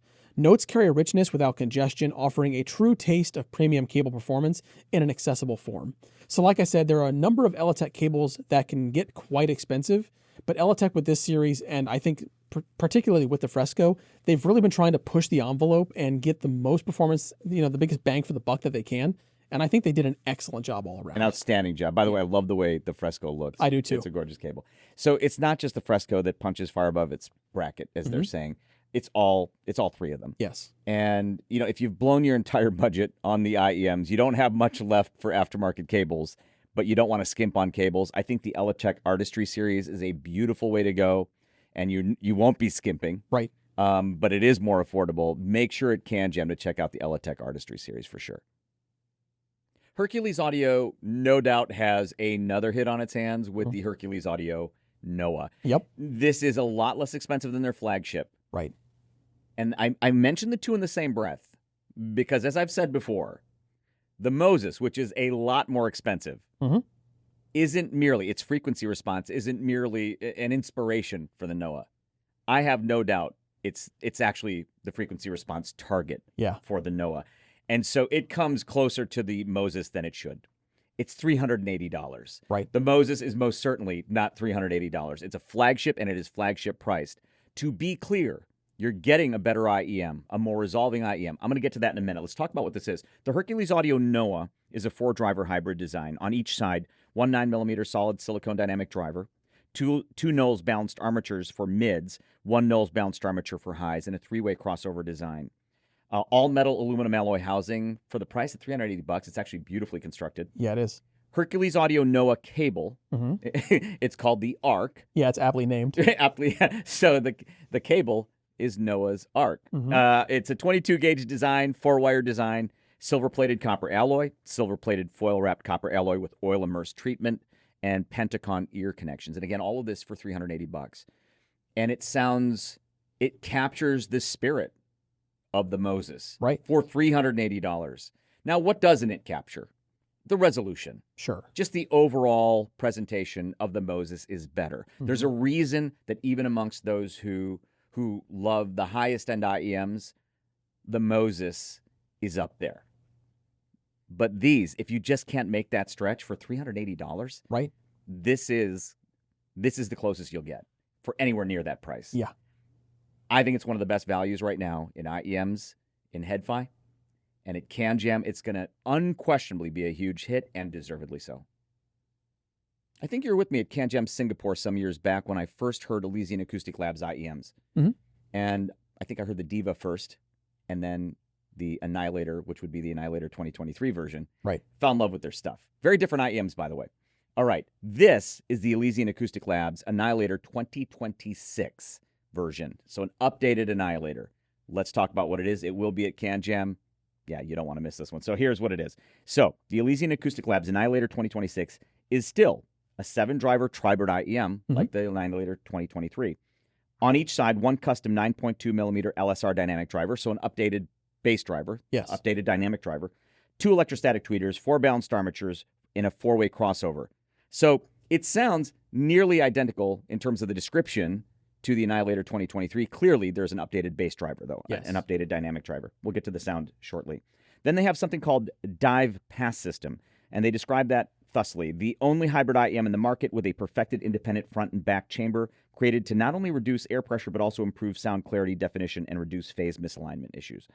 Then they have something called 3D AccuPost System, and the description there is a proprietary acoustic chamber for accurate soundstage and positioning. I do love the way the Annihilator 2023 images and the 2026 version. Again, we'll get to sound in a second. The impedance is 22 ohms. The cable, no big surprise, you know, with their work with Effect Audio. Yeah. An Effect Audio RAAL cable is what it's called. And they describe it as a purpose-tuned 2-part conductor architecture that brings out the full performance of the Annihilator 2026. And the conductors are UPOCC gold-plated silver lits, UPOCC silver and copper alloy, UPOCC pure silver lits, and pure copper lits. And then it uses Effect Audio's Connex Pentacon ear connector on the ear side, and then a Pentacon OFC 4.4 millimeter termination. It's actually a really nice plug. Right. The price, $3,299. Now, if you love the Annihilator 2023, and I do, well, let's talk about the characteristics, because they apply to this as well. Big bass. Yes. Bigger than neutral. You're probably more of a Elysian Diva person. Yeah. I love them both. But big bass, again, bigger than neutral, detailed, but big. The treble is also a very defining characteristic of the Annihilator 2023 and the 2026. Very detailed, articulate. Actually, some of my favorite treble in a bass emphasized IEM. And the mids, though, kind of recessed maybe In the overall picture. in the overall mix, Yeah. is still present enough and articulate enough to really have beautiful presence within the whole thing. But that's the description. That applies to this. I was asking, we were comparing the two, and I was asking Warren. Warren is, you guys know him as Warren Peachy on the forums. He's one of our colleagues. And I asked him to help me characterize the differences, because he's really good sometimes with describing things that are closer together than not. And he said the Annihilator 2026 offers a tighter and sharper bass presentation over that of the Annihilator 2023, with improved sub-bass extension and cleaner upper bass response for less bloat in that region. He said that he finds it a welcome refinement that trades away a bit of fun for a substantial boost in fidelity. Yeah, I really like that word choice there, refinement, because that's what this is to me. It's just a refinement of the 2023. Yeah, and I think a lot of it has to do with the new bass driver, that new dynamic driver. Yep. And I love the way he's describing it as well. So the Annihilator 2023, if you love it, you're probably going to love the Annihilator 2026 more. Exactly. So at CanJam, this very popular IEM, a newer version of it, cannot be missed. This is an IEM that I think is going to take quite a bit of explaining for headfires to really fully understand. It's quite involved, so let's go ahead and start getting into the weeds. This is Finals Tonality. It is a true wireless IEM, and they describe it as the first earphone with personalized timbre. We're going to come back to that here in a little bit. They say it's a new ecosystem that integrates hardware, software, a cloud server, and an application, so it's quite involved. Now, if we're talking about traditional IEM specs, it is a single dynamic driver system. On each side is a 10mm ultra-low distortion F-core driver. F-core is, of course, Final's patented proprietary driver technology. They say that it takes inspiration from the flagship A10000's diamond diaphragm in this IEM specifically. And they also say that every F-core for tonality unit is measured using professional-grade audio precision APX517B, in combination with a Gross 43 AC system inside a specially designed quiet room. So they're going very serious about development and testing and matching for these drivers. I think it requires precision to do what they're doing with this. It definitely does. It features Bluetooth 6.0, so you get codecs like SBC, AAC, and LDAC. It has 2 active noise canceling modes, so you get one for sound quality priority and one for noise reduction priority. Depending on what kind of environment you're in, you may want one or the other. It's nice to have options. It has an ambient sound mode, and I want to mention that since I first took delivery of this, they've already improved the ambient mode, which is great to see because they are continuing to work and refine the firmware, and I love to see that, kind of after-sale support. It has 9 hours of playback, up to 9 hours, and the charging case holds up to an additional 18 hours, so you get a total of up to 27 hours of listening time, and it does support wireless charging on the charging case, which is also quite nice. Now, I want to talk about the Tonality app, because that's where you're going to be doing a lot of the communication between yourself and the IEM. So feature-wise, you're looking at, it has a 10-band equalizer in the app, which is nice to have, a multi-point connectivity setting, so if you want to have multiple devices connection, you have that as well, and a low latency mode as well. It is also compatible with voice assistants like Siri and Google Assistant and potentially any others you want to program into the connection. And in the US, it runs you $329. Now, I need to come back to that app because they feature in the app settings for what they call DTAS, or Digital Twin Audio Simulation. So the way that I can best describe this is, think of it, they call it digital twin. It's like a virtual version of yourself rendered in 3D space, primarily focusing on your ears for the most part. It is a physical scan of your ears to create what they call an acoustic avatar. Again, that's basically you in the electronic space. The Tonality Companion app communicates with the server, sending your scan data to the server to process your personal DTAS configuration. Now, there are multiple DTAS settings and options in that app. The first is called DTAS General, which I would describe as basically, well, it is a culmination of many different scans over several years of research, creating what they consider to be a general average profile. Mine's actually in there as well. I took part in that. And it's not really personalized for you specifically, but it's based on all the data they've gathered over the years. Then they have the DTAS Personalized. That's where it's taking your personal acoustic avatar and creating a more natural timbre based on your ear shape and structure. And then they also have a guest mode, which basically allows anybody that you want to try the IEMs to do a simple scan for themselves, but it doesn't save it to the IEMs. Your information is still saved in there because it does delete your data from the server after about a month. Now, when I'm listening to the DTAS General profile, which is, again, the one that's just kind of based on an average of a lot of different samples, I find that as kind of like a warm neutralist signature with laid back vocals, and it sounds nice, but it's not truly the most natural timbre I've ever heard. Now, for a true wireless system, when I switch to the DTAS Personalized, this is probably the most natural timbre I've heard yet to date. And to me, the signature overall is more of an airy reference signature when I turn into that personalized mode. It has more vocal presence, more upper end energy, and a tighter low end. Now, I want to mention specifically because they're talking about personalized timbre. This is not for preference. So this is mostly just to get to the kind of natural timbral presentation to the sound that you're listening to.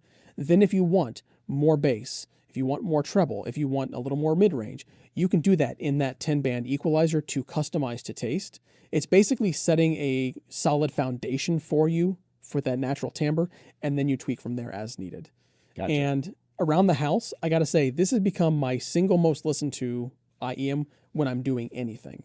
So if I'm, let's say, listening to audiobooks or YouTube, just kind of sitting back and chilling. Let's say I'm walking around the kitchen and cooking, or let's say that I'm doing dishes, or let's say I'm running up and down the stairs doing laundry. I have a very natural timbral presentation, so no matter what I'm listening to, it sounds very natural and realistic. I adore audiobooks and YouTube through this because it just sounds so nice compared to all my other true wireless IEMs. It used to be the AirPods Pro 3 was my go-to for pretty much everything around the house. I've switched to this almost exclusively. It's fantastic. FIIO's been working on this for a long time. They have put a lot of work into this tonality, the technology, the DTAS technology.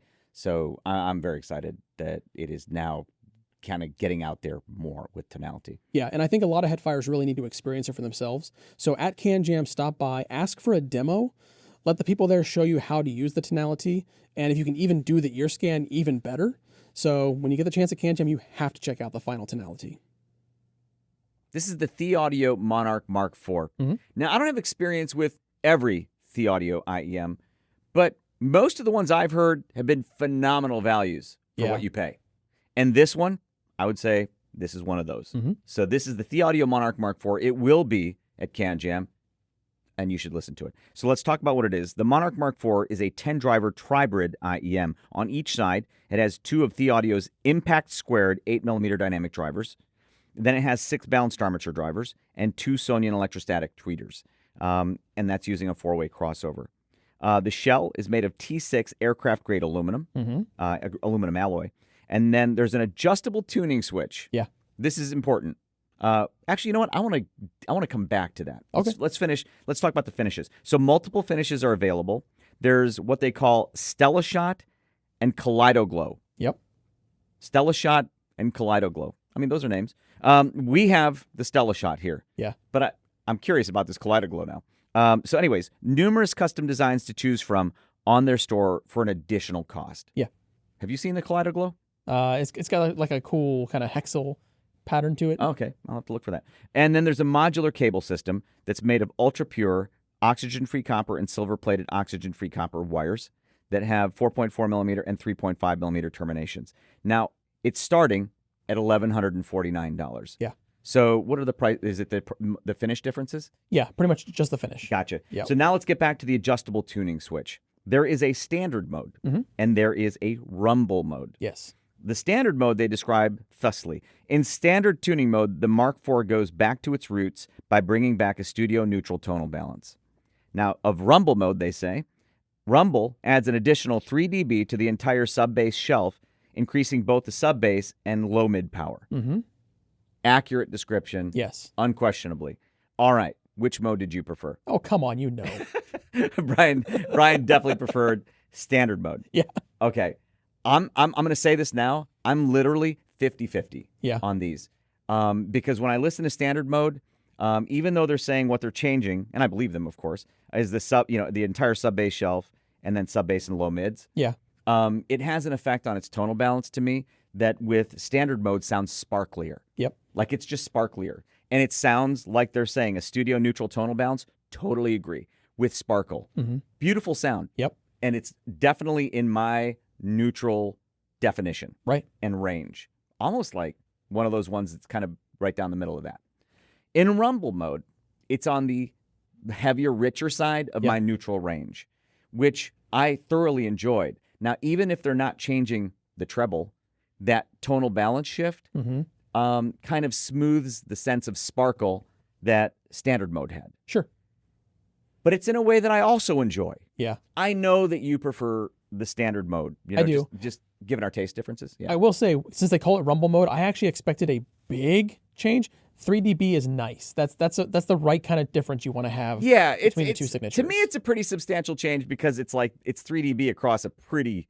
It's pretty broad. Yeah, it's pretty broad, and so it's over a pretty big frequency range. Yeah. But so I'm literally split between the two, like 50-50.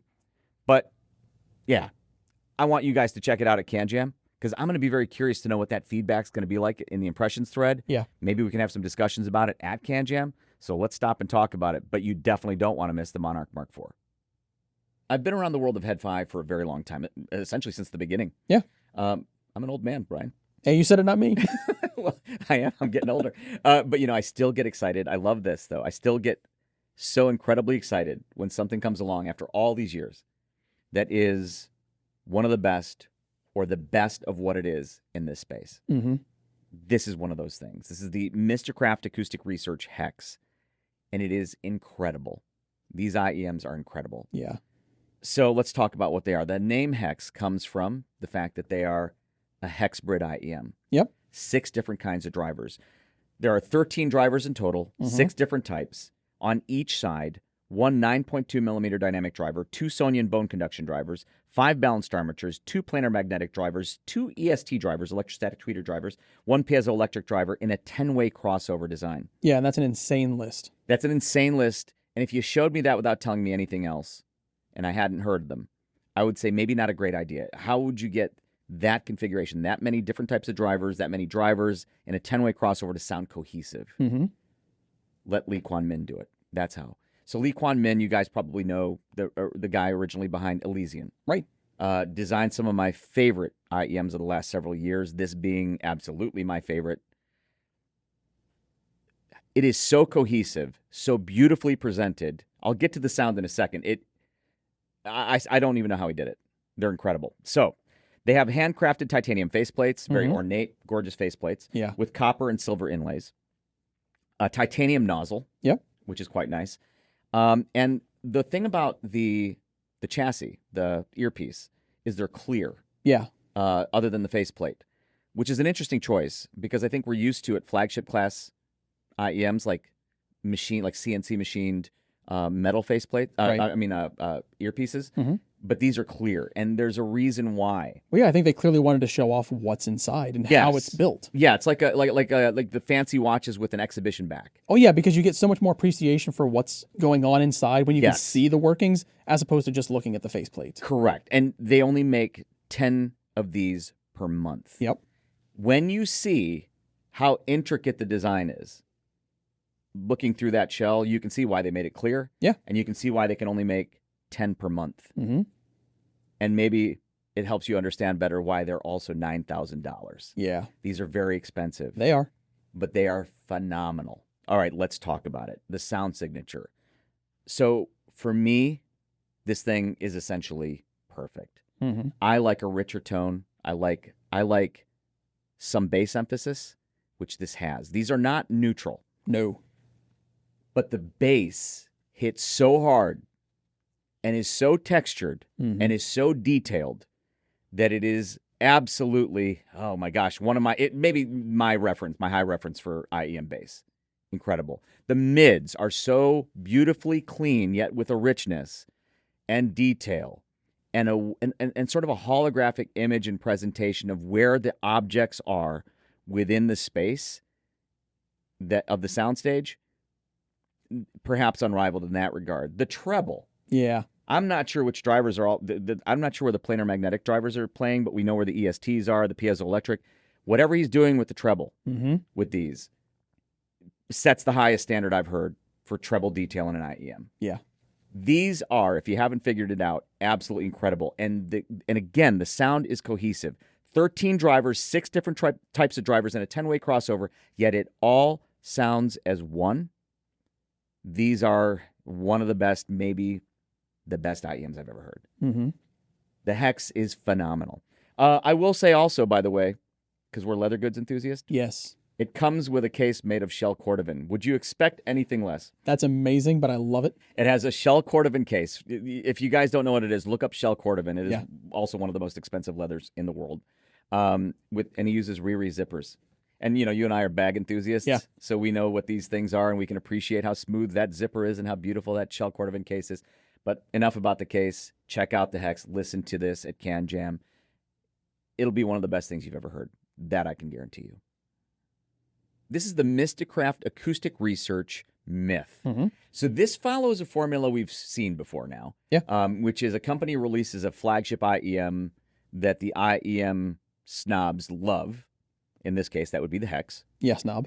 I'm turning into one of those. And then they release a model clearly inspired by that flagship. Very. For like a tiny fraction of the price. Yep. It's a great formula. I love that they do that. And I think we're going to see more and more of that. And that's what the myth is. This reminds me of the Hex. I'm going to get to the sound shortly. It reminds me of the Hex, though, a lot. I haven't talked to Lee Kwan Min to ask him, like, if that was the goal. Right. It has to be, though. It has to be. The sound signature here is telling a big story. Yeah, I agree. All right, so let's talk about what the myth is. It's a 7-driver tri-bird IEM. So on each side, one Mystic 9.2 millimeter LSR custom dynamic driver for low frequencies, 4 balanced armatures configured with 2 Sonian drivers for mid-lows and 2 Knowles drivers for mid-highs, 2 planar magnetic drivers for highs, and a 6-way crossover design.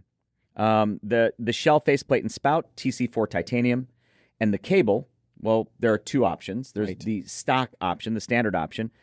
That's an 8-wire 7N UPOCC copper cable with an oxygen-free copper 4.4 millimeter plug. That's not the one I have on here right now. We're using the optional upgrade version. That is an 8-wire copper plus SPC cable. This is the upgrade cable that I have on here. The regular edition is $999. This upgraded cable edition, $1,399. Yeah, and for anybody that's familiar with the hex, that is a big savings. Yeah, yeah. So the Myth is like 1/9 the price of the hex. Yeah. So does it sound like the hex? As I said, it sounds to me clearly inspired by the hex. Again, don't know if that was the goal. I can't see that I can't see how it wasn't based on what I'm hearing. Does it have everything the hex has? No. The hex, of course, just has so many things about it that are special. A level of resolution that's standard setting to my ears. Right. But this is still a highly resolving IEM, and it captures tonally the spirit of the hex very well to my ears. Right. That beautiful, impactful bass, textured, detailed bass, beautiful mids. Again, not quite as holographic as the hex. Wouldn't expect it to be. And treble that's actually more detailed and resolving and refined than I would expect at this price. Yes. So does it remind me of the hex? Yes. This is something that, I mean, most people cannot spring for a $9,000 IEM. Exactly. Which the hex is. And they're only building 10 of the hexes per month. Yeah, there's always a limited supply available. I think there's quite often a wait list for them. Yes, I believe you are correct. And these, I wouldn't be surprised if these sold out in the first batch. Me too. Yep. But because I think they're going to be immensely popular. But at CanJam, I think for that hex spirit at 1/9 the price, the Myth is going to be probably as popular and in demand at the show as the hex is. You know, I think a lot of people are going to want to hear the hex, whether they can afford it or not, just to hear what that class of IEM is. But then they'll hear the Myth and say, you know, for 1/9 the price, I think a lot of people are going to be so thrilled about the Myth IEM, and it'll be immensely popular at CanJam. Do not miss the Myth. This is the Forte Ears Mephisto. So this is the second IEM from Forte Ears. Their first one launched at CanJam SoCal 2024 with much fanfare. That was probably one of the most talked about new product launches at CanJam SoCal 2024. Yeah, and it's still getting a lot of talk because that IEM actually went on to win one of the Water Cooler's 2024 IEMs of the Year awards. It doesn't surprise me one bit. Yeah, I mean, I love the Forte Ears Macbeth. But anyways, so let's talk about the Mephisto. First of all, it's $2,899, which means it's substantially less expensive than the flagship Macbeth. Yeah, still expensive, but not $4,000. Correct. And let's talk about what's inside. 7-driver tri-bird IEM with two 7.8mm LCP dynamic drivers in a horizontally opposed configuration for the lows. LCP stands for liquid crystal polymer. There are 4 balanced armatures for the mids, 1 nano diaphragm planar named Aria for the tweeter, for the highs. Yep. Aria is a custom tweeter developed in-house. It's a custom-engineered nano diaphragm planar magnetic tweeter. Yeah, which I think is pretty cool. Yeah, and a nice treble extension, by the way. 4-way crossover they call FCR, Forte Circuitry Relay System. It's a type of 4-way crossover. 3D printed resin chassis with cast silver faceplate. Yeah, it's a beautiful faceplate. It is so beautiful. Yes. So, okay, I think the Macbeth faceplate is also gorgeous. Which one do you think? Which do you prefer? They're both lovely. Mephisto wins, in my opinion. I'm torn. I love them both. So this comes with a custom Eletech cable, 25-gauge, 4-wire configuration. Conductors, silver-plated copper, and copper blend. Yeah. Now, did I mention the price, $28.99? The optional Temptation upgrade cable is $28.99. Yep. So same price as the IEM. It's a bespoke triple alloy configuration cable with gold, silver, and copper conductors. So this is the standard cable. So this, again, $28.99 with this cable, or you can spend $28.99 and get the Temptation upgrade in addition. All right. Comes with new Eletech Baroque stage ear tips. Yeah, I haven't done a head-to-head to compare the listening impressions between the two, but I can tell you there is a size difference between the Baroque stage and the Baroque ear tips. So if you're a Baroque owner, when you're auditioning the Mephisto, definitely ask them about sizing because you might end up with a different size. Yeah, so since the Eletech Baroque ear tip release, they've been my favorite ear tips overall. I use them more than any other right now. So I love that they come with it. They've solved so many fit problems for me with IEMs. So fantastic that they come with Baroques. All right, now the sound signature. It has a familial sound. When I hear it and I listen to the Macbeth, I can hear that they're relatives. Yeah, of course. But they're different. Yes. So this, I think, was optimized from a tuning standpoint for electronic and pop music. Yeah, and that's something a lot of headfires listening to, myself included. Yeah, me too. But I listen to a lot of other. I listen to, and this is good across all genres I've listened to it with. Yeah. And I find sometimes when you say things like that, it can be perceptually limiting. Like you'll think that, no, I've listened to it across all genres. I listen to just about everything. I don't listen to Two Van Throat singing. I don't much care for Two Van Throat singing. But I mean, if you do, great. But for all the genres I listen to, fantastic. Yeah. It's a mild U-shaped signature. Yes. So whereas the Macbeth can sometimes be on the bright side for me, but in a good way, like a sparkly bright. I described it as something that that when it does it, I like it. Yes. This doesn't do that. I find the treble to be smoother. I don't really hear that with these. The bass with these is more impactful in the mix. And so, again, a mild U-shaped signature. And it stages beautifully. The Macbeth also stages beautifully. I think some people who listen to the Mephisto and then listen to the Macbeth may prefer the Mephisto depending on their tastes. Oh, I'm sure there will be some. And though this is less expensive, I still consider this kind of a flagship class earphone. Yeah. So I think it's fantastic. So make sure to listen to both at Forte Ears exhibit. I think this is a beautiful addition to the family. Well, a family of one previously. But what a complementary pair of models to have to start with for first two models from Forte Ears. Fantastic, this Mephisto. This is the Nostalgia Audio NA20S. Yeah, that is quite the name from them. Yeah, especially from Nostalgia Audio, because they usually have, like, names. Yeah, exactly. Camelot. Yep. Durandal. Yeah, oftentimes Arturian. Yeah. Yeah. I don't know an Arturian legend anybody named NA20S. Neither do I. Yeah. These are also probably the most conservatively styled IEMs from Nostalgia Audio that I've seen. But they're still quite attractive. They have what looks like a repeating pattern of the Nostalgia Audio logo that actually makes for a really nice faceplate. It does. Yeah. So this is Nostalgia Audio's flagship IEM, I believe. And they describe it thusly. Establishes a new reference benchmark through acoustic microscope precision, ensuring zero acoustic coloration and uncompromising high fidelity. That description, I'll get back to that because it might suggest, a sound signature that's different than they actually sound. All right. This is a 20-driver hybrid IEM. Right. A lot of drivers on each side. So there are 18 balanced armatures on each side, configured 2 ultra low, 2 low, 6 mid, 4 mid high, and 4 high BAs. A lot of balanced armatures. And then, that's only 18 of the 20, the other 2 are 2 microplanar tweeters, and that's in a 6-way crossover design. The chassis they describe as a lightweight ergonomic chassis with titanium nozzle. It is comfortable, by the way. Oh, yeah. 26 ohm impedance, 116 dB sensitivity, so they're reasonably sensitive. Comes with 3 types of ear tips: Nostalgia Audio's XWB ear tips, LSR ear tips, and Deconi Audio's foam ear tips. So I love when you have a nice selection of ear tips like that. Yes. And I love that they're working with Deconi Audio. That's neat. All right, includes 2 cables. There's a standard cable with a right angle 3.5 millimeter termination and a 3.5 millimeter to 6.35 millimeter adapter. Right. And then the one that I use, because I'm more of a 4.4 millimeter guy, Nostalgia Audio Fugue upgrade cable. That's a 5N OFC copper and high-purity silver-plated OFC copper cable with a Litz Type 4S structure and a 4.4 millimeter termination. Available in universal or custom, this NA20S. Universal, $2,060. Custom, $2,210. Now, they describe it as follows. The NA20S excels in recreating tonal texture and microdynamics, dissecting every nuanced sonic detail. They also say the NA20S provides a flat, composed, high-density sonic foundation, and a deep holographic soundstage free from excessive coloration. I agree with them on the soundstage. It has a deep soundstage. I actually don't have any issue with how they're describing it, only that if you read it and you haven't heard it, right, you might think they'd be bright. Yeah, exactly, which is what I would tend to go for. Yeah, but they're not bright. No, they're actually pretty smooth. They're on the smoother side. Yeah.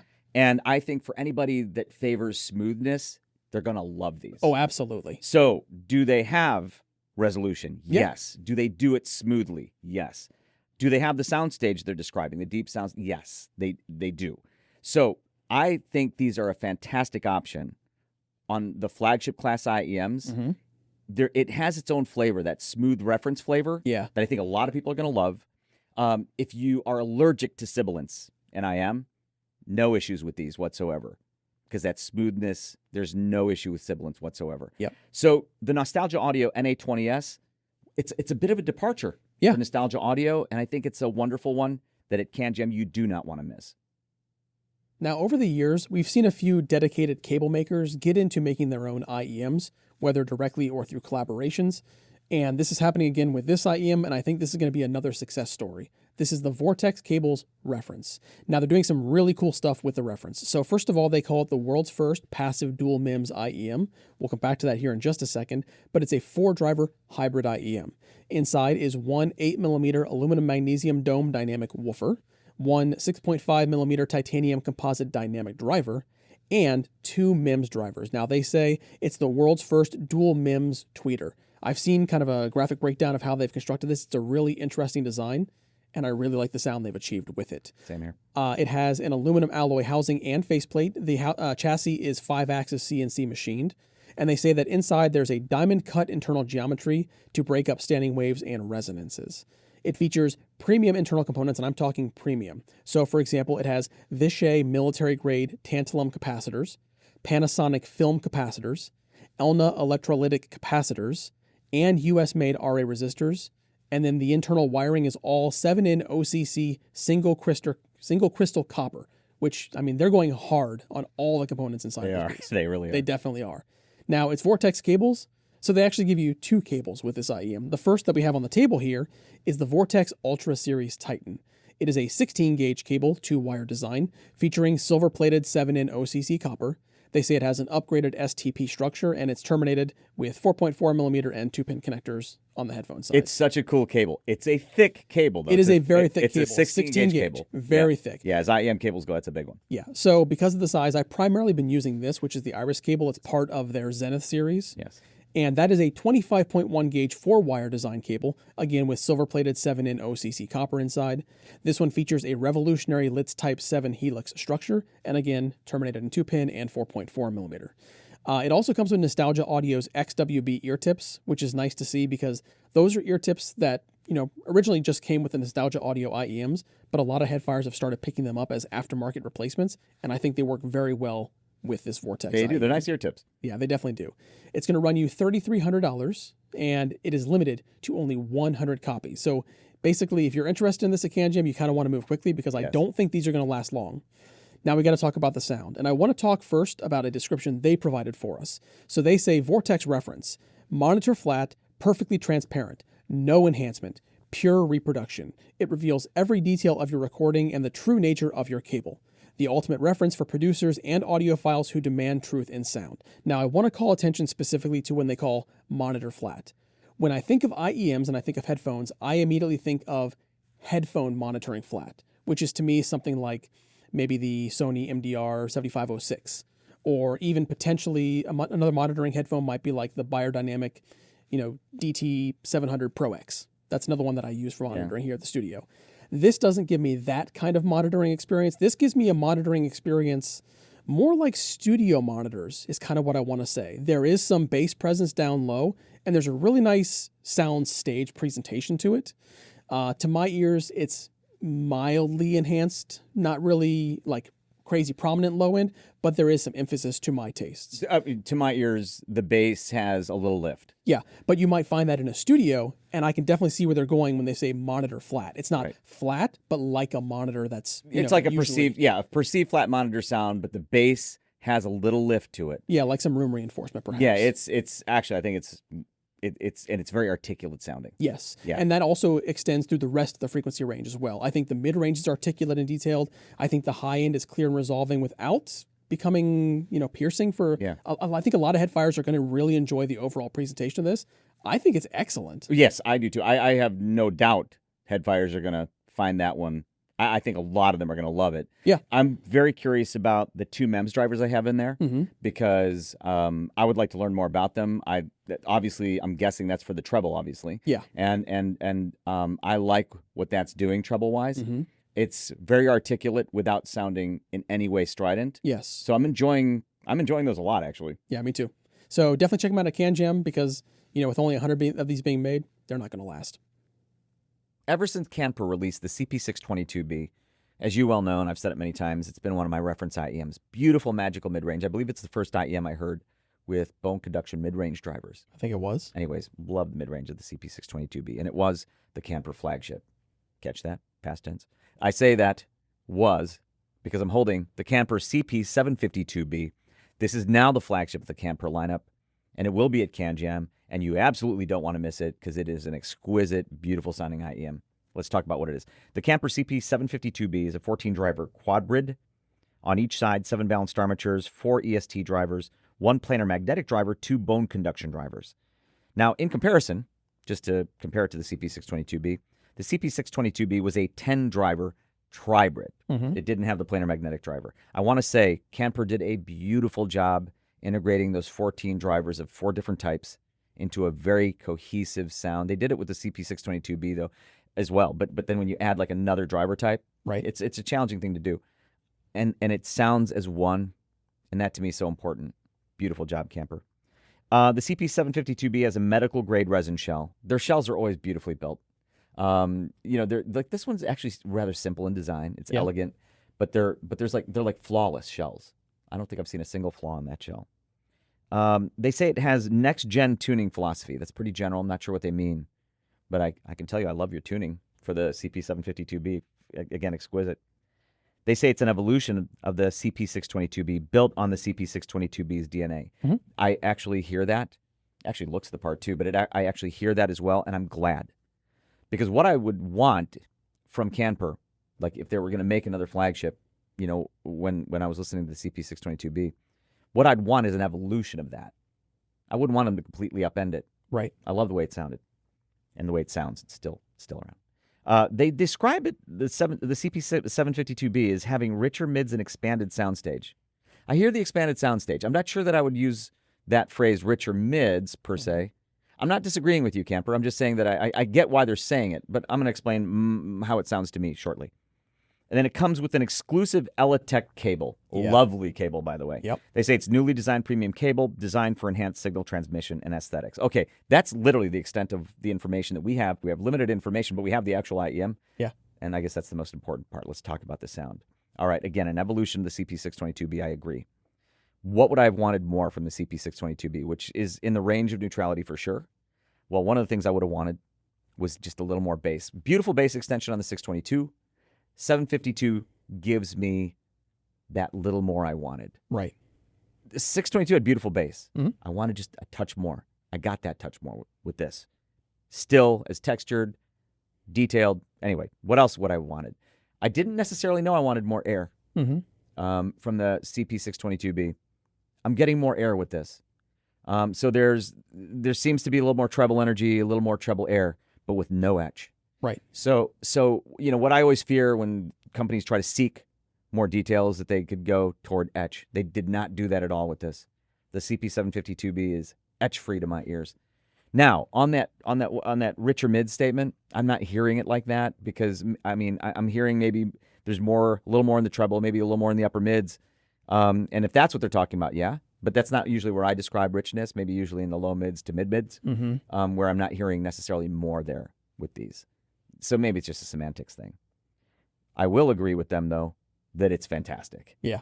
So the CP752B is an exquisite new flagship at CanJam. You absolutely have to check it out. It's still in that range of neutrality, but it has that touch more richness that I wanted, and it is an absolutely fantastic IEM. This is the Crinier Daybreak, and the significance of the Crinier Daybreak is it marks the first full production IEM from Crinier. Right. So the Crinier Daybreak is $170. And that means it's entering just one of the most competitive price ranges today. Oh, yeah. But I will say it is also a monster competitor in that price range, to say the least, and even above it. All right, here we go. What is it? The Crinier Daybreak is a 5-driver tribrid IEM. On each side, 1 dynamic driver for lows, 2 balanced armatures for mids, and 2 microplanar tweeters for highs. It uses 3D printed internal acoustic pathways, which I think is cool. Fully filled resin shells for superior crack resistance compared to traditional hollow shell designs. Yeah, there are a couple of IEMs out there that do the resin filled inside. Yeah. And the ones I think of immediately are expensive. It's really interesting to see that in something this affordable. I would not expect to see a solid shell design at $170. Right. Meticulously tuned to the IEF Preference 2025 curve. That's Crinical's reference curve that he developed with the use of the Brüel & Kjær Type 5128 ear simulator. We use that here. It is, and we have it for years. It is the high standard of hearing simulation, probably will be for the foreseeable future. I've seen the measurements because Crinical's put them up, showing the measurements of the Daybreak versus his target curve. Does it match it? Pretty much exactly. Yeah. Do I think that's a good thing? We'll talk about that when we get to sound. Give you a hint. Yes, I do. All right. So cable, 4-wire design, silver-plated copper, 2-pin connectors, swappable 3.5mm and 4.4mm terminations. Accessories include 4 pairs of ear tips, including 3 pairs of silicone, 1 pair of foam. Leatherette carrying case it comes with as well, and $170. All right. Let's talk about the sound. The sound is pretty much dead center of my range of neutrality. Right. Not boring at all. I want to make sure that when I say that, I'm not boring, not flat. It's just dead center of my range of neutrality. To my ears. The bass, though, is also pretty close to dead center of my range neutrality, but it is very present and extended. Lovely impact, lovely resolution in the bass.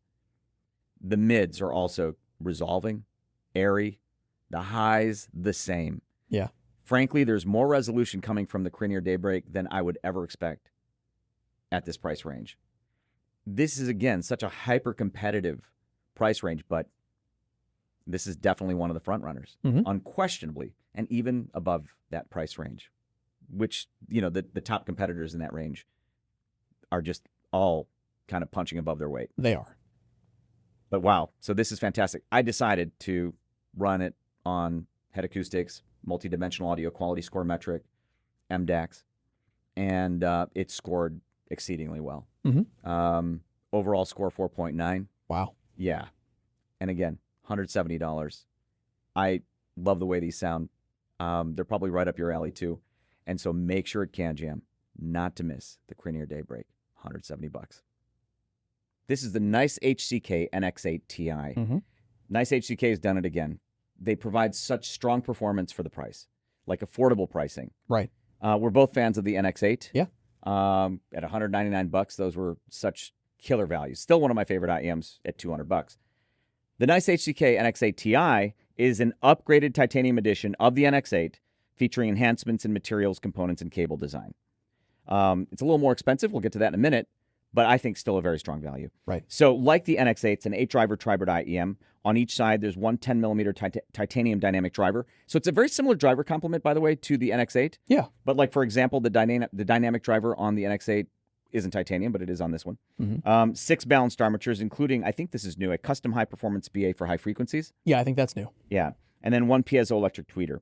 Upgraded internal wiring inside, 6N silver crystal silver, which is very nice. And then Rubicon audio-grade film capacitors, also very nice inside. It has interchangeable tuning nozzles.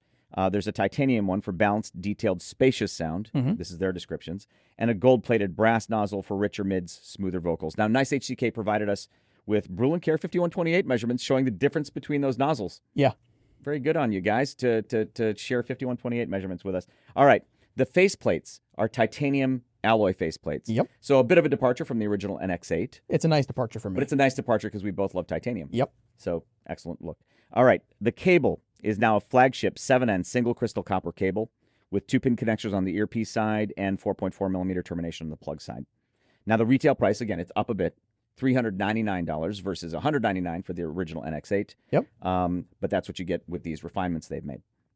Now, here's what they say about the sound. Compared to the NX8 Ti offers improved mid-low density and clarity with better bass extension, smoother and more linear treble with enhanced extension, richer and more natural vocals, better soundstage imaging and separation, enhanced overall refinement and coherence. Now, we don't currently have the NX8 here to do a direct comparison, Right. but I remember it quite well.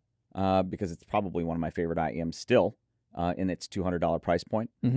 But the refinements that they're talking about with the NX8 Ti, I can hear them. So let's talk about it. If you love the NX8, you're going to love the NX8 Ti even more. Oh, yeah. Because it sounds more like the NX8 than not, for sure.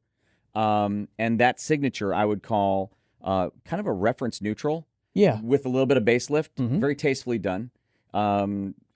It's mild enough a lift that you love the bass. Yeah, I don't think it's too much. Yeah. Can you believe we agree on this? And then the mids are clean, Yes. detailed, lovely treble. I know for you, you probably would like a little more treble. I wouldn't complain about a little more treble, but I'm not upset with what they have. It's still nicely detailed and resolving. Yes, it is detailed and resolving.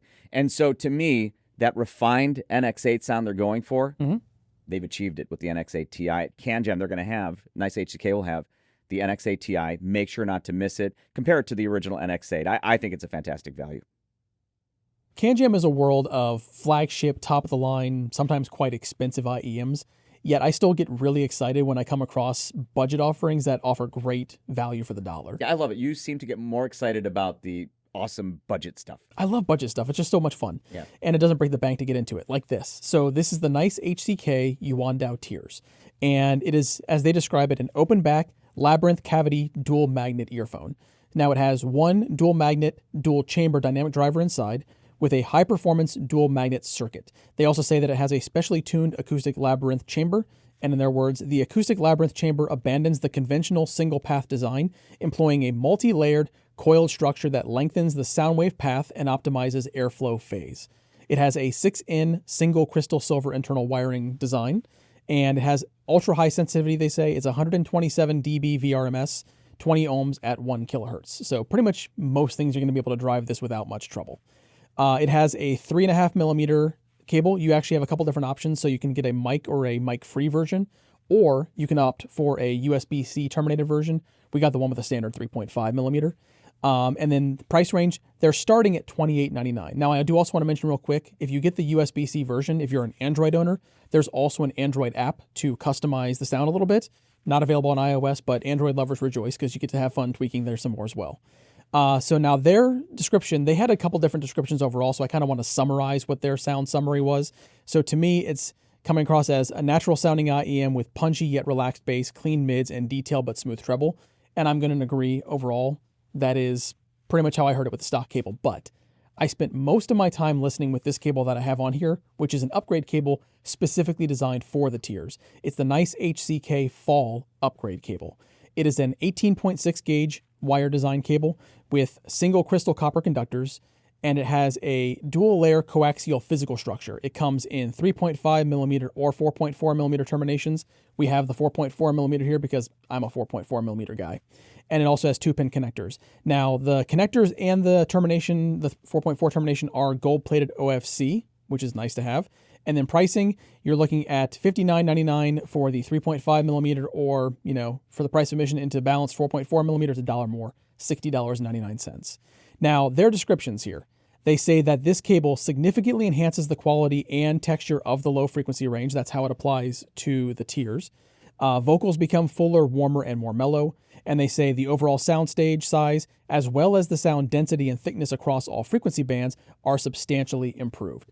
So, overall, listening to this, how do I hear this? So from my notes, I wrote down that, honestly, everything that I listened to from their description before I started hearing this, I was thinking big, strong, impactful, boomy bass. There's bass presence, but it's a lot less than I anticipated, especially when they say that it enhances the quantity. So there's not as much as I would have thought out of the gate just reading the description. There's less bass quantity than I expected, but it's not a lean IEM at all. It has a nice touch of warmth to the mid-range, which works really well for vocals, especially like for male vocals. I think it works really, really nicely there. And then female vocals sound great on it.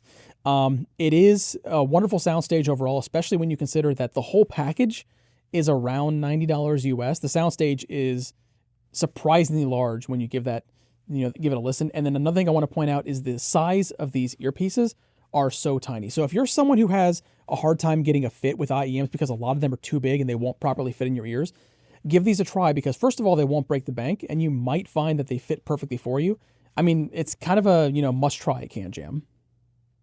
This is the Melodic Artification Alter Ego. I believe these days, Melodic Artification also goes by MA Audio. Yeah, I've seen both used. Yes. So the Alter Ego I first heard at a CanJam Singapore in the past, fell in love with it immediately. This is an IEM I think we should be talking about more. I think it's fantastic. All right. They describe it as a reference flagship hybrid units IEM. It's a 9-driver tribrid IEM. On each side, 1 dynamic driver, 4 balanced armature drivers, 4 EST drivers, electrostatic tweeters. It's an open back IEM design is how they describe it. To my ears, it's not like super open back sounding to me. Right. I mean, I wouldn't have known without the description, but I do think it contributes to maybe the imaging, which I'll get to shortly. I bet it does. There's a bass boost switch. That's what I think we're calling it. I'm not sure what they call the switch. To my ears, it's more of a richness switch. And we'll talk about that in a second, too. TC4 titanium shell. Yeah. That is stunning. I love those shells. It is a beautiful shell. We love titanium, and it looks very titanium. Oh, yeah. For the Beijing Olympics, China built something called the Beijing National Stadium, I think it was called, most people called it the bird's nest. I thought it Yeah. was such a beautiful structure. This reminds me so much of the bird's nest for whatever reason. I have no idea if that was an inspiration or not. This is a beautiful IEM, and it reminds me of the bird's nest. It's a 25 ohm IEM. It comes with final Type E ear tips, and it has a 4.4 millimeter terminated cable. They don't say much about the cable that we've seen, but it's a lovely cable. Mm-hmm. It looks like an aftermarket cable to me. $2,499 US. Premium priced. I think it's worth every penny, and I think we should be talking about this IEM more than we do. Let's talk about the sound signature. Yeah. So that switch is important to mention because that's what gives it its alter ego name. Mm-hmm. It's two versions of the same personality, really. Right. So in the off position, well within my range of neutrality, Mm-hmm. a smoother sounding, resolving smooth sound to my ears, but well within my range of neutrality. Flip the switch. I actually don't know exactly what it's doing. I don't know what frequencies it's affecting, but it unmistakably gives it more richness. Mm-hmm. So you'll know that you did it, but it's also just a kind of a richer version of the same personality as when it's off. Yeah.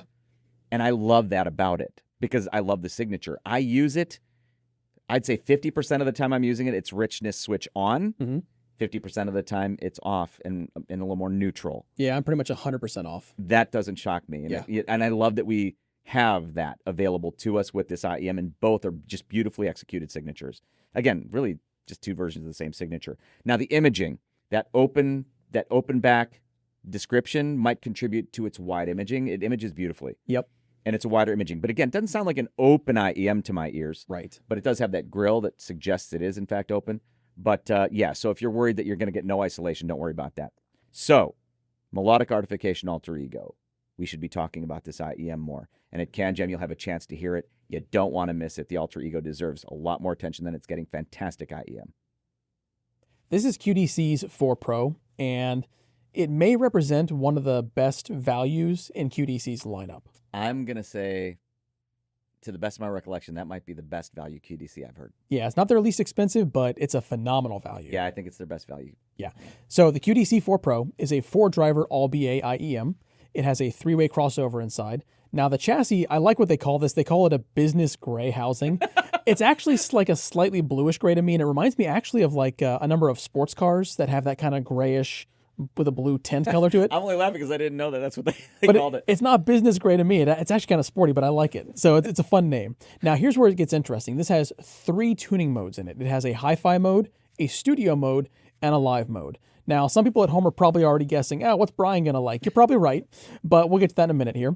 It has a 4-core single crystal copper silver-plated cable, and that has 3 swappable terminations. You get a 4.4 millimeter, and you get dual 3.5 millimeter terminations. So you get a straight and a right angle. I love right angle connections when I'm using the players in the pocket. Fantastic. It does come with a really nice carrying case that we have here on the table. And in their words, they say 4 Pro fully considers the needs of performing artists and satisfies the wishes of music lovers for multiple usages of one device. So it's $559. It's not going to break the bank as far as IEMs go. It's far from their most expensive, and yet I still think it sounds phenomenal. And I love that you kind of get like the Goldilocks option here. There's 3 tunings, so you can find the one that's just right for you. And they're 3 usable tunings. They are 3 usable tunings, absolutely. So as far as signatures, I'm just going to say it. Studio's where I would go. That's me through and through. It is definitely a me signature. It has a really nice studio reference. There's a little tiny bit of fun, I think, in the vocal range, which I like, a little bit of romanticism there, so that kind of works well. Then they have hi-fi, which I describe as Brian plus bass. It's basically just a little bit of a bass boost. It's tasteful. It's very clear and present, but it's not going too far. To my mind, it's kind of towards the upper range of where I want my bass typically to be, and I like that quite a bit.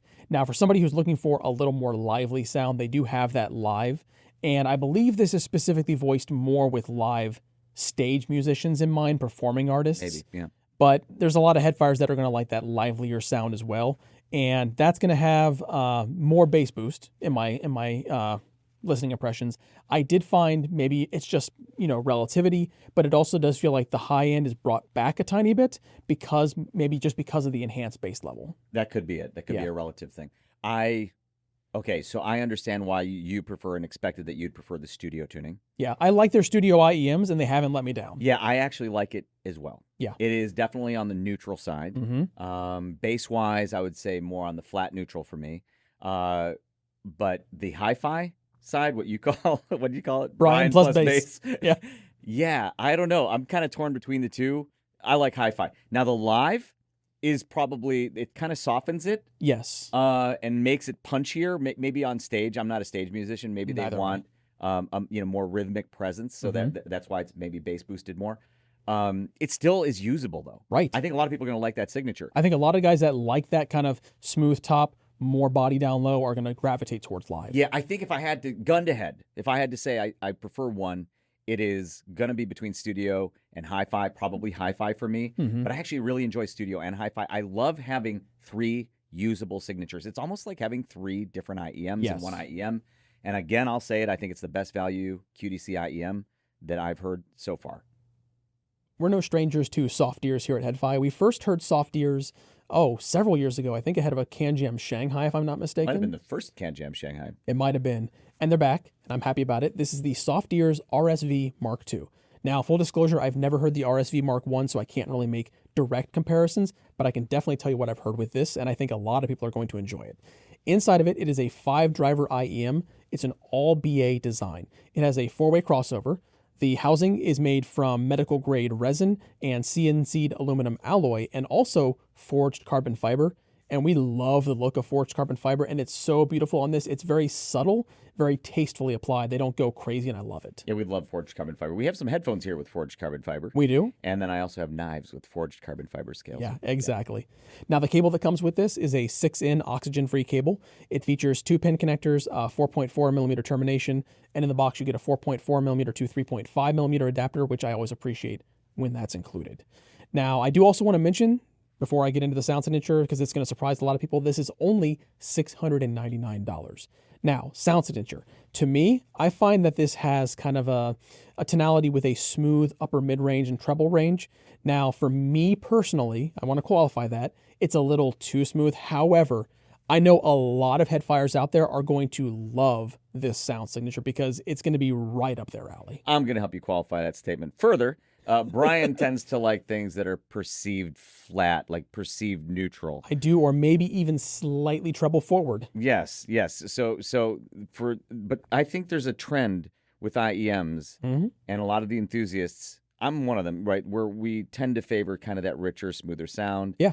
Or a controlled big bass sound even. Yeah. And so I know that doesn't really fit with your ideal. It doesn't, but that's probably more in my wheelhouse. It's going to fit for a lot of headfires. And you mentioned big bass. I do want to, real quick, from my notes, I noted that it has a dynamic bass impact with big bass that's well contained. It's very well controlled and maintained throughout. And I think when you pair that with a signature that's smooth but still resolving and detailed, it's going to be a comfortable listen for a lot of headfires. It might be something they can just kind of unwind to after a long day, relax, kind of find their moment of zen in the evening. And yeah, for $699 US, I think that's kind of crazy. A lot of headfires are definitely going to want to check this out at CanJam. I have no doubt about that. Headfires are no strangers to Vision Ears. And if I'm not mistaken, Vision Ears actually got their start in the professional scene. I think they did custom monitors for like performing and stage musicians. I think you're right. Yeah. And they're kind of getting back to that with this. This is the Vision Ears Go Live, and it's a new family. So Vision Ears is launching the Go family. This is the one leading the charge, but they do say it will be expanding to include models for different preferences and use cases down the road. But this is the first one out of the gate. So the Go Live is a 4-driver hybrid IEM. Inside is a single 8mm dynamic driver, 2 balanced armature drivers, and 1 balanced armature. The dual setup is for the mid-range, and the single is for the highs. And that's with a 4-way crossover. It has a CNC milled chassis that's made of solid aluminum. It has a matte black finish and beautiful purple accents. Now, I've said before on video, I love purple. My phone is purple. I have a lot of purple accented products. Vision Ears does purple beautifully. They've had some purple models in the past that really were striking. They're continuing that same shade with this, and I love it. The cable on it is a TPE-coated high-purity 7-in copper, and it's available in either 3.5mm or 4.4mm terminations. For pricing, you're looking at $499 USD or €429, so very reasonable in the headfi space. And their goal was to create an entry-level model that doesn't sound like an entry-level model. So the way they describe it is a full dynamic sound with emphasized bass, warm mids, and detailed highs. And they say This tuning makes the Go Live both exciting and balanced, the perfect choice for anyone who wants to enjoy their music with energy, emotion, and clarity without sacrificing natural sound for use on stage or in the studio. Now, typically when I think of tunings that are designed for studio work, I typically think more like, perceived flat kind of sound. Right. Stage, it really kind of depends on what you're going to be doing, what your use case is. But I feel like what they've nailed with this is a really nice balance between kind of that perceived flat and more of like an energetic stage feel. Right. So in my notes, I have it listed at I heard bass emphasis, and I found that it was tastefully applied. I didn't feel like it was going out there and just beating you in the face. It had a very nice bass presence to it. Vocals are very well presented and present in the music, and I like that quite a bit. And it has a natural sound that does favor the lower end, but there's still a good amount of detail. Yes. Especially if you're going to be using it for, professional work, you want to have that clarity come through and resolution, and it does deliver quite a bit of that. When you think about, a $500 offering, this is pretty much a complete package. And like I said, I love the styling. It's simple, but I love the color. When I first heard it, I did not know the price because I just popped it in my ears when it arrived and listened to it.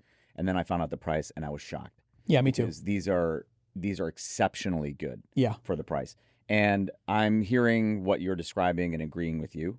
I would say that overall, it's rich neutral. The bass emphasis, it hits hard low. It can, So there's some low bass emphasis, and it can hit hard. The mids are clean. There's some mid-band richness. Yes. Just overall beautiful balance. And the soundstage is coherent, kind of intimate sounding, but coherent. And I thoroughly enjoyed these. Can't believe the price. Right. Kudos to you, Visioneers. So great job with that. The Go Live, I think, is going to be very popular at CanJam. This is the AME Igris. Now, the founder of AME is Jae-gun Song, a gentleman from Korea whom I've known for, I guess, several years now, actually. And he's one of my favorite people to run into at the shows because he is one of the most enthusiastic, upbeat people I've met in this industry. Yeah. He loves music. He's a musician as well. And he loves crafting IEMs. And this Igris from AME is one I totally dig. So let's talk about it. The AME Igris is a 7-driver tribrid IEM. On each side, one dynamic driver for bass, and it's a dual magnet, dual chamber design. 2 Sonian balanced armatures for mids and mid-highs, 2 Knowles balanced armatures for highs, and 2 planar drivers for super highs. And all of that in a 4-way crossover and 16 ohm impedance. The Igris comes with an Eletech cable. I love when IEMs come with a high-quality aftermarket cable. So this comes with an Eletech cable with a 4.4 millimeter termination. The price is $1,788 US, so less expensive than their flagship, of course, the Musa. Right. And now let's talk about the sound. First, I want to talk about some show notes that we have here. I think these are notes from AME, right? Yes. They describe it as a powerful, charismatic sound with a very profound and bold bass response. Okay, I agree with that. Igris delivers deep, punchy bass, so much so that we would call it the son of Musa. Okay, so now I don't know if I would call it the son of Musa, like if I had to describe it. Right. The Musa, which is their flagship, is a big, bold, thick-sounding IEM. The Igris has that big bass they describe, no question, but it sounds to me faster and overall certainly more neutral to my ears than the Musa. Frankly, I prefer the Igris to the Musa. Okay. And the Musa is their flagship. And I think for anybody who's heard the Musa who found it maybe a little too rich, a little too thick sounding, I think the Igris is going to hit hard in a great way because it does have that hard hitting bass. But again, it's faster and more responsive sounding to me, a little airier sounding than the Musa. I prefer the Igris. They have another IEM that I also really enjoy called the AME Raven, which I think has been your favorite of the AMEs. Of all the AMEs that I've heard, the Raven is my favorite. I prefer the Raven signature to the Musa. I prefer the Igris probably even to the Raven. Okay. So at CanJam, if you want to hear, this might be my favorite IEM from AME so far. If you want to hear my favorite IEM from AME at CanJam, make sure not to miss the AME Igris. Thieaudio is one of those companies that knows how to squeeze the last drop of performance out of a single dynamic driver. Yes, they do. And they've done it again. This is the Thieaudio Prelude. Now, the Prelude is a single dynamic driver IEM. It's a 10 millimeter driver, and this may be familiar to some that have been around for a while because that driver is based on Thieau's original Truth driver. Now, Thieu says about the Prelude that it's designed to punch above its price range in sound and build quality. So I want to start with build quality here because this is a precision-engineered 3-piece outer shell for the chassis. Beautiful. I love the red color too, by the way. That CNC machine from a solid billet of 6000 series aluminum, and that even includes the internal acoustic chamber. So very great build quality there. The cable you get is a 4-core twisted cable in a 2x2 configuration. It's 1.2 meters in length, comes terminated in 3.5 millimeter, and it's 2-pin connector on the in-ear side. Now, in the package, because they're still trying to deliver on that value to dollar ratio, it includes this, which is the anti-DAC. Now, the anti-DAC is a USB-C to 3.5 millimeter dongle DAC. It supports PCM up to 32384. And together, these give you a fantastic package. I love the pairing. I'm going to say that when you think about the price, it's $159 US. There are a couple of IEMs I can think right about that price point that offer killer value for the dollar, and this is absolutely joining that list. Let's talk about why. Because sound signature-wise, I really appreciate this piece. To me, it has a very dynamic sound signature, which is no surprise because it is a dynamic driver from Thieaudio, but it has like a vocal focus, which works very well for the music that I listen to. It's detailed and resolving throughout. It does a great job being coherent from low all the way to the high end, again, with a single dynamic driver at $160. To me, I called it a solid budget offering for detail chasers who appreciate dynamic bass presence. I like that. It's a nice summary. I mean, you have to hear this. It's $159 at CanJam. It's a must hear. Absolutely. I first heard it at CanJam Singapore 2025. I think it's a prototype. I was super impressed by it. I think Thieaudio knew I was impressed by it by my response right away. And when they told me the price that it was going to be released at, I was absolutely shocked. Yeah. And I've said it before, I think a lot of the excitement in the IEM market today is in the more affordable segment. Absolutely. And I think the Thieaudio Prelude is absolutely one of the front runners for that. Wonderful. Now, in past CanJam preview videos, we talked about different IEMs from Rainstone. Well, this is a third IEM in their family. This is the Rainstone Stuka. I hope I'm pronouncing that perfectly. I'm probably not, but I hope. So it's an entry-level IEM. We previously talked about the Katyusha and the Garand, which were two different models in their line. Now, the whole family, these three models, Rainstone says it forms a lineup of headsets designed for winners, each drawing inspiration from legendary military firepower, embodying precision, dominance, and immersive power. They really have that big military kick for all their models. I was to say, these homeboys like weapons. They do like their weapons. Yes, they do. Now, inside of this is a pretty big weapon. It's an 8mm driver IEM. It has a 3D printed acrylic shell with ergonomic lightweight design, and it has an aluminum faceplate. They all look similar in terms of styling, but they have different colors, and it's nice to easily separate them that way. The cable is Rainstone's standard oxygen-free copper cable. It comes with a right-angle 3.5mm termination and MMCX connectors. It comes with silicone and memory foam ear tips in the box. And because it's an entry-level model, it's also priced like an entry-level model. It's only going to set you back $139 US. Now, they say that this was made for pop and jazz with warm bass and smooth highs. I agree with that last bit completely. So to me, if I'm listening to the sonic presentation of this IEM, I get the most presence out of the low end. I get a little less presence out of the mid-range, and I get a smooth top end. So all in all, like they say, warm bass, smooth highs. It's that very, very smooth gradient. So if you want a nice, relaxing listen that's not going to break the bank, this is one thing to get. Now, I do want to mention one thing.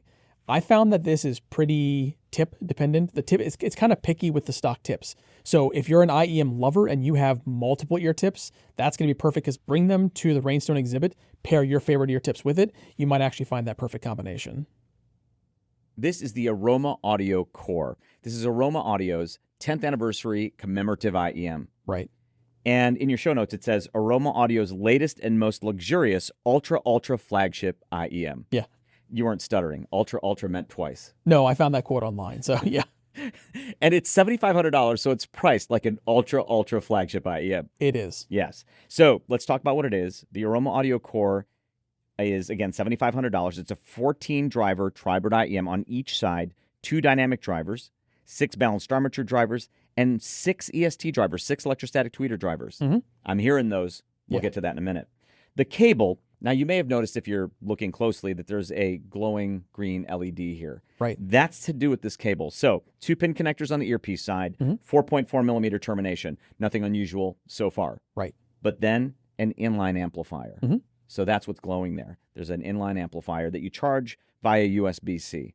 Now, they say it's compatible with third-party cables, the Aroma Audio Core, Right. but it's best with the stock cable that has this inline amplifier. Yeah, they told us that early on, so we pretty much stuck with the stock cable the entire way through. Yeah, that's all I listened to it with. Yeah. So 98 dB sensitivity.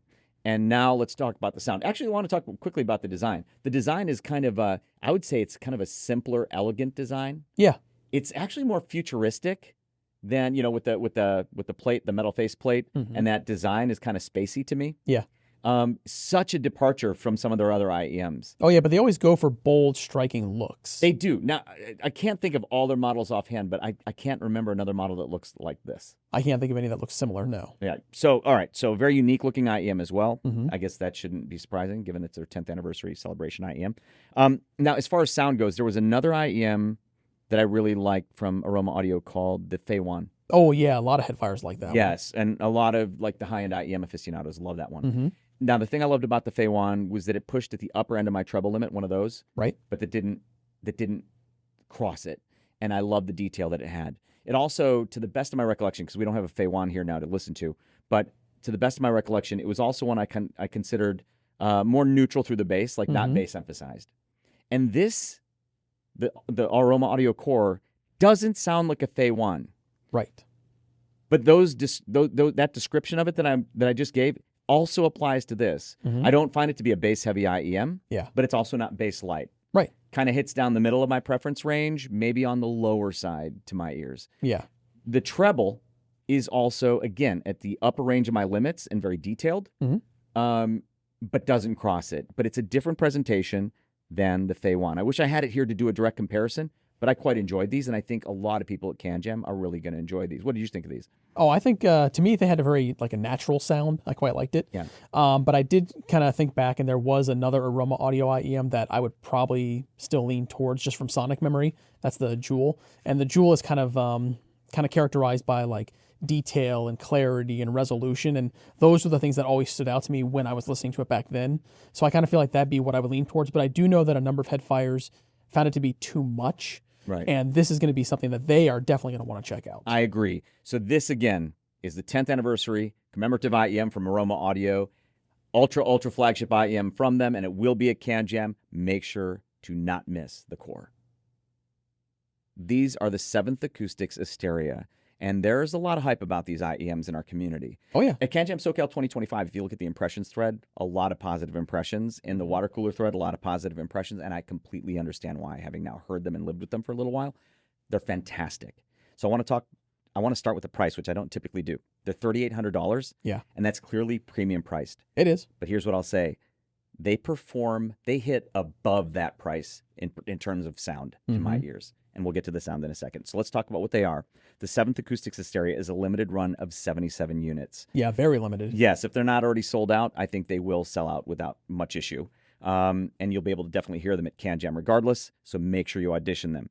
Now, on each side of the Asteria, there is a 10mm high magnetic flux dynamic driver with something they say that they call balanced flow double venting technology. Fantastic bass. Again, I'll get to the sound shortly.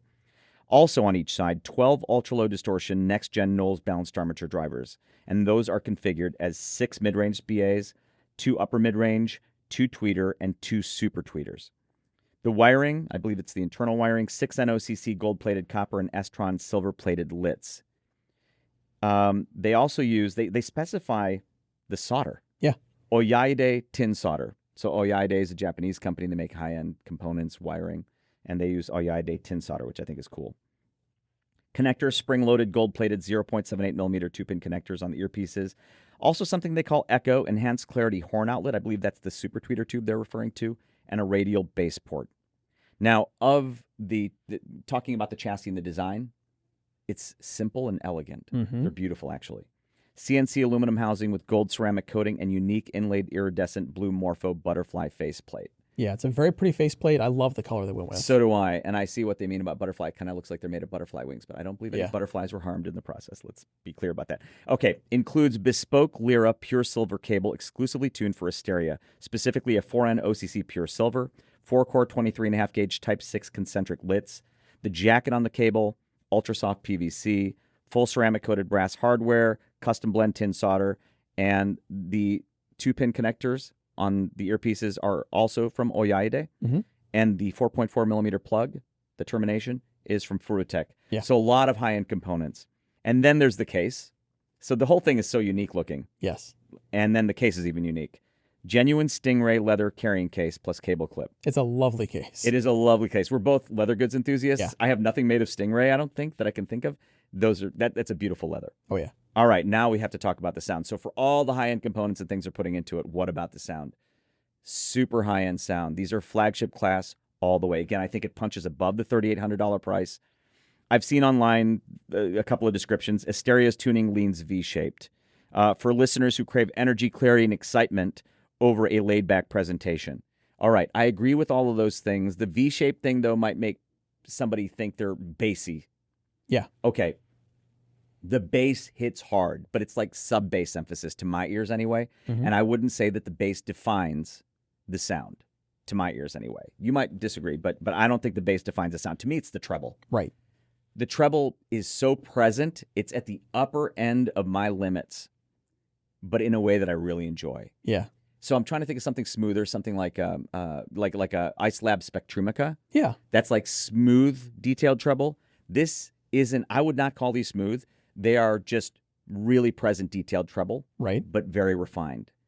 The mids are super clean and linear. Imaging is beautiful. What I'm trying to say is that treble definition, that defining characteristic, as I hear it, is fantastic. And for that reason, I super, super love these things. I hold them at really at the highest tier of the IEMs I've heard. And I've heard a lot of the best IEMs in the world. Right. And I would say these are in that grouping. And for $3,800, then, I consider them very fairly priced. And at CanJam, you have to audition the 7th Acoustics Asteria. CanJam Singapore is practically an IEM mecca, and there are still so many more IEMs worth checking out. Let's start with Acoustic. They will be showing their new Meze, a dual dynamic driver IEM. Crinical will be officially introducing the world to the reference, his latest release from Crinier. EPZ will have their budget-friendly 550 available for you to audition, and Flip Ears will be showing the Aisha Electri. Also, keep an eye out for a sneak peek at the upcoming Hercules Audio Moses Legend at their exhibit. Singapore-grown Jomo Audio will be showcasing their Nautic Stellar, and Keep Hi-Fi will be showing two IEMs from KB Ear, the Mirage KB08 and the Voyage's SR8. Moritz will be on hand with their 9-driver tribrid, the Enzo, and we're also looking forward to seeing the latest from Rainstone, the Deagle. Now, I don't see how you can avoid checking out the $30,000 Mastra Ultra at Rapsodio's exhibit, but if that's too rich for your blood, you'll find the ultra-budget-friendly Time Your Blossoms at their exhibit, and if you're searching for new IEM cables, visit the Yongza exhibit to see the Captain. Finally, don't miss the Q, a very highly reviewed IEM at U9 Audio.